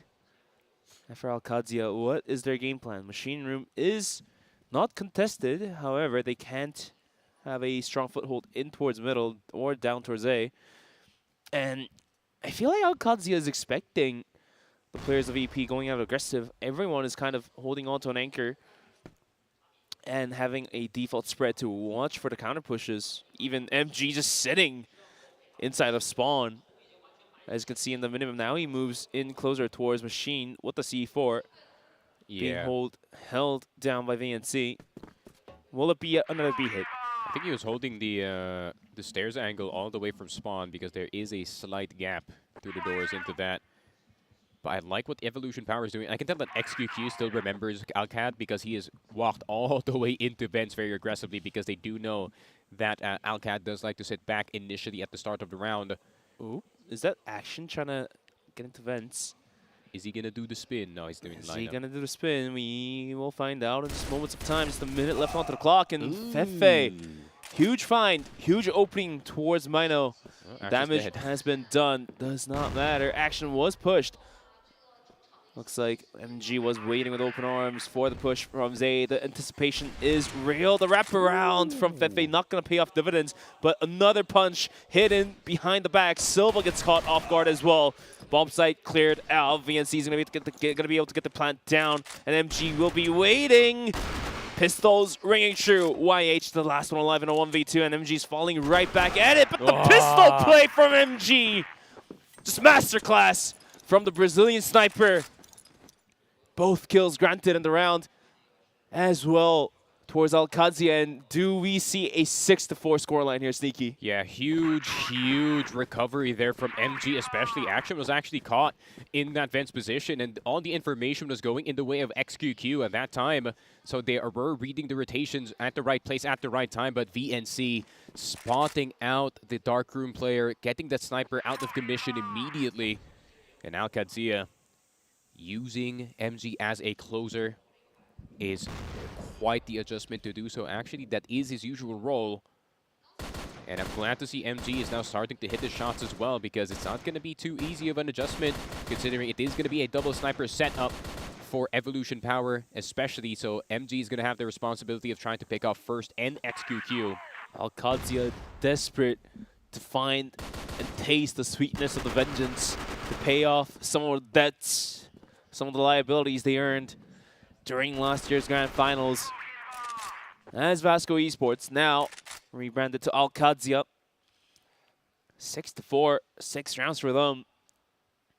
I think chances are pretty high at this point. If we pull the AI prediction up once again, it's more so going to be something like 640 or 70-30, favoring Qadsiah at this point. Oh, very tight angle here for first. Ooh, almost hitting the foot. That would have been 80 damage immediately and a nade right after. Could have been a guaranteed kill. But look at this, man. Qadsiah playing so painfully slow. It's kind of like forcing some of these players on Evolution Power forward in these positions. But Mino gonna miss his shots on the EBR. But look at this. They instantly uncommit from this locker room push. And they're really looking to see if either Zay or First is gonna go for this flank. But the patience coming in from Evolution Power, they have woods control, and they say this is good enough. I don't know. Zay is looking to just jump around the map. Qadsiah. It's going to be MG to swing first towards middle, but the go sign is going to be given towards B. 3 players leading the charge with Silva selling the flank. As first has to hit his shots to hold it down through heaven. They drop. XQQ is cleared out. However, it's all down to the hands of action. 20 seconds is not going to cut it. EP quickly makes up a round. Damn. Qadsiah getting a taste of their own medicine in that round, not gonna lie. It's just pure patience coming in from the side of Evolution Power, despite the forward positions that they're being taken.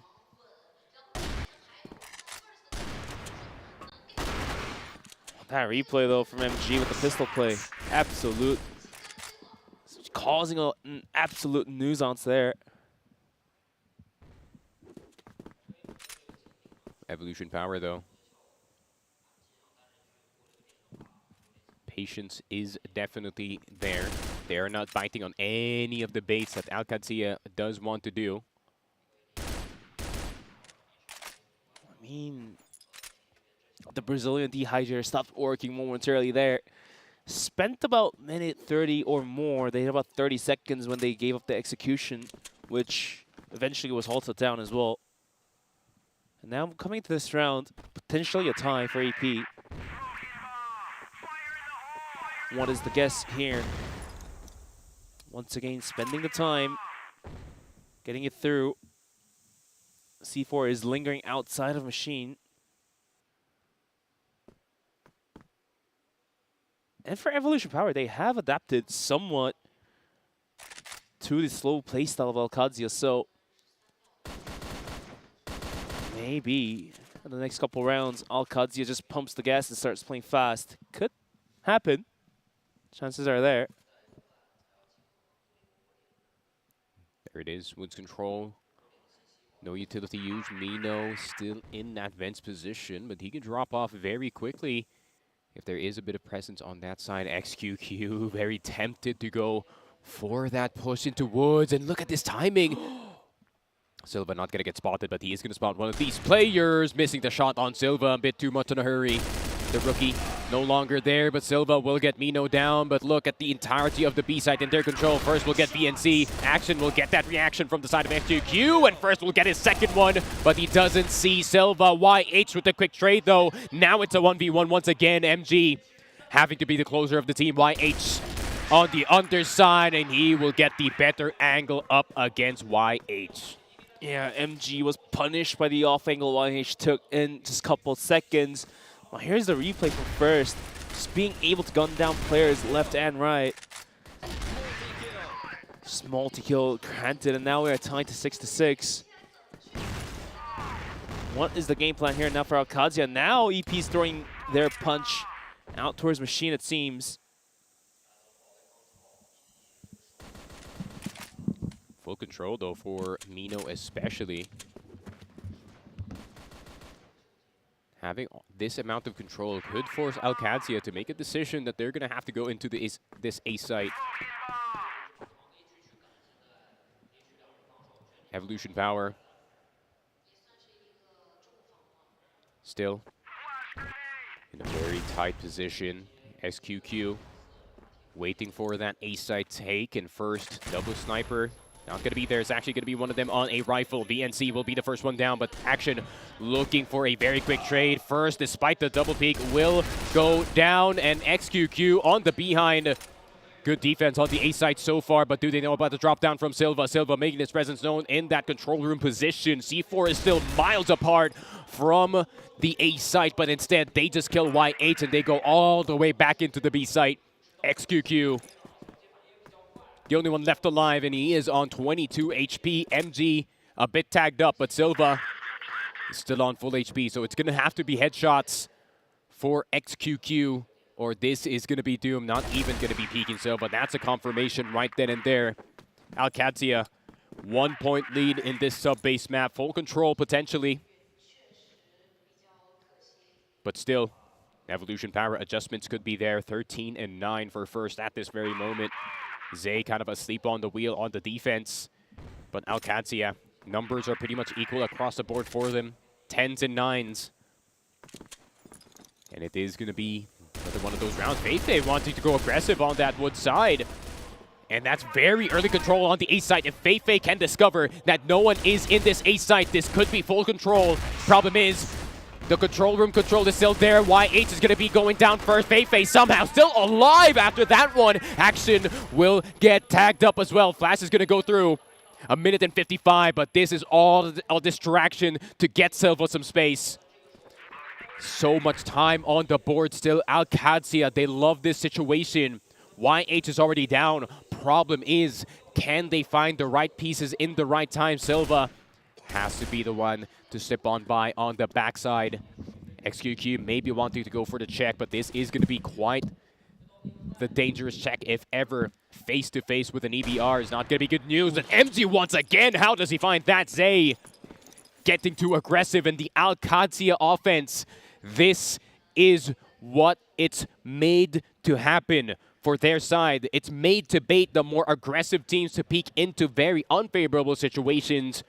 And it is full control. And EP basically under Qadsiah's spell at this very moment. Zay got caught off guard. YH got caught off guard, swinging out a little too wide. And the Brazilian Dehydrator is at full motion. And even worse for EP, down to players, there's only a minute left. And it's rightfully enough, less amount of time does benefit the side of Global Risk more. But Qadsiah, they're willing to spend even more time, burn it down to the wire here. Finally gathering outside of B, it seems, but they can always make a rotation. Still half a minute left on. If Fefe with a pot shot through the boxes, will have to hold it down first. Ooh. Quick shot, gets one, looking for the second, not gonna land the shot, but the pistol is there! The pistol is there for MG. How's he alive? And we are tied. My God.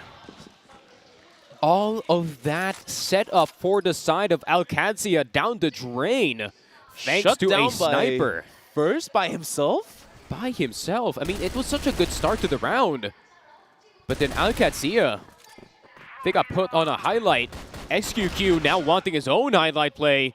VNC will take YH down, but they do take VNC down in return. At the same time, that is control of Machine Room, and they are just going to be leaving Zay in that position. Qadsiah, no choice but to kind of sit back and wait for any other players to push forward. Not a half-baked trade for Qadsiah, but this one by Mino is going to put the hurt. Takes down one. And Hurts action to his knees, 9 HP only. And it's going to be a 3-on-3 with XQQ trying to get involved as well. Any bullet through the doors would have taken action down, and it looks like they might just send it down the Nook here. But first, look who it is who has put Qadsiah to the knees the last round, is continuing to put the hurt to the side of Qadsiah. Another player down. Look at Zay. And the rotations are in. First with the second kill of his own, looking for the last one towards MG, but it's going to be the flank. The flank doesn't matter. First takes all 3 kills by himself and single-handedly shuts the round down. And it seems like Evolution Power has kind of figured out Qadsiah's tricks here. It seems like they know that it's not going to be a full commit in the first 2 points of aggression for Qadsiah. They are going to pull that trigger once they do have a definite pick. But at the same time, Evolution Power's players are now starting to power up. No pun intended, but I'm just saying, first, he's popping off. Zay, he's slowly getting back into the game. YH is having such a good sub-base game. And now it forces a timeout, and Nice has an opportunity to get it done. He's just going to have to say to his team, hey, let's keep it steady. Hey, keep those reads going. At the same time, those flanks have been very, very perfect for XQQ especially, who has been finding them time and time again. And just like how I said, the adjustment to put XQQ in a rifler role where he is enabled to be as aggressive as possible has been doing wonders for the side of Evolution Power. And that's one downside of playing slow in it. Qadsiah playing very, very slow, but that at the same time allows for your opponents to get used to the tempo that you're bringing. And like you've mentioned, their first commit is not full commit, and that information has already been compromised. And knowing all those, with the timer now helping EP towards down the line, it's only going to be easier than ever for that hold as a Global Risk. But looks like the timeout is over, and we are back in the game. 8-7 EP going to be on the lead, but could only be there for a short amount of time. This is the Royal Rumble between China and Brazil. Once again, going to be a very similar hold to what we saw last time. Just going to be Qadsiah playing not really as far back as possible. Instead, it's actually Evolution Power kind of playing that turtle defense in the B site with a quick rotation from XQQ especially. But look at this. They're going to challenge first. Oh, but VNC is going to be the one getting legged, and MG almost gets its head taken off. XQQ will get action. Zay will get 2 in return. Feifei will get Zay, but look at the numbers dwindling from the side of Qadsiah. And it seems like Evolution Power has Qadsiah's number in sub-base, and the pick is not working out for the Alcat boys. Qadsiah tried to go fast this time in a rapid attack. However, completely halted down and completely shut down by Evolution Power. And Alcat, not entirely sure here, Sneaky, if they're able to make up around here. Not a lot of chances left. Look at Zay's position. He's good for 1. First is going to put the hurt as well, make that a double. And all of a sudden, MG, last one trying to clutch, not going to happen. And Evolution Power Gaming in flying colors, being able to take sub-base away from the side of Qadsiah. Series is going to favor Evolution Power in a 1-0.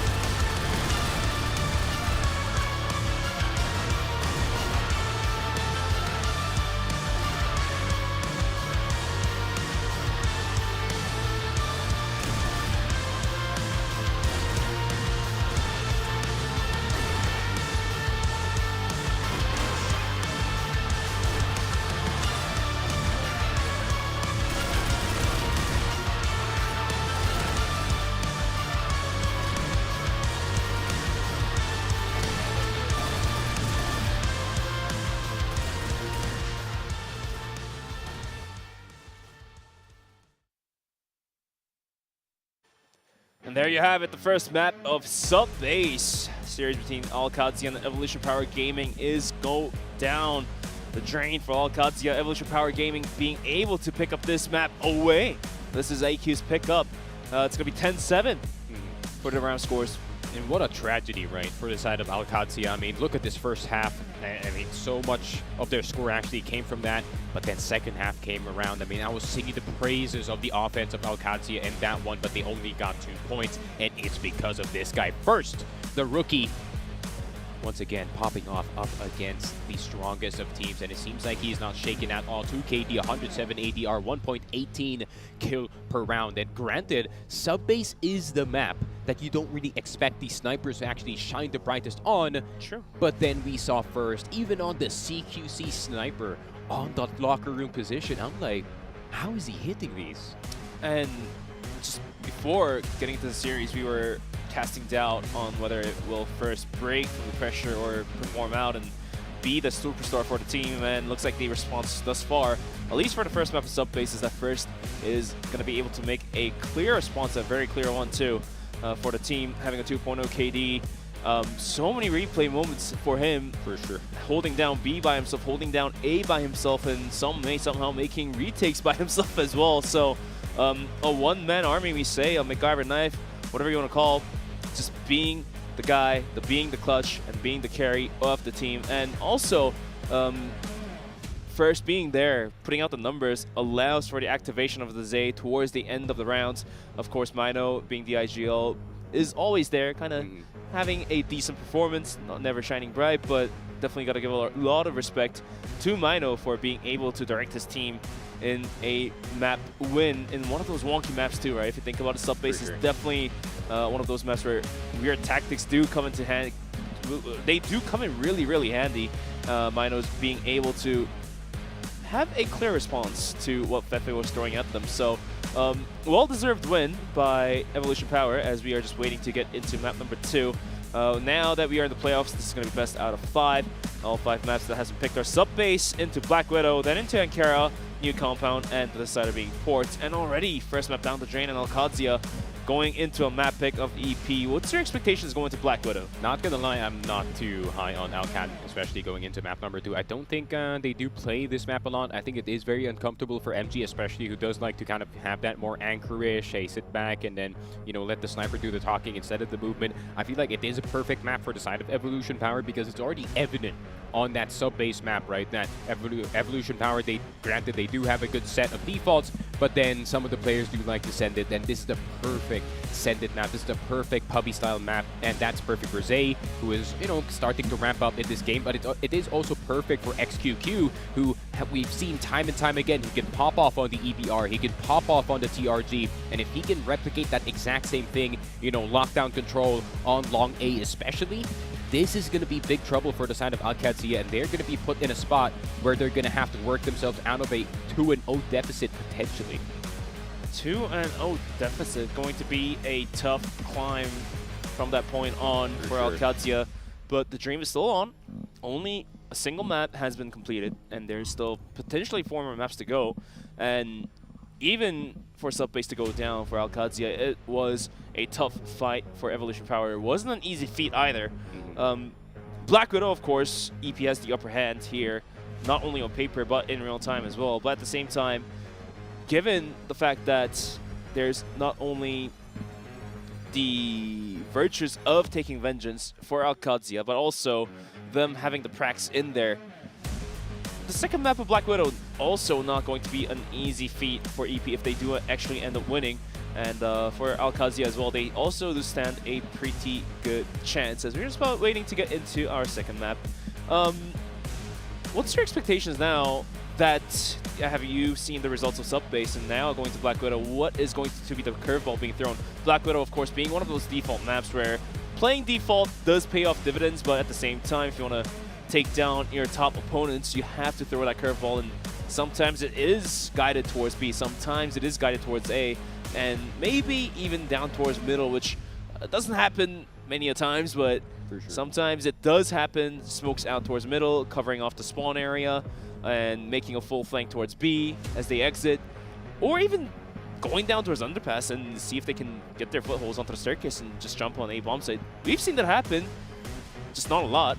It's not a lot, that's for sure. I feel like what Qadsiah is probably going to do for Black Widow especially is that he's probably going to remove the limiters for VNC and Action especially, right? I mean, we've seen this in Ankara games when we are watching Qadsiah, you know, Action and VNC having to play a lot more aggressive than usual. You know, Silva is probably going to be not too far behind them, with MG kind of hanging back as far back as possible, which is okay for the map of Black Widow, right? But it is going to create a bit of a reliance on the riflers, and it is going to be a very bloody fight for long A especially. We are going to see a lot of skirmishes between YH and Zay versus Action and VNC, and it kind of depends on that initial 2v2 fight on how the rest of the game is going to go, because not having long A control, not having B Waters control, you can kind of force the BL team especially to kind of pick a side that they have no choice upon, and all of a sudden they're going to have to run into a site where there's 3 global risk players on. So, you know, map control really can just dictate the pace for the entire game, and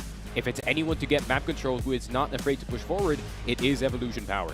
Since you're playing a best out of 5 in the playoffs, not best out of 3, you're going to be seeing Ankara no matter what, regardless of the results of Black Widow. But the narrative could be extended, as Black Widow and Ankara has a lot of things in similarity in terms of defense, in terms of offense, and like you mentioned, being able to activate your top players like VNC, like Zay, like YH, and like Action. That the same talk will be continued on going on to map number 3 as well. And if Qadsiah isn't able to take Black Widow back, and if they do end up losing it, regardless of the scoreline, then this might just be closed out by EP 3-0, just because of the fact that how close in similarity these two maps are. Sure, if they're able to take down Black Widow, then we might even see Qadsiah going 2-1 in the series thus far. Yeah, I was actually surprised that Qadsiah even picked sub-base in map number 1, right? I feel like ever since the new update on sub-base, they put roofs on the sites now, so that you can no longer throw any smokes from the outside, you can no longer set up any nades. You know, Qadsiah is a very setup-heavy team. So I really have no idea why they wanted to open with sub-base. Granted, maybe it is just a confidence pick. Maybe it's a map that they're not too confident on, so they do want to kind of remove it immediately. I mean, in Qadsiah's defense, sorry, I think based on the results, they did lose the map, but in terms of progression, at least for the side of Global Risk, they were performing pretty well too. Just their attacking angle has fallen behind, and hence the result being here, just like that, EP picking up sub-base away from Qadsiah. But now, going into EP's pick of Black Widow, will we see Qadsiah snatching the map away in the hands of Mino? I mean, this is also a question, right, for Feifei especially. Does his system still work in the year 2025? And honestly, it really does. It really does work in Brazil. It really does work for the initial regional finals. But up against a team like Evolution Power, who's all too familiar with that system, it is going to be a bit dangerous. So it is going to have to be a big step up for some of the players that we do have, VNC and Action, especially if they cannot get those openers. It's going to be XQQ sliding on right behind them. First is just going to be anchoring on site. You know, Mino probably going to have some A-short pushes from time to time, so going to have to be Alcad pressing on the gas first. It's going to have to be them getting control of the game first. I don't doubt you here, Sneaky. It's going to be a dangerous gamble. A very, very dangerous gamble that these two teams are posting up for. A lot is on the stakes. Getting pushed down to the lower brackets isn't going to quite cut it. And for Qadsiah, they are now getting inched away from the vengeance happening, dropping the first map. But now we are just about ready to hop into map number 2 of Black Widow. Reminder, this is best out of 5, not a best out of 3. So let's see how this one unfolds. There we go. Bit of a 2-1-2 setup. XQQ, this is what I was talking about, man. Early peaks already for the side of Evolution Power, but Feifei and Action punishing XQQ and Zay and YH from going too far forward in that mid-door position. And it seems like it is the Protect MG strat all the way in stage. Mino has slipped himself on by in spawn, but Silva has his number instead. So it is going to be up to first to try and see if he can claw all the way back to get this 1 versus 4. But Action already has a suspicion that he is right in front of him. Could be tough. First, he gets a quick scope off of the first player he kills. However, Silva was waiting with a sniper of his own, and there is the round. Qadsiah being able to open up the rounds nicely here, 1-0. Seems like Qadsiah expecting Evolution Power to kind of have that swift round number 1 strat once again, similar to what we saw on sub-base. But it seems like they're none the wiser this time, now expecting it. But Mino gonna have that priority of trying to get long A control this entire time, but the MG getting a bit more brave this time, wanting to get B Waters immediately so he can also get that short control. But the XQQ is gonna stay in base. I mean, EP finally pumping the brake pedal here, trying to play slow, but we've seen in the last map how Qadsiah is going to be able to play slow as well, turning the Brazilian Dehydrator on. And now they're on the side of Global Risk, and the timer ticking down is only going to benefit Qadsiah more than Evolution Power. So, getting interesting here as Qadsiah is going to start pushing out towards Waters, it seems, and they have full control. And if EP makes a rotation down the angle, could suffer from huge wounds being implied. And there is the rotation. Kind of very Vietnamese way of approaching Black Widow at the very moment. Ironically, isn't it? Evolution Power, yeah, very ironic. Falcons-esque, some might say. I would even say Twisted Mind-esque. Yeah, but let's not hope for a 10-3. Brutal. You're rubbing it in there at this point. Brutal rose emoji. I mean, with the smoke out now, EP looking to control towards middle, but Qadsiah's positioning can quickly respond to any bomb site getting aggressed, even middle as well, having 2 players. In less than a minute, 40 seconds on the clock, they are going to depict B as the final destination for this round. Silva, though. Ooh, good first shot from Silva. Y8 gonna be the first one down, but Silva missing the next 2 shots, but the action is gonna be there in order to get the refrag. 20 seconds left on the clock, and it is gonna be timing of the essence for the side of Evolution Power. Mino's already in, and he's gonna type the magical numbers on that C4. But a 3 versus 4, it's definitely doable, but first they're gonna have to remove him from the B water side. I mean, now flashes up and over. First is blind, then ever. Fefe swings in, gets one, but XQQ still stands strong. Action has to clear him out, and Action shots are ringing true. Qadsiah with a clean retake, and the Brazilian squad is getting very vocal behind us. And that's going to be the second round getting picked up, 2-0. Take your time on the defuse, bud. You can use the rest of the time. But it seems like they're just going to get the defuse. That was a textbook retake, too. Yeah, bad cover by XQQ, honestly. I feel like as soon as you just hear first getting shot, you just swing that immediately. I mean, Fefe had so much time to just drop down and get the sniper going. So XQQ, I think XQQ was low-key hoping, like, all right, first is going to die here. I'm going to pick up the sniper and make my own highlight play happen, but unfortunately, it didn't. Unfortunately, indeed, and this time, Evolution Power, they're looking to gain control towards long, has planted YH, or rather XQQ, deep in long. And realizing that the 2 players of Qadsiah was pushed out towards water, is going to plant Zay right by water as well. And for Qadsiah, like, all of these commotions are just about as fine, if you think about it. Bringing the clock down, not giving up much of a position, not giving any information as well. How many times did you stretch that part out, not giving precious information to the enemies? Quite tough. And at this point, Evolution Power has to make a wild guess, since not a single piece of information except Action making a pot shot in B bomb site, which doesn't really matter, is the only piece of information they have. Seems like B-House is the target here for the Evolution Power squad.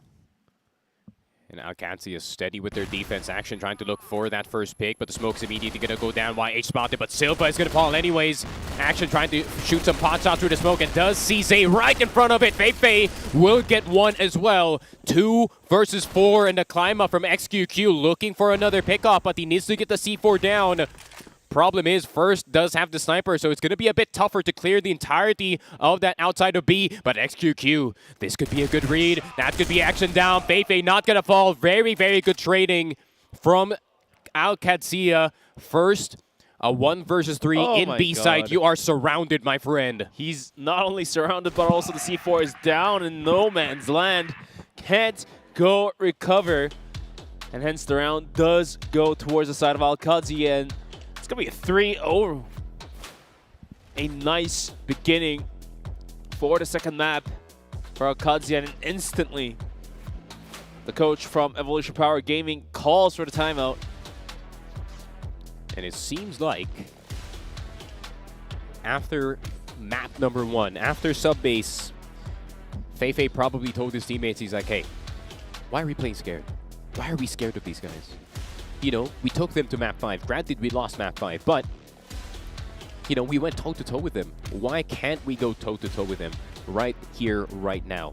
And this is a different mode of Qadsiah that we haven't seen in a while. This kind of braveness, this kind of unabashed confidence that we did see in their own region. And it seems like after the loss in map number 1, it actually motivated them to play a lot more forward, a lot more aggressive. And this is the Qadsiah that I would want to see in this series, unafraid to challenge these angles up against Zay, up against XQQ, and to kind of take them off of that momentum train that we did see earlier. And that is going to cause a timeout from Nice. And it seems like, from what I can see here, Nice ain't looking too happy. Oh, he is not happy. He is livid. I think he's more pissed off than 0-2 a couple days ago. Oh, for sure. 100%. And that's saying a lot. Oh my gosh. Going back to our lovely stage host, Taylor Reflections Noble, wanted to interview the coach of 0-2. Maybe he might have a chance to interview the coaches of this matchup of Qadsiah versus Evolution Power. Would be interesting. Mino already got Fei. So it seems like timeout working wonders, isn't it? Mino wanted to send a message early to Fei, to his fellow IGL. He's like, hey, I know y'all are 3-0, here's the but thing. no. If IGL is the first one to be fragged out, actually it does benefit the team. I mean, you're still a player down, but for the IGL, he can now fully micromanage individual players. Oh, for sure. That's a Fei special. Fei special. Okay, flashes up and over. And here comes the B push action. Booking it. No, he's going to run right in it. Gets one. And that does eventually slow down the push and slows down the plant as well. 3v4 retake cooking up, and Silva spotted out. He is going to lose about half of his hit points. He's going to swing up and over, but first, some way, somehow, still alive. It's going to be XQQ to take the kill onto Silva. I like how they're not planting. They finally put down the C4, but they're going to want to see if VNC is going to be willing to go for a full swing from the arches. But XQQ with the EBR has been very effective so far. VNC is going to have to shoot some heads out of position, but first is going to be faster with the TRG. MG, the only one left alive, and I think he's going to go all the way back to window A and think about what happened in this round. But Evolution Power off of their timeout. It seems like Nice said the same thing as well. Hey, why are we guys being scared? Why are we not facing them head on in these situations? We have YH and Zay on our team, so let's do exactly that. I mean, essentially, the early aggression by Qadsiah out towards B, deep in waters, it paid off dividends a few rounds ago, but this time, Evolution Power was clearing it out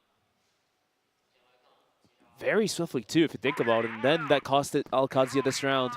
And coming into round number 5, MG is going to be posting himself in towards middle, and this might be punished. And as I say that, Zay just completely puts him to the sleep. And continuing to come through his catwalk, is VNC going to go down or hold onto his hat? And the answer was, he is sleeping on the floor, my man. Dropping down, 2 XQQ adds another frag to his pocket. His action is the last one alive, gets one, but he has to go through 3 more players. The C4 now rotating in from long. And Action is going to backtrack the trails of first, but now with the C4 being planted, he doesn't have a lot of room to maneuver around with. No, Action.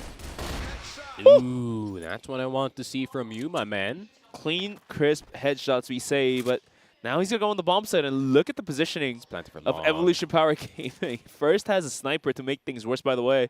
XQQ's gonna make that. XQQ's actually gonna make the rotation towards Catwalk. Probably doesn't need it even, as First has a great angle on the open plant. And Action, does he realize the push coming right at it? XQQ swings, and there's the kill, and there is the round. 32. Here we go. Evolution Power getting their stride back in this game.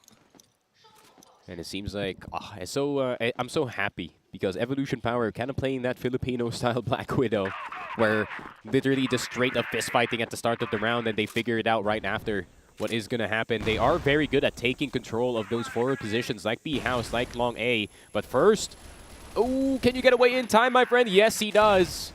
B Arch is a very dangerous position. XQQ trying to relieve the pressure, but he's going to back off immediately. But it is actually going to be a long A take. MG.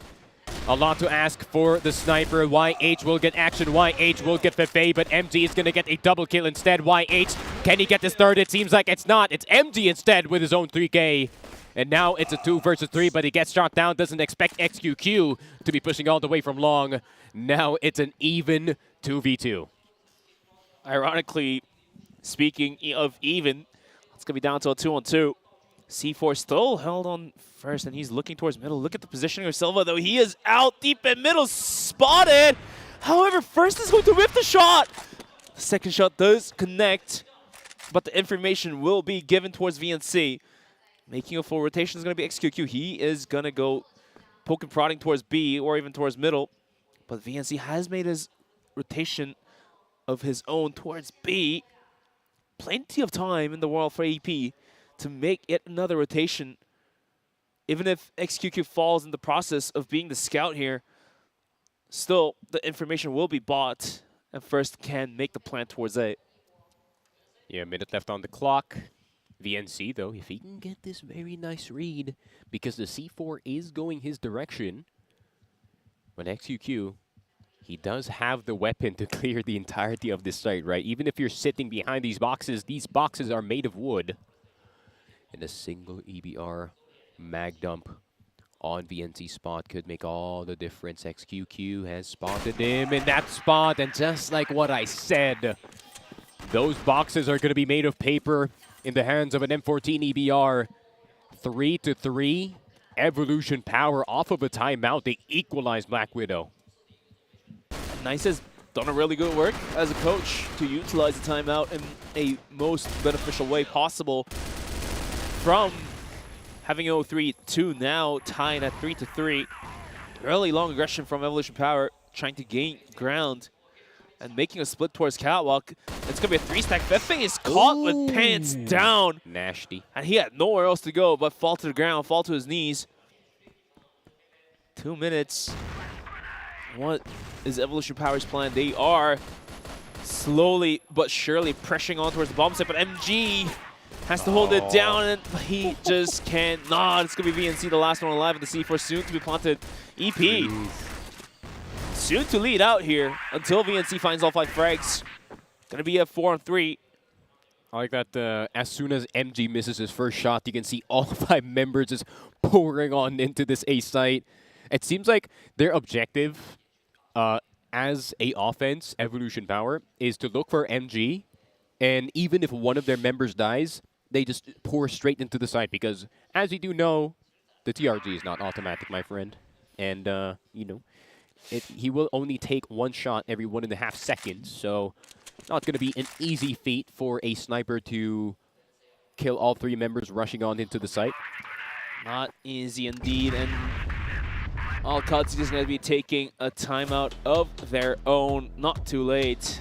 Could have happened a couple rounds earlier, but I guess they're going to use it now. I mean, the pace change is already there for Qadsiah, right? But it seems like Evolution Power off of that timeout from Nice.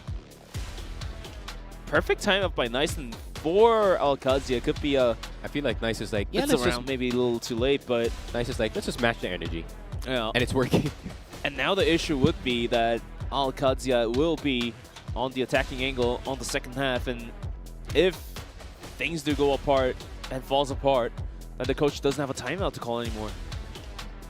They have to rely on the individual performances of the players and the IGL of Fefe to really break through the defense that EP is going to put out, and we've seen how EP is able to just hold on the bomb sites. Yeah, I don't even Proven on sub-beast as well, too, if you think about it. I don't even think coach is talking. It's all Fefe at the moment. To be fair, he is the brain of the whole Alcat squad. So you would trust him. It is his system. Just had a brief moment with both teams as they are walking up to the stage to say cheers and all that. And both teams were quite confident coming into this matchup, and the results do speak otherwise for now. Yeah. EP leading out 1-0, and then once again leading out in the round score, coming to map number 2, Black Widow as well. But quick reminder, only the second map of the series. This is the best out of 5 as we're in the playoffs, and Kara will be followed as map 3. Regardless of the results, it will be played. New compound, then port as decider for all 5 maps. But here we go again. Take it away, Sneaky. Yeah, XQQ on that long position. YH looking for 2 heads, and he spots both Silva and Feifei, and actually baiting them into his HK417. And there's 2 players on the site. They're out in the open now. Silva gonna have to be careful. No one is playing that stairs position. Instead, Zay and XQQ will get both. VNC and MG. MG is gonna have to get XQQ before he crosses on the site. He does have the C4 in his hands, but MG instead is gonna reposition. VNC is going to be tucked up in windows, but he's not going to be able to find much of a value until he springs out, of which that MG has to buy the room for his teammate to help him out. Till now, the C4 yet to be rotated in, and MG might just be able to make that rotation in towards Catwalk, and that might cause the mayhem for EP to not be able to take onto the bomb site. YH first to be spotted. MG whips the first one, and that's going to be critical. And now the C4 can easily make the rotation. Knows where both players are at. Minute 10 on the clock, and YH not going to be swinging. The C4 is now walked all the way up onto the bomb site. XQQ is going to post for the plant. MG has to swing this angle once again, but now with the C4 down, 3 pairs of eyes are going to be looking his way.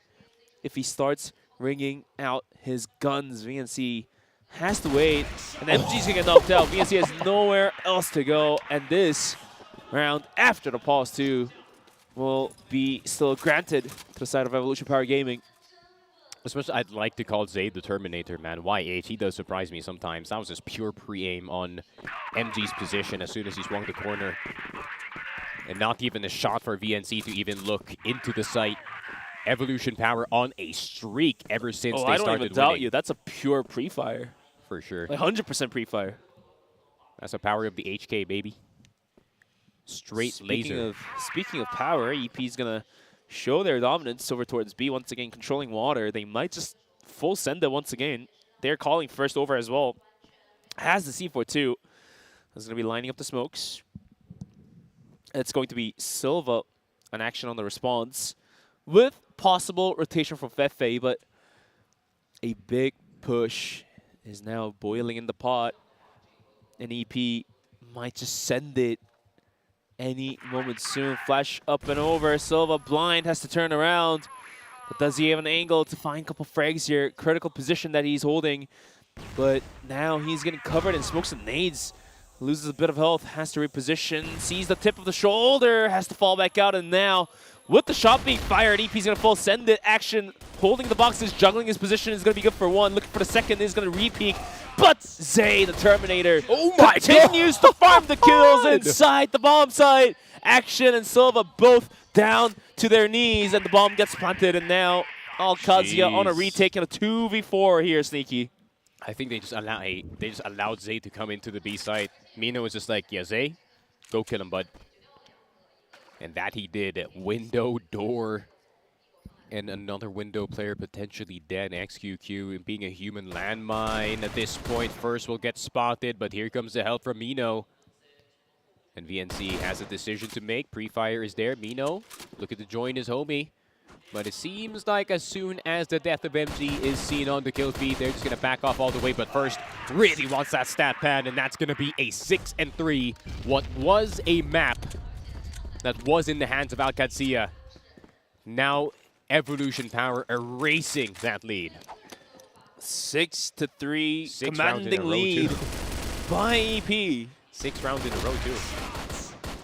All in consecutive manner, too. These replays, YH, that peak to MG, that's illegal. Oh my god. And speaking of illegal, XQQ is going to go on a sniper of his own. That's what I was talking about, man. And takedown action, one of the power rifler of the squad. Ouch. Quick swing, though, is going to punish them. And all of a sudden, the Terminator rings true for a 1, not 2, but 3 kills in a row. Shutting down the Brazilians. It's going to be 7-3. EP maintains their lead in flying colors, and that's all by the hands of Zay as well. He's back. He's back. So back. He is so back and so activated. As soon as someone told Zay, hey, it's CFS Grand Finals playoffs again, by the way, bud. And Zay is like, oh, time to play serious, time to lock in. And lock in he did. 3 kills, 3 headshots. And this is one of the things that I was scared about at the start of the year. Ever since the new guns came in, the first person I thought of is like, oh god, Zay is going to be so good with the HK417. And that I was right about. The taps are there. And Evolution Power, 7 rounds in a row in this game, not allowing Qadsiah to breathe at all. It seems like they have a rear naked choke, and they're not letting go anytime soon. Oh, Qadsiah stepped in the wrong swamp here. Getting suffocated by the minutes here, by the rounds. Only 3 rounds in their pocket, and Evolution Power already just 2 rounds away from taking the map point. This is just So much pressure here. XQQ even gets one before going down. And look at Mino now trying to get involved. Swings out from Catwalk and all sorts of aggression that Evolution Power is posting up for on the Global Risk is going to suffocate Qadsiah even further. Action will get first. Finally something on the board for the side of Alcad. A bit of an equal matchup. Mino with the timing. Turns around, doesn't get Silva. But they have an idea that it is going to be an 8-take. Feifei going to be a bit far behind from his team. YH checks him in that double doors position. Now they have no idea if anyone is going to come from that stage. Zay will get spotted and somehow, how does he get action?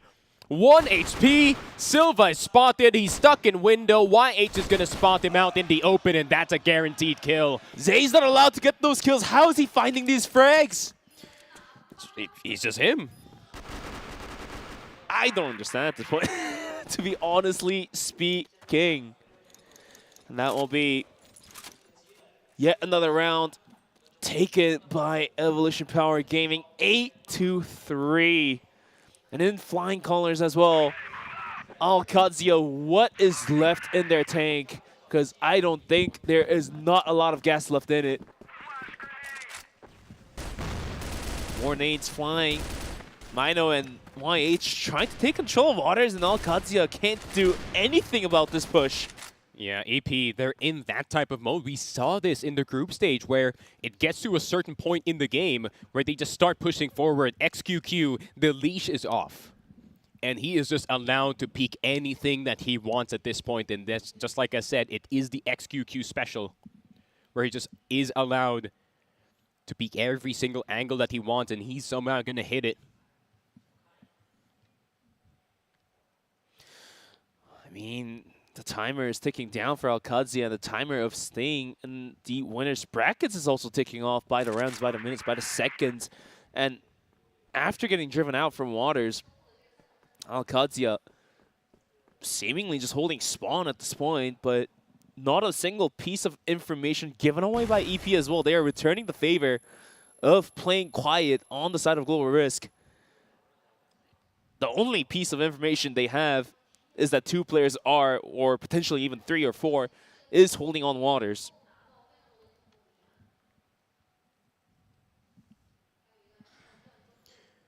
So it is going to be quite the hold for Qadsiah, but I think Evolution Power is just going to allow that YH wants to peek in, and he still gets Silva somehow, some way.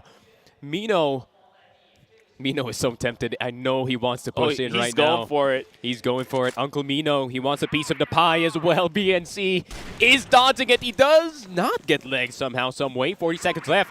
Qadsiah has a decision to make. Ooh, they're gonna push down towards Catwalk now. But there's only half a minute. Qadsiah, they're gonna go for this. However, MG was able to find Mino. It's gonna be Zay trying to get involved through the smokes. Action dodges the bullets as if in a scene in a Matrix. XQQ is going to not hit the shots in a 1v4 now, getting pushed in 4 different angles soon. Will be finding himself situated in top of windows. Will be going in and will be going out. Seems like 8 rounds in a row is the limit here for Qadsiah. They're not gonna allow 8 rounds straight, or at least 9 rounds straight from the side of Evolution Power, so they finally have something on the board, but still 2 points away from making this a 2-0 lead for Evolution Power, and that's going to do a number in the confidence of the CAD boys. Still not enough indeed. Needs to find more life in them. Youch. And the nade stack is going to put the hurt in Zay. He is standing on a single pinky here. It's about 4 HP there. While Qadsiah, after stacking the nades, are going to make a huge rotation over towards B, it seems. Yet, surprisingly, Waters controlled once again by EP. The Uncle, the IGL, isn't able to find much of a value, but it's going to be YH with 2 quick kills. The damage has been done, and XQQ dying to MG. So, in a blink of an eye, skirmish finishing off in 10 seconds will be put down to a 1v2 as first is now getting pressured down by Action. So, okay, I mean, first is just fine. Zay He died to still fall gets the damage. quick scope. Yeah, 4-HP wasn't quite going to cut it, but now MG has the room to make the C4 over to the bomb site and get it planted, and first realizes that will make the run. The sniper versus the sniper, and exactly same amount of utils being held by the each players, but unfortunately for first, he has to make the guess and find the position of MG, whereas for MG, he has had the time, all the time in the world to find his favorite position, and it looks like it's going to be behind the boxes. First is going to clear out towards waters, but the timer is ticking down. He's going to swing, and MG grants the kill and grants the round for his team. XQQ is hilarious, man. He hears like a single bullet whiz past him, and he's like, yeah, I'm peeking this. At the same time, Zay dying to fall damage isn't really ideal. No. So any death is not ideal. Any death isn't ideal for sure, but QAD now starting a bit of a stride on their second half push. And it seems like, just like how I said, this is a very Vietnamese way to play Black Widow. You know, 5-man control on one side of the map and the other. But at the same time, Evolution Power just allowed to have long A at the start of the round. But that's what we say, right? Globalization and diversification. Yes, words. Evolution Power Gaming adapting that of a Vietnamese style is a perfect definition of globalization here. Yes, sir. At the same time, you know, Mino, I think Evolution Power in general just really likes to adapt some stuff from the other regions. That's why they are one of the more unique teams when it comes to CFPL. Granted, they do not have the best playoff runs, they do not have the best group stage runs, but damn, once you put them in international play, they feel right at home. But at the same time, Qadsiah, what if I told you they're at home? They might be at home. They are home. It is. Chengdu. Yes. There you have it. But there we have it. 8-5 on the round. As Siki, what's your expectations for this round? Another A catwalk take? If XQQ misses, this is a full A take given to QAD. But Zay is here, man. Zay, such a dangerous angle to hold. But all the attention is going to go in the way of XQQ. He's still out in the open. Zay with the tap. Feifei trying to tap him out with the EBR, but someone's already right on his underside. YH, though, that's a very good cover. They didn't expect him to come from that LA position. MG will get Zay in return, but MG won't even stand a chance up against the HK417 of YH. Action, the only one left alive for the squad. His sleeve is up. You know, it's serious business. Serious business indeed, and Action is the last one alive in a 1v3. Spots YH, does not matter. Evolution Power Gaming now officially at their number 9, 9-5 on the score line. And here's the replay. Zay. Oh. I mean, the double take from XQQ, that's a gift. It's just unfortunate here, right? Like, I thought he died in waters, but damn, that's like that's the first time I've seen anyone die from that spot from fall damage. Oh, that's getting replayed when the whole series ends on the B-roll. I know what's gonna happen. Jesus. I know the prod's gonna just overuse that clip time after time. No, anyways, the wonder Zay is trying to really ramp up in this map so everyone forgets about what happened. No, no. All the replays are saved on our streams, so don't worry about that, Zay. We need to run that back at the It'll be on Weibo, it'll be on Douyin, so don't worry. But here comes another push, cooking up towards B. Mino will be fully nade stacked and wall banged. He goes down, YH has to hold it, only good for one, and now Zay swings in with a quick kill, but quickly traded out. Gonna be a 3v2. A good nade. Ew. I don't... Action is so paranoid about that double doors position despite MG holding it. XQQ still chasing for this kill on Silva, and he still gets it. The USP so effective in his hands, and now it's a 1 versus 2. First, does he know that MG is now in that stage side? He slips on by, but Action is now right behind him. What? MG in house side, but it's a 6-9 Action. He did get the behind. He did get the push, so it is going to be all fine. 6-9. It isn't as bad as earlier. That's for sure. Something's cooking. Oh, Qadsiah so close from finishing the dish here, but still 3 rounds away. Needs a couple more ingredients to finish the pot. And after a fast-paced take, what is their game plan here? Action tried to poke and prod down towards long, but was greeted by the bullets of YH. Fortunately for him, he does walk away with full health. And this seems to be yet another round going pretty slow for the info.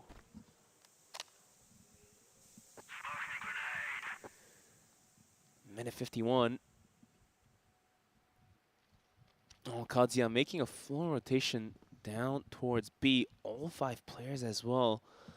That's going to be first and Mino on the peak. The nade up and over does find a decent amount of value on towards Silva for the hold. But here is the flashes and the smokes being set out. First has to hit the shots. He is going to whip both. And looks like the cross will be made in just a couple seconds. But the rotation is quick from Evolution Power as well. Mino rings true, gets 1 in his position, swings up and gets 2, looking for the 3rd. Can he get it? And the answer apparently was not. But already damage has been done. Silva and MG versus Zay in a blink of an eye. Zay, can he recoup some of the fame he has lost for that fall damage? The answer, it's going to be Qadsiah finding their number 7. I thought Qadsiah was in trouble there, not gonna lie. They were kind of stuck in that house B position.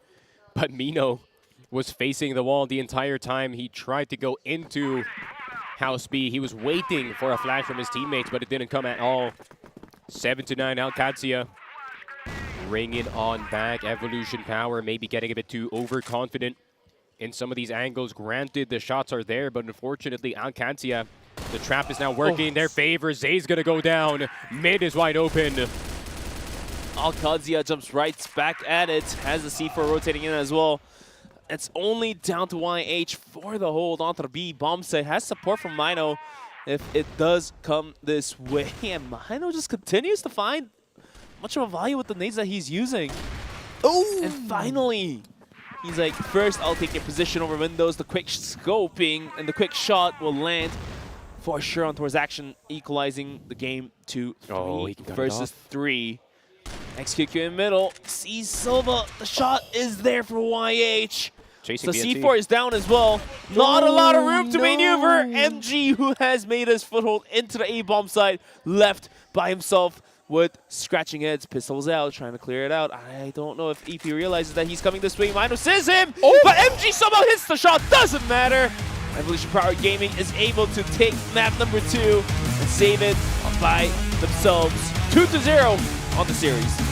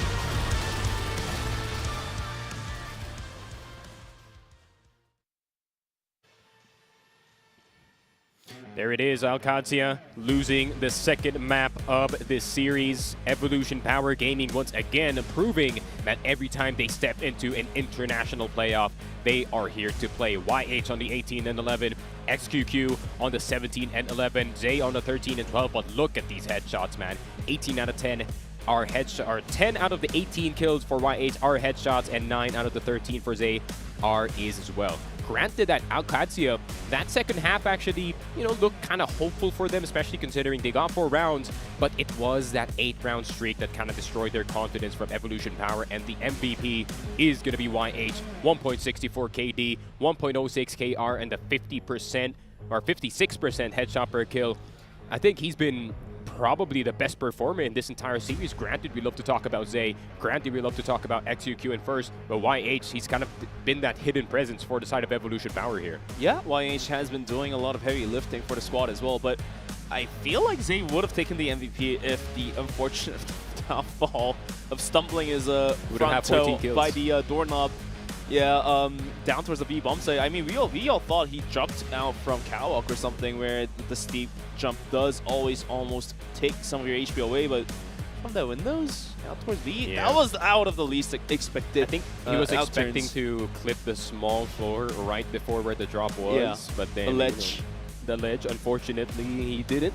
But hey, speaking of unfortunately, I mean, for Qadsiah, now there are 2 maps down, if you think about it. Subbase was their pick as the first map. That is dropped to EP. And now Black Widow seemingly had a decent chance to actually take it away, but Evolution Power also saving their own map pick. So they basically took a map away from Qadsiah and saved their own map pick. So it's 2-0. And extending upon what I just mentioned before coming to map 2, Black Widow and Ankara having the same very similar characteristics in terms of macro. Just looking at how well EP can play at the same time, how slow and just kind of suffocated whole squad of Qadsiah is, I think we're potentially looking at a possible 3-0 here by EP single-handedly shutting down the series in a 3-0. But it looks like we can only find that out in just about a couple minutes, as we are going to be taking a quick break to return with the 3rd map of Ankara. It's going to be Evolution Power Gaming versus Qadsiah. We're in the midst of CFS 2025 Grand Finals playoffs. 小时候，我总是和朋友们一起玩 CF， 我太喜欢 CF 了，所有比赛都不会错过。看到那些热情的解说，我也渐渐地被解说这个梦想所吸引了。就这样 ，CF 自然而然地融进了我的生活。长大后，我的目标始终只有一个，成为一名 CF 官方解说。所以，我每天都会分析比赛。每当 CFS 举办，我都会去现场。 向我敬佩的解说老师们学习，也会一起拍照留念。直到有一天，我能站在那个舞台，用我的声音去讲述比赛。在那之前，我的梦想绝不会停止。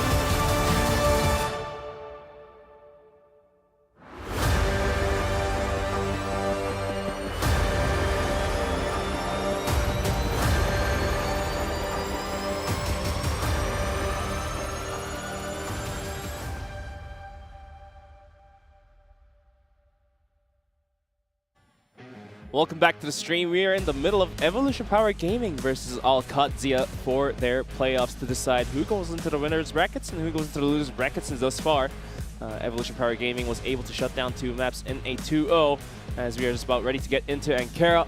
We're in the middle of CrossFIRE Stars 2025 Grand Finals happening right at the heart of Chengdu. Brought to you by Smallgate Entertainment and our lovely sponsors as well.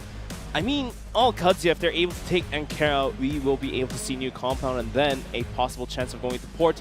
Definitely one of the best top maps for the Brazilian region, but might not even have a chance to go there because right now it's all EP's way 2-0. Yeah, 10-7, 10-7 too, right? Too similar of a scoreline, but at the same time, both of the maps actually played super differently, right? It felt like that first map, Qadsiah had a bit more of a fight ongoing for their side, but then map number 2 is like, hey, first 3 rounds, you can see how confident Qadsiah was, and then 8 rounds in a row. Evolution Power didn't allow them to breathe. Just like I said, it felt like Evolution Power had them in a rear naked choke, and it seems like they couldn't escape anytime soon. It took him all the way up to 8-2, and then they start to fight back. But I feel like at that point, it was already a bit too late. But for Ankara, I feel like it is more of a fair shot for the side of Qadsiah. It is a map that they do know like the back of their hand, and it allows them to play a lot more slower, to bait a lot more aggression from the side of Evolution Power, especially knowing EP is going to be a bit more confident going into this map 3.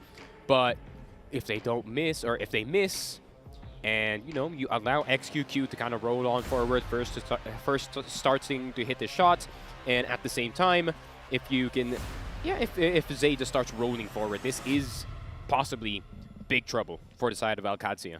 Big trouble indeed, and for some of these players to hit those naughty and nasty shots, gotta thank our official partner Ant Gamer for providing us with their top-notch monitor, 750 Hz, provided ultra high refresh rate as well. I believe the product that we use on stage is Ant 257PF. So for you guys that are tuning in, might be a nice little pickup for the New Year's, and upgrade your gear, upgrade your game, and fight on. For now, I feel like the rounds that played out, and I can only agree with you because on the first map, we only felt Qadsiah being able to put up a good fight is because the rounds that Evolution Power won had to come down to the wire. But now, moving into map number 2 of Black Widow, the rounds that EP won were pretty much a landslide. And for the rounds that Qadsiah won, had to go down to the wire. So maybe that was all the difference they had. And hopefully this short time we had for the break brought back some life, rejuvenated the players of Qadsiah because they're going to need it. Ankara, potentially the last map here tonight, or it could be a start of a new greatness for Qadsiah. They can always come back. We've seen them do it. We've seen them pull it off from a down to 2 maps to win 3 maps in a row. The possibility still stands there. Let's see. Evolution Power will be starting from that blacklist side. Qadsiah will be starting on that defense. So both teams will be able to play in their comfort zone, at least for the first half.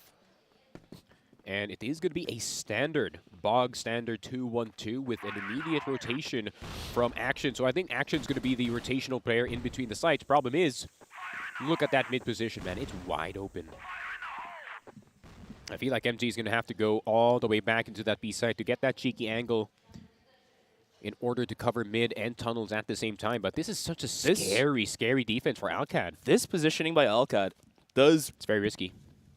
Pose for a risk down towards B. If Evolution Power does decide to split down towards B, if they all come through middle, even underpass, then it's actually going to be Qadsiah to box them in. But for now, EP's not really posing to take B. They're still lingering by middle, trying to gain any piece of information, trying to wiretap into the sounds any moment soon. And finally, Action is going to be in the Windows angle to provide some defense. He might have the timing. He sees the players cross, though. The information pass flashes up and over. Action. It's going to be Silva to find the first frag. Action is traded out. Zay is going to go down as well. Silva continues to farm the kills. All down to the ends of mine when XQQ in a 2v4. The C4 is in the bomb site, but at the cost of losing himself as well. XQQ stuck between a rock and a hard place. can get the C4, has 40 seconds to work with, but 4 players of Qadsiah is a tough one to do. Trigger discipline on towards Silva, but doesn't matter as there's 3 more players he has to go through. Waiting gets the shot done. Now he's hugging one part of the wall. Can cover one of the angles, but there's just too many of Qadsiah. Then jumping down to the underpass. Not going to cut it. And this time, once again, I mean, honestly speaking, even for the 2 maps they lost, Qadsiah always started out as a leader. And after a pause, a nice call that the Tactics Minor delivers it, and EP makes a run for the comeback. And they almost always do it too. So are we going to be looking at the same sort of progression for map 3 as well? It's possible. Haven't seen them pull the trigger on the timeout just yet. And it looked quite scary for the side of Alcad. Not going to lie, mid position was wide open, but it was actually a bear trap. Because Silva actually checked all the way on the inside of Hotel, all the way into spawn, so they do know that they're not going to come from that direction. But mid control once again in the hands of Evolution Power. Action is still all the way in A, so the rotational player is not going to be there. Silva playing that second mid position. That crouch spot, but MG. Oh, the jiggle. He's like, oh, but the unscope there from Silva. Unfortunate timing. MG going to have to make a highlight play, maybe get 2 or 3 members here of Evolution Power if he does want to get control or keep control of this B site. We know he's capable of doing so. Has some support from teammates, but now he's getting completely boxed in. Is spotted out, and he is down and dusted. And speaking of getting down and dusted, is the rest of his teammates except VNC. Had only 5 kills in the last map. Needs to find a couple more. Here's a clean headshot getting connected. Needs to find 4 more. Will be a huge, valiant effort to take an ace and take the win here. He's just fall back here. And looks like he will. Yeah, mini timeout. Mini timeout. Rub the eyes. Rub the eyes. You know, incline your morphling chair. Try and see what's up. I approve. Yes. Yeah, get that lumbar support going. You're going to need it. Since all us gamers are post or the risk of a back pain. We'll see what goes. But now, EP will get a round of their own, and early on is going to be a tie. That Silva just farming kills on the bomb site. That's why it's very difficult to get these sites without any tunnels control, because that's just allowing the entirety of ramps to be like a sniper's nest. Oh, first. Never mind. I thought there was someone in high mid, but it's just action transitioning back into A site. Still have yet to see an A setup here from Evolution Power. I mean, they are finding success down towards B. Might as well as get some more info out of it. Silva, gotta be careful here, bud.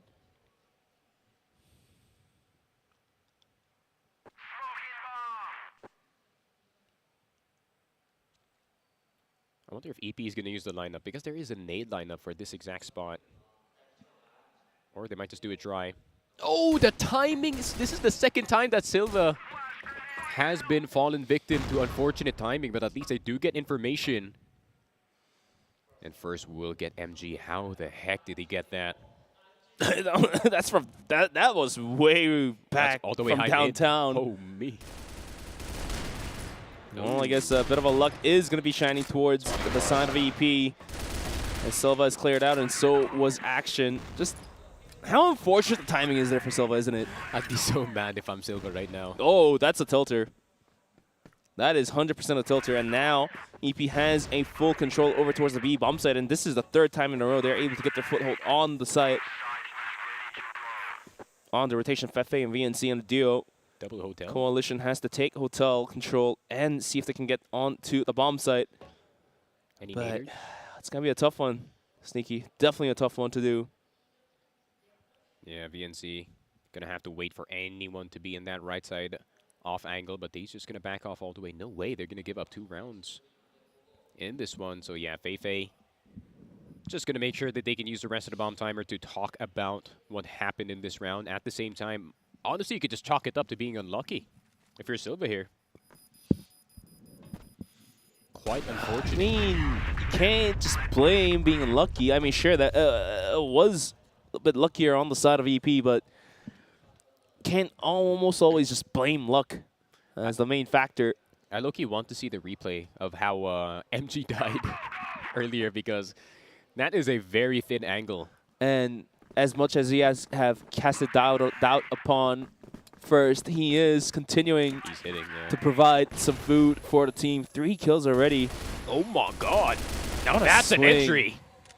I mean, did Qadsiah have to go out this aggressive in all different angles, out towards middle, out towards 8? This is reckless driving at this point. Yeah. For Qadsiah.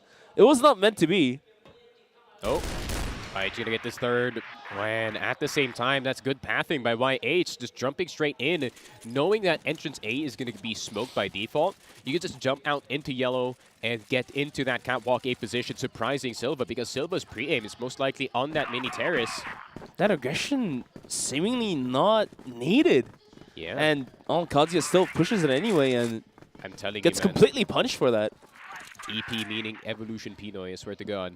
What? That aggression is crazy, that you will only see in my region, bro.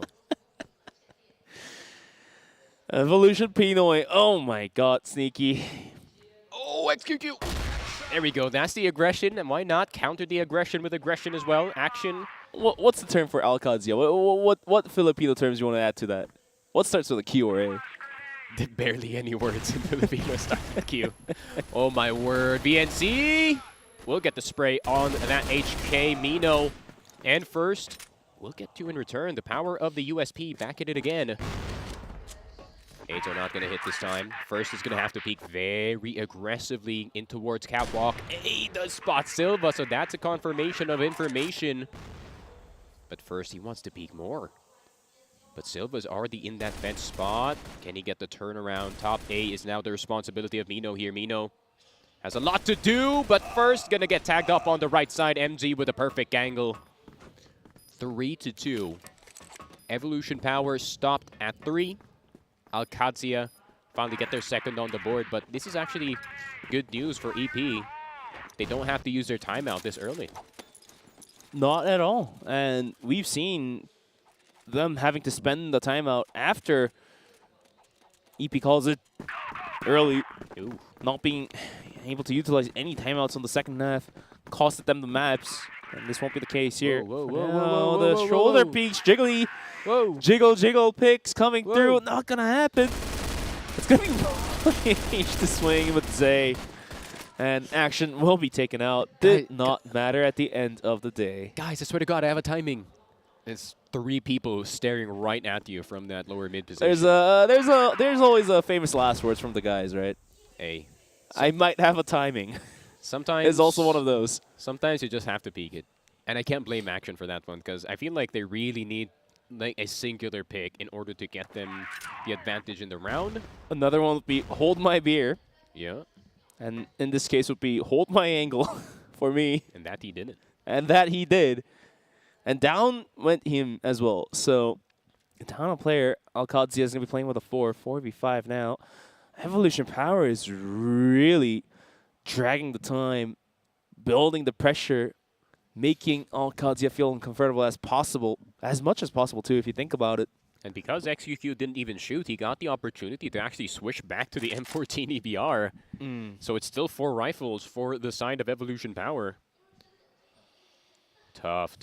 No mid control whatsoever. So no mid control. It's a guessing game. Not a lot of utils, at least not a single smoke, it seems, for Qadsiah. And EP still holds on to a hefty amount to go for an execute if required.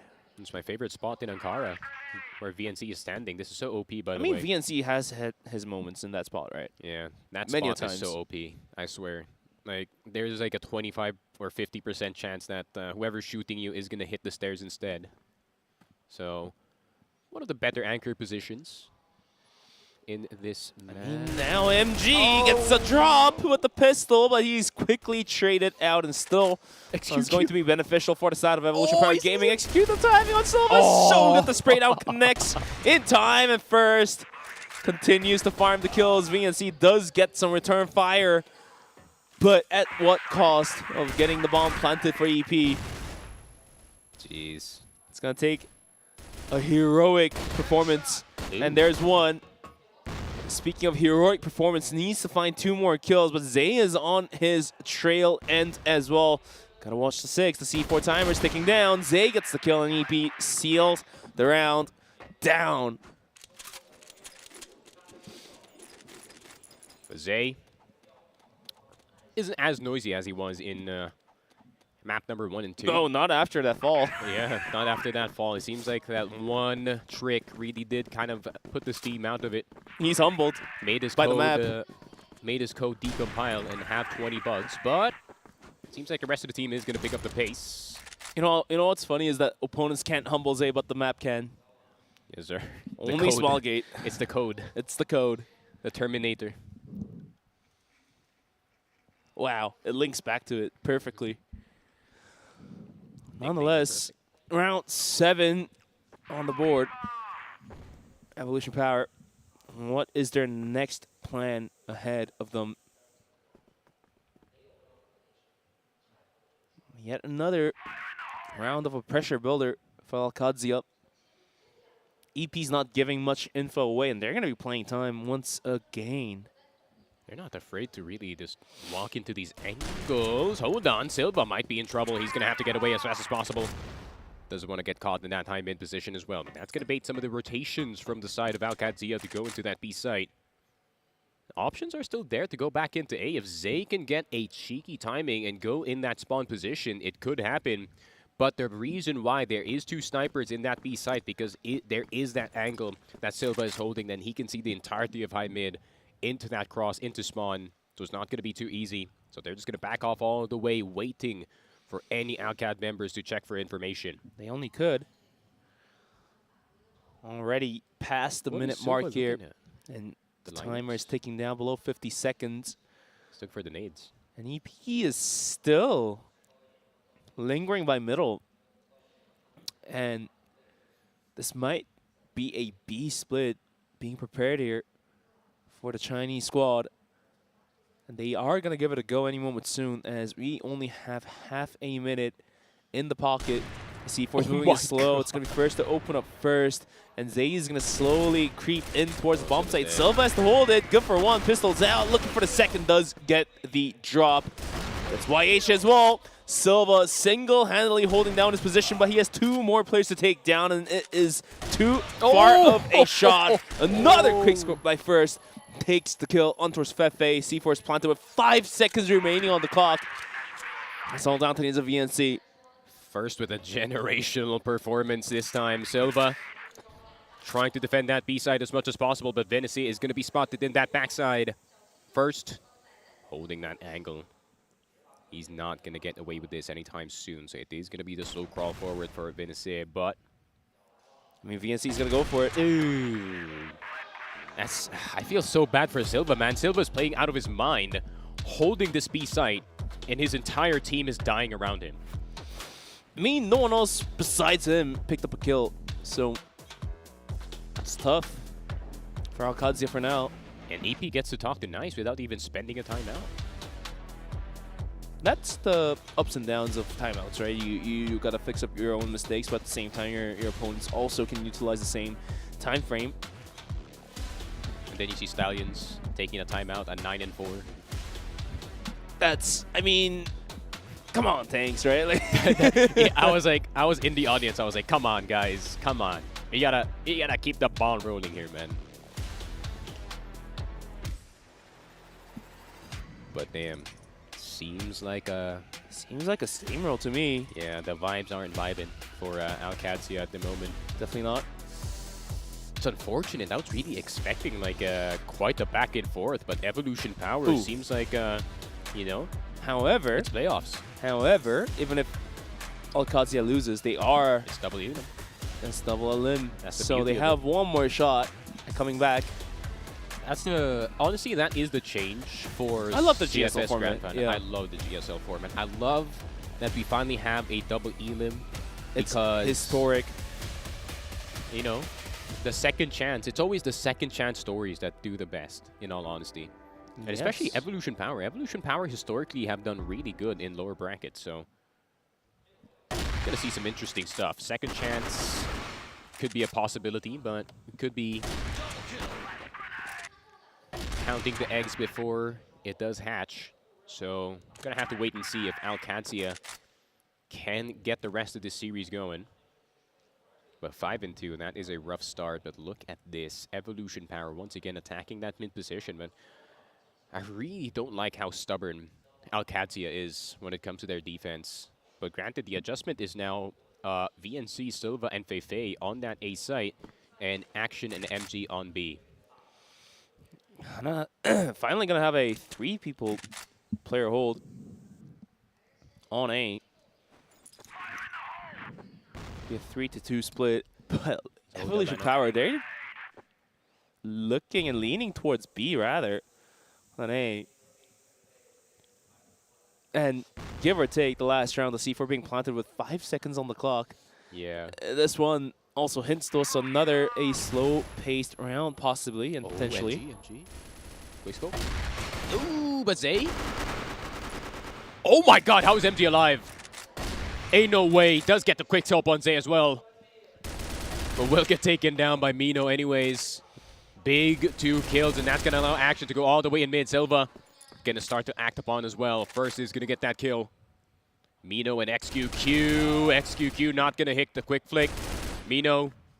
Uncle Mino is going to try to go for a 1v4 here. Silva, insta-gib, insta-dink, and insta-dying.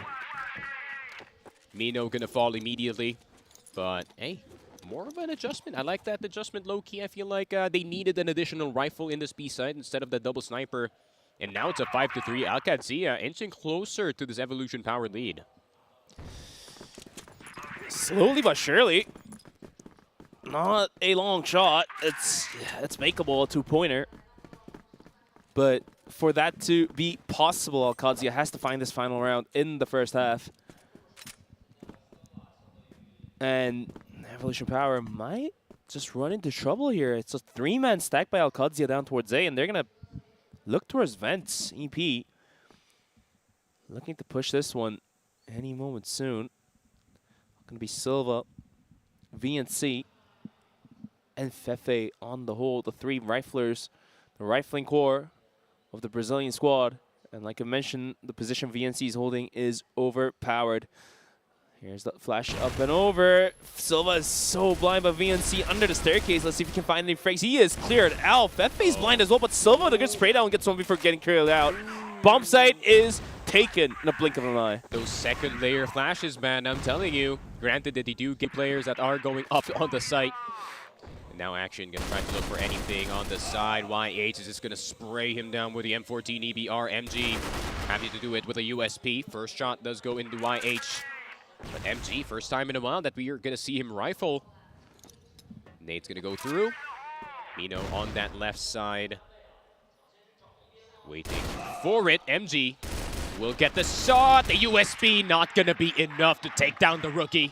6-3. Evolution Power. 3 points ahead before the half turns.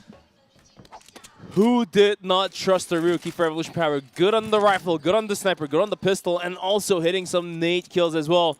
First, lifting most of the heavy weights for the team.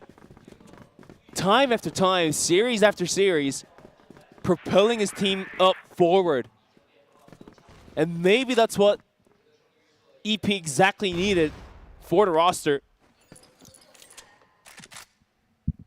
To be fair, they did just one-to-one replace YZK.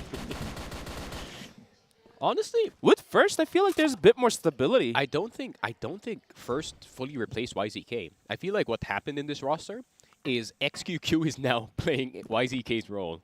True. But no, what I'm saying is 1,000 times more aggressive. Having First over YZK, I feel like there's a bit more stability.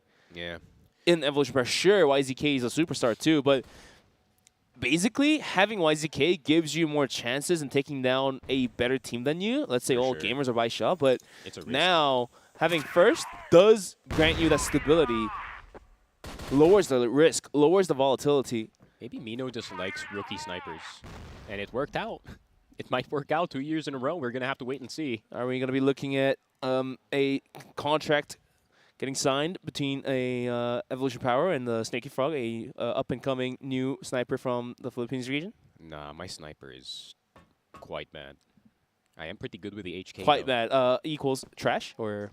I mean, when the time is needed on Ankara, especially. I mean, here's will have to yet pick another push from Qadsiah, looking for a push of their own. YH has to hold this one down. Good for one. How does even? He's not even supposed to get those. An MG finally ringing true. Gets his quick scope down. And Silva will continue to put the hurt. And Zay on the rotation. The Terminator may not have seen the players. He does pull up the 180 thanks to the end gamer monitor. Gets the kill as well. Down to 2v3 on the retake, but the C4 is now planted and the timer is ticking away from Evolution Power Gaming. Yeah, they're going to need to double take along here. Good nade. Here we go. Retake for the side of Evolution Power. Top A is going to be the choice here for action. Vinicius will be playing that room A position. Silva out in the open. Having to be careful, and Zay actually getting shot by his own teammate. But there's no friendly fire in this game. Unfortunately, is not needed. 6-4. Qadsiah getting themselves some breathing room in Ankara, but still, there is that timeout in Evolution Power's back pocket. Taking a look at that last round of the first half, and YH once again being such a thorn on the side of this Qadsiah players and action. 900th kill in the international play, and I think just in general. So he's getting up there with the greats. I think N9 is on his 1700th. And for the other regions that don't use that kind of language, it's 1,700th kill. For now, though, Evolution Power on the defending side has to hold off the aggression that Qadsiah is posting out to. And the first round coming to the second half, Qadsiah had a pretty clean run of a show to pick up a round. And from a 6-3 double score, now we're at 6-4. EP should be worried that Qadsiah may just catch up in a blink of an eye, and these rounds could go very, very rapid. Yeah. EP's running double sniper B now, too.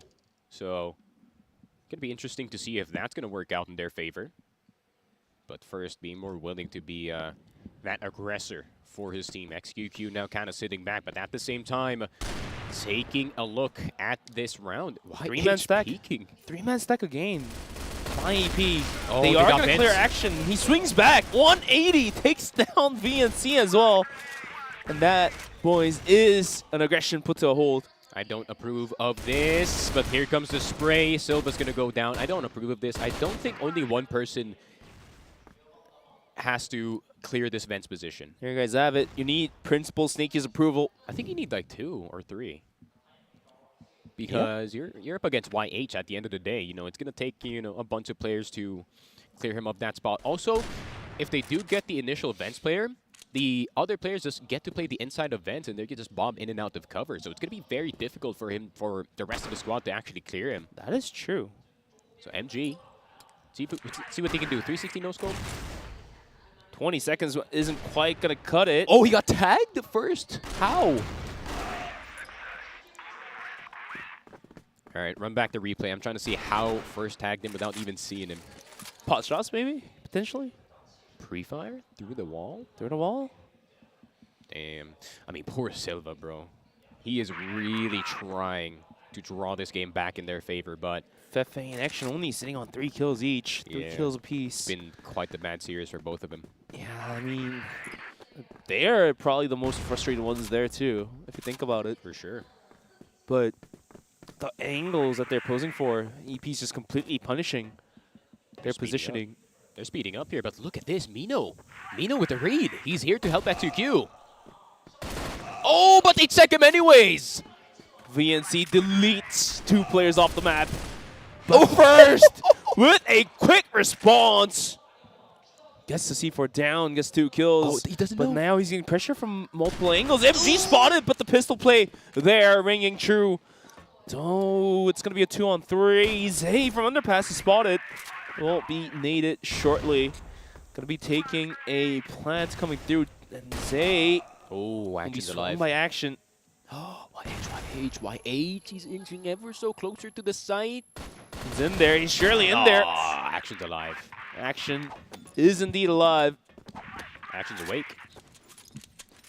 They have to wait, they have to get activated as soon as possible before it is a round too late. Still, the hopes are there. 7-5. But EP is still in the lead, and they still do have 2 maps under the belt. CQ. Flash on over in towards this hotel spot. Nate's going to be good in order to get some damage on Silva, but it's not anything too significant. B-side could be wide open very, very soon. But look at this defense from the side of Evolution Power. They want to cut off the rotation of this Alcad squad, and First is not going to be afraid to take this. Fefe is going to be the first one down, and they're going to run away as far back as possible. And I like that Mino even considered that there's someone going to be inside of that catwalk A position, and YH on his own. I mean, YH is double checking all the angles, and here comes the actual push towards the A bump site. YH is going to find a different position to hold with Zay. And Action and VNC is going to lead the charge in towards Vents. They are going to make the move in towards the staircase. YH! What? How's he finding those kills? Finally taken out, but Zay sees the bomb, gets 1 kill. And that buys enough time for the rotation. XQQ is already in there. MG has to hit those shots to save the round for the team. Sure, the C4 is recovered by Silva, but the moment Evolution Power sees the bomb getting planted, they're going to get it going. Then Nate also putting so much hurt, and finally XQ taking his life away. It's MG versus the world again. Season 52 Gonna have to of be the show. He has to do it. He's going to do it. The answer apparently was not. It's going to be Evolution Power Gaming taking round number 8 for them. 8-5 on the scoreboard.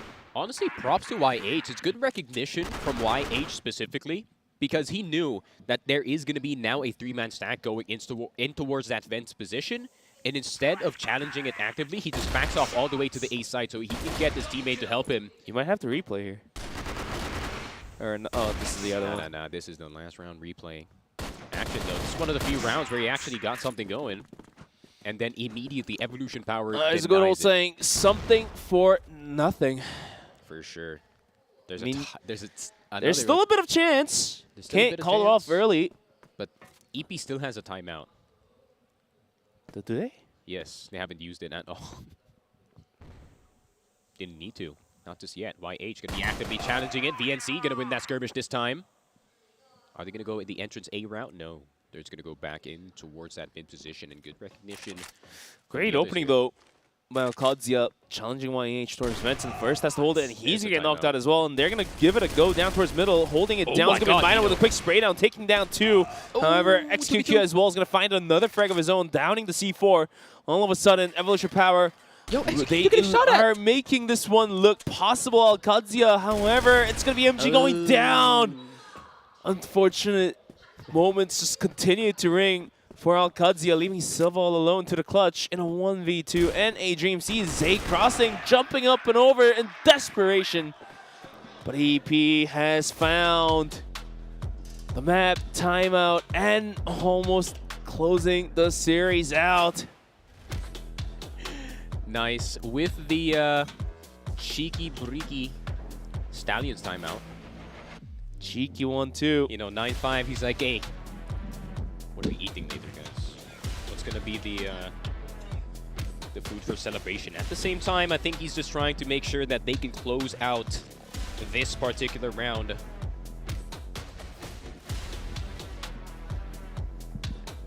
Let's see if they can kind of stop this early. You don't want any more round from the side of Qadsiah here. I mean, Qadsiah is desperate to stay alive. They are so down, though. Look at Fefe. He looks distraught. That's a long... I mean, 4 rounds is a long shot, but... They only got 1 round out of that timeout. They can technically take us into overtime, and the moment they do get into overtime is potentially a chance for Qadsiah to start something great. But thus far, it seems Evolution Power Gaming is a 2 steep of a cliff to climb. First two maps, down went towards the EP, and now in the third map of Ankara, which seemingly is Qadsiah's pick, is also not going so well. Like I mentioned, Black Widow and Ankara having a similar characteristics in terms of map style. The results may speak for themselves, but here we go. Here we go, Evolution Power on the precipice of ending this series, and that I feel like that timeout, they just wanted to go for a full raid in that B site instead. But Qadsiah, they could have the read on this A site. Silva, who's been leading the charge in this map so far, 109 on that ADR. But Qadsiah could have a fortunate read on this A side, but that re-smoke, the lineup all the way from exit A, is actually going to dissuade Qadsiah from taking that A site, and the timing is so fortunate. They're using the one time here, using the strats. VNC about to be contested. XQQ has he saw him. I think the shoulder piece, the info is given, but look at the positioning of Qadsiah. They are looking towards middle. The C4 is down there as well. Only player holding B is going to be first. What? The sniper. Rotating back in towards middle is going to be Mino. And Qadsiah scrambling away from A. Will be looking to push in towards underpass, it seems. 4-man push cooking up in the pot. But look who is holding down towards a long area of B. It's going to be first. And Mino on top of the bomb site. Flashes up and over, and Qadsiah is fully sending it first. Can he respond in time? He's going to make the peak. The smoke is going to dissipate his vision. Silva's watching it. Silva's definitely watching it, but first he has to get the shots going. Pot shots through the smoke, so close, yet so far. And Qadsiah is going to be able to make their footing into the bomb site for a possible plant, but the retake from EP is coming in hot as well. YH for the huge double. Zay's going to swing as well. All of a sudden, in a blink of an eye, MG is the last one standing, coming through on underpass. And the rest of the squad is still looking right at it. Qadsiah is taken down. EP chops them. That's going to be 3 maps taken in a row by Evolution Power Gaming.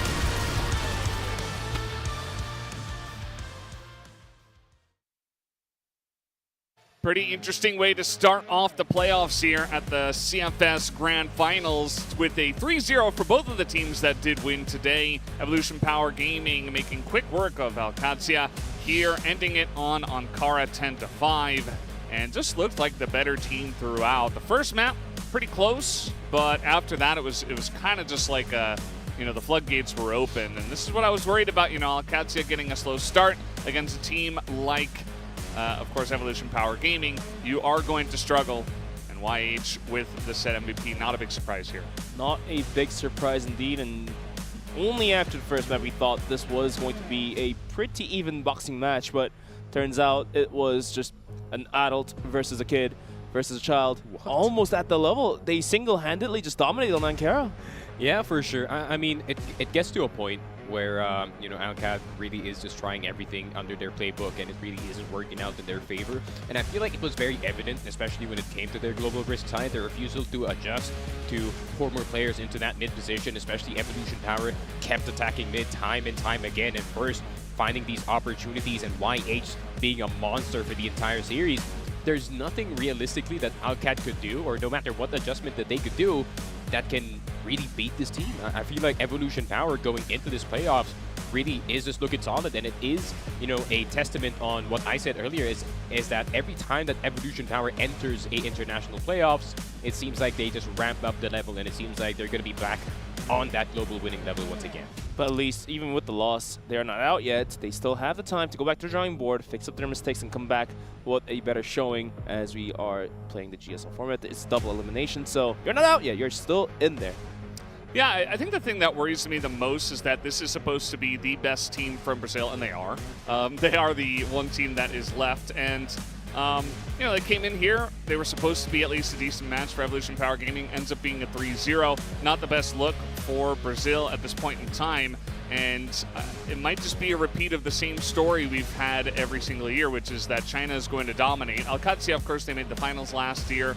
They made it pretty close, but not able to capitalize there. So hoping that they can get back on the horse and represent their region very well. But as we were saying, you know, the Chinese team sometimes in group stage it can be a little bit iffy, but once we get into playoffs, they just really take off in terms of their skill level, especially in best of fives, just becomes a totally different beast. So going to be very scary, and you begin to wonder, you know, which team is going to be able to take out some of these Chinese powerhouses. And at this point, I think it's only Stallions. Like, I don't really know if there's I mean, they've done it already. Does that mean we're the second best region again? Yeah. I mean, potentially. Stallions has already proved themselves by taking down by Shah, and they time again proved themselves once again too. So are we looking at the rise of your region here, Sneaky Frog? Rise again of my region. Rise above. It only took 6 years, but you know, I am very happy of the spot that we are in. But at the same time, I am kind of saddened on the state of Qadsiah, because that's it's not so long ago that they were kind of just dominating. You know, even on the international stage, you know, MG was kind of out-sniping everyone. We saw Ashen and Vinicius really popping off on those rifles, right? But it seems like, you know, Evolution Power has flipped the switch when it came to this, when it came to playoff time, especially YH, right? YH had to kind of pick up the slack, especially when it came to map number 1. You know, Zay was kind of like offline for a bit. First was kind of struggling. You know, XQQ, I feel like he was still kind of adjusting to his new role of being a half rifler, half sniper, and it seems like, you know, he has done that role very, very well. And I would say that First has done a very good job, despite being a rookie, finding opportunities for his team. And similar to what XQQ was doing in his rookie season, he is just as aggressive, just as assertive, and he's not passive whatsoever.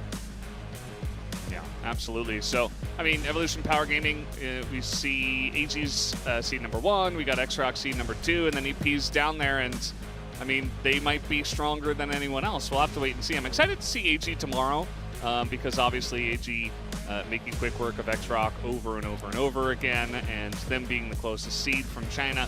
It does feel like AG should be the best team by and far at this point in time. Again, maybe only Stallions is the team that can really challenge them. And then you've got like this cool story in Evo's Arc as well, where, you know, second place team from Philippines, you know, that maybe they're not quite on the level of Stallions, but we don't know exactly what they're going to look like in a long playoff bracket, and maybe they can be a nice dark horse. Other teams that we have, you know, Gaming Gladiators, we're going to see them tomorrow as well. Try to carry the torch for West and be that number 1 seed and prove that you deserve that number 1 seed after the 3-2 in regional finals over Rock Esports. And it's not going to be easy for them, but I'm excited to see what can happen. Yeah, it's just funny, not gonna lie, that Evo's in their second seed run going into the tournament has done way better than those times that they were actually the first seed in the tournament. So I am looking forward to that Spoxy versus Zetra matchup. You know, Zetra is now starting to turn up in his respective series. Foxy, of course, after having not so good of a season going into the last CFWL, now is back fully operational for his squad. And now with them being the first seed and Gaimin, you know, having a bit more time in terms of preparation, I feel like this could be a very good series, and it could go the distance, that's for sure. Definitely could go to distances, but just not making it today was going to be Qadsiah versus Evolution Power. And looking at how the games progressed out, first map, sure, it was very even, so to speak, but at the end of the day, it was Evolution Powers. And then going to map number 2, I believe that was Black Widow. That was when the IGLs really started to shine. FA started fragging out, and then Mino as well was able to micromanage his teammates to take those choke points and take those key positions where you saw players like Zay just being able to mow down 3 players, 4 players, and then Burst, of course, being able to gun down 3 players, 4 players. Of course, that's going to be nobody else but Burst to take that match MVP. I think that this is well-deserved as well. Yeah, absolutely. Guy is really on fire, and it's going to be the second time, I believe, that we end up talking to him on the stage. And yeah, going to be awesome to hear what he has to say after moving into the upper bracket of playoffs. Not an easy feat to do in the most competitive CROSSFIRE tournament that we do have in the world. But guys, we have the interview ready. Let's hop over to the stage right now.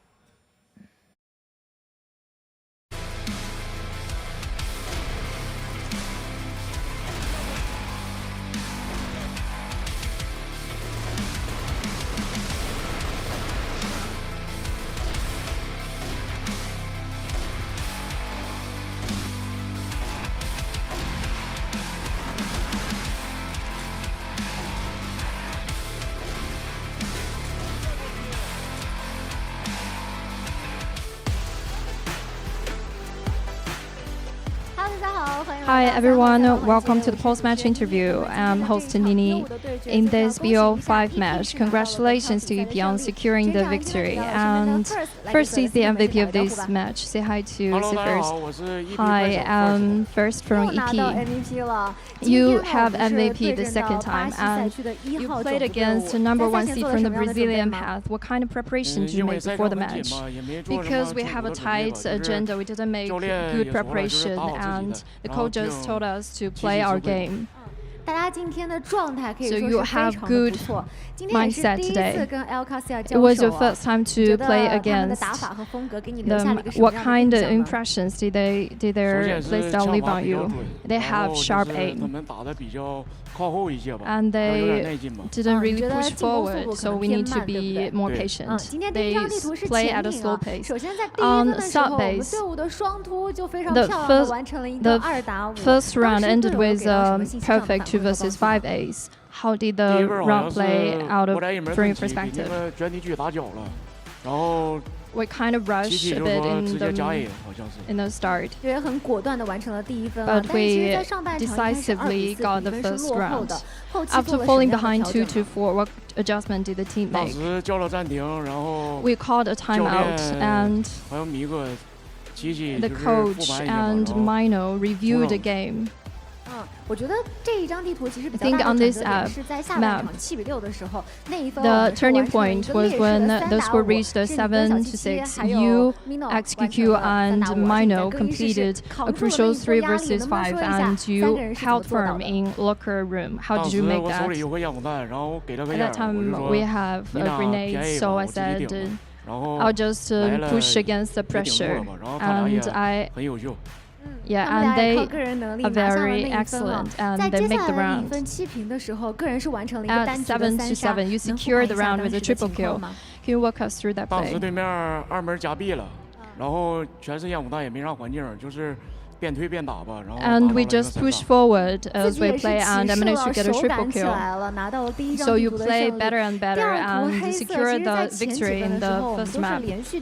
In the early backside rounds of Black Widow, you lost points. What's the reason?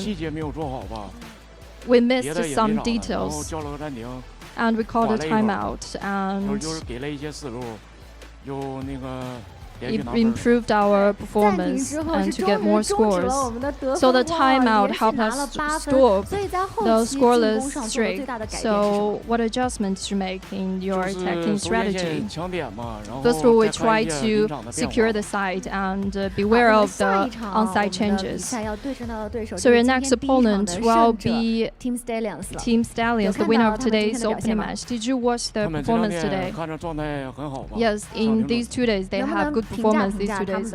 Can you review their playstyle?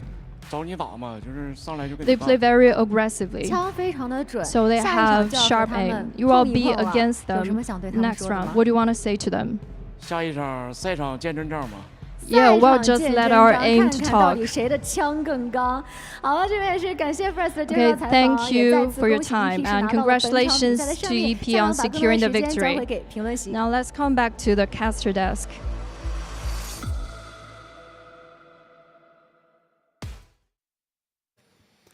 Thank you so much, Nini and First, and our lovely translator for breaking that all down. Great to hear from him. Nothing too groundbreaking, but it was interesting to listen to his thoughts on Stallions, saying they play very fast, very aggressively, and they're watching them. Of course, that is going to be a matchup in the future. Probably a couple of days from now is what I would imagine. Maybe 3 days out, so make sure you guys are tuning in for that one. There's going to be the next Chinese team that is challenged by Stallions, so it's kind of that next step where we get to see, is Stallions for real, or is EP just going to bop them?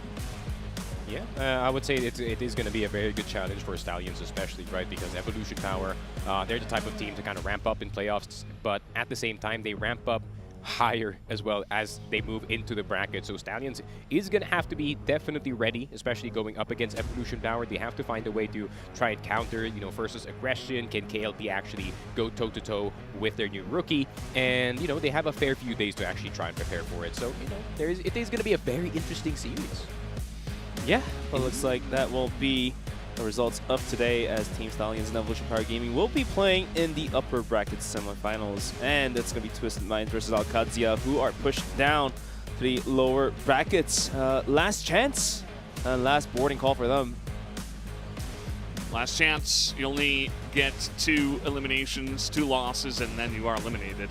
And we'll have to wait and see what happens tomorrow as Gaming Gladiators go head-to-head with Evos Arc first. That will be our first quarterfinals match of tomorrow, and then we have All Gamers versus X-Rock, the Chinese matchup, which happens quite a lot and happened a lot over at the regional finals. All Gamers 7-0 versus X-Rock in maps at the regional finals, so we'll have to wait and see if X-Rock can get some revenge or if AG is really just that good. And for the side of Gaming Gladiators versus Evos Arc, of course, Evos Arc being the underdog here, but I feel like they're living in a Kelly Clarkson song almost. What doesn't kill them makes them stronger. Against VP, they learned and they used that experience and translated it into a win again in the group stage and pushed themselves into the playoffs. So if they are able to survive against Gaming Gladiators, then that's when we really talk about Evos Arc even further, almost at the level of Stallions at that point. But if they get knocked out to the lower brackets, I think we're safe to say that's the best run they can make. Yeah, for sure. I feel like, especially with that Evos Arc, what we've seen from their group stage run, I feel like their macro is now starting to work in international play. Elvin's Lurks is actually now starting to, come into fruition here, and Zetra is now starting to, climb up slowly in terms of his level. But, Evos Arc is still a big, big mystery, especially, first seed CFWL Gaming Gladiators. Spoxy is very, very good and is going to be a true test on how far they can go with their slower kind of play, because they're kind of like this stark opposite of Stallions. They do love to take their sweet time, so it's going to be very interesting to see. It's going to be an awesome day tomorrow. Hope you guys do join us once again for the CFS Grand Finals 2025. We will see you tomorrow. Have a good night.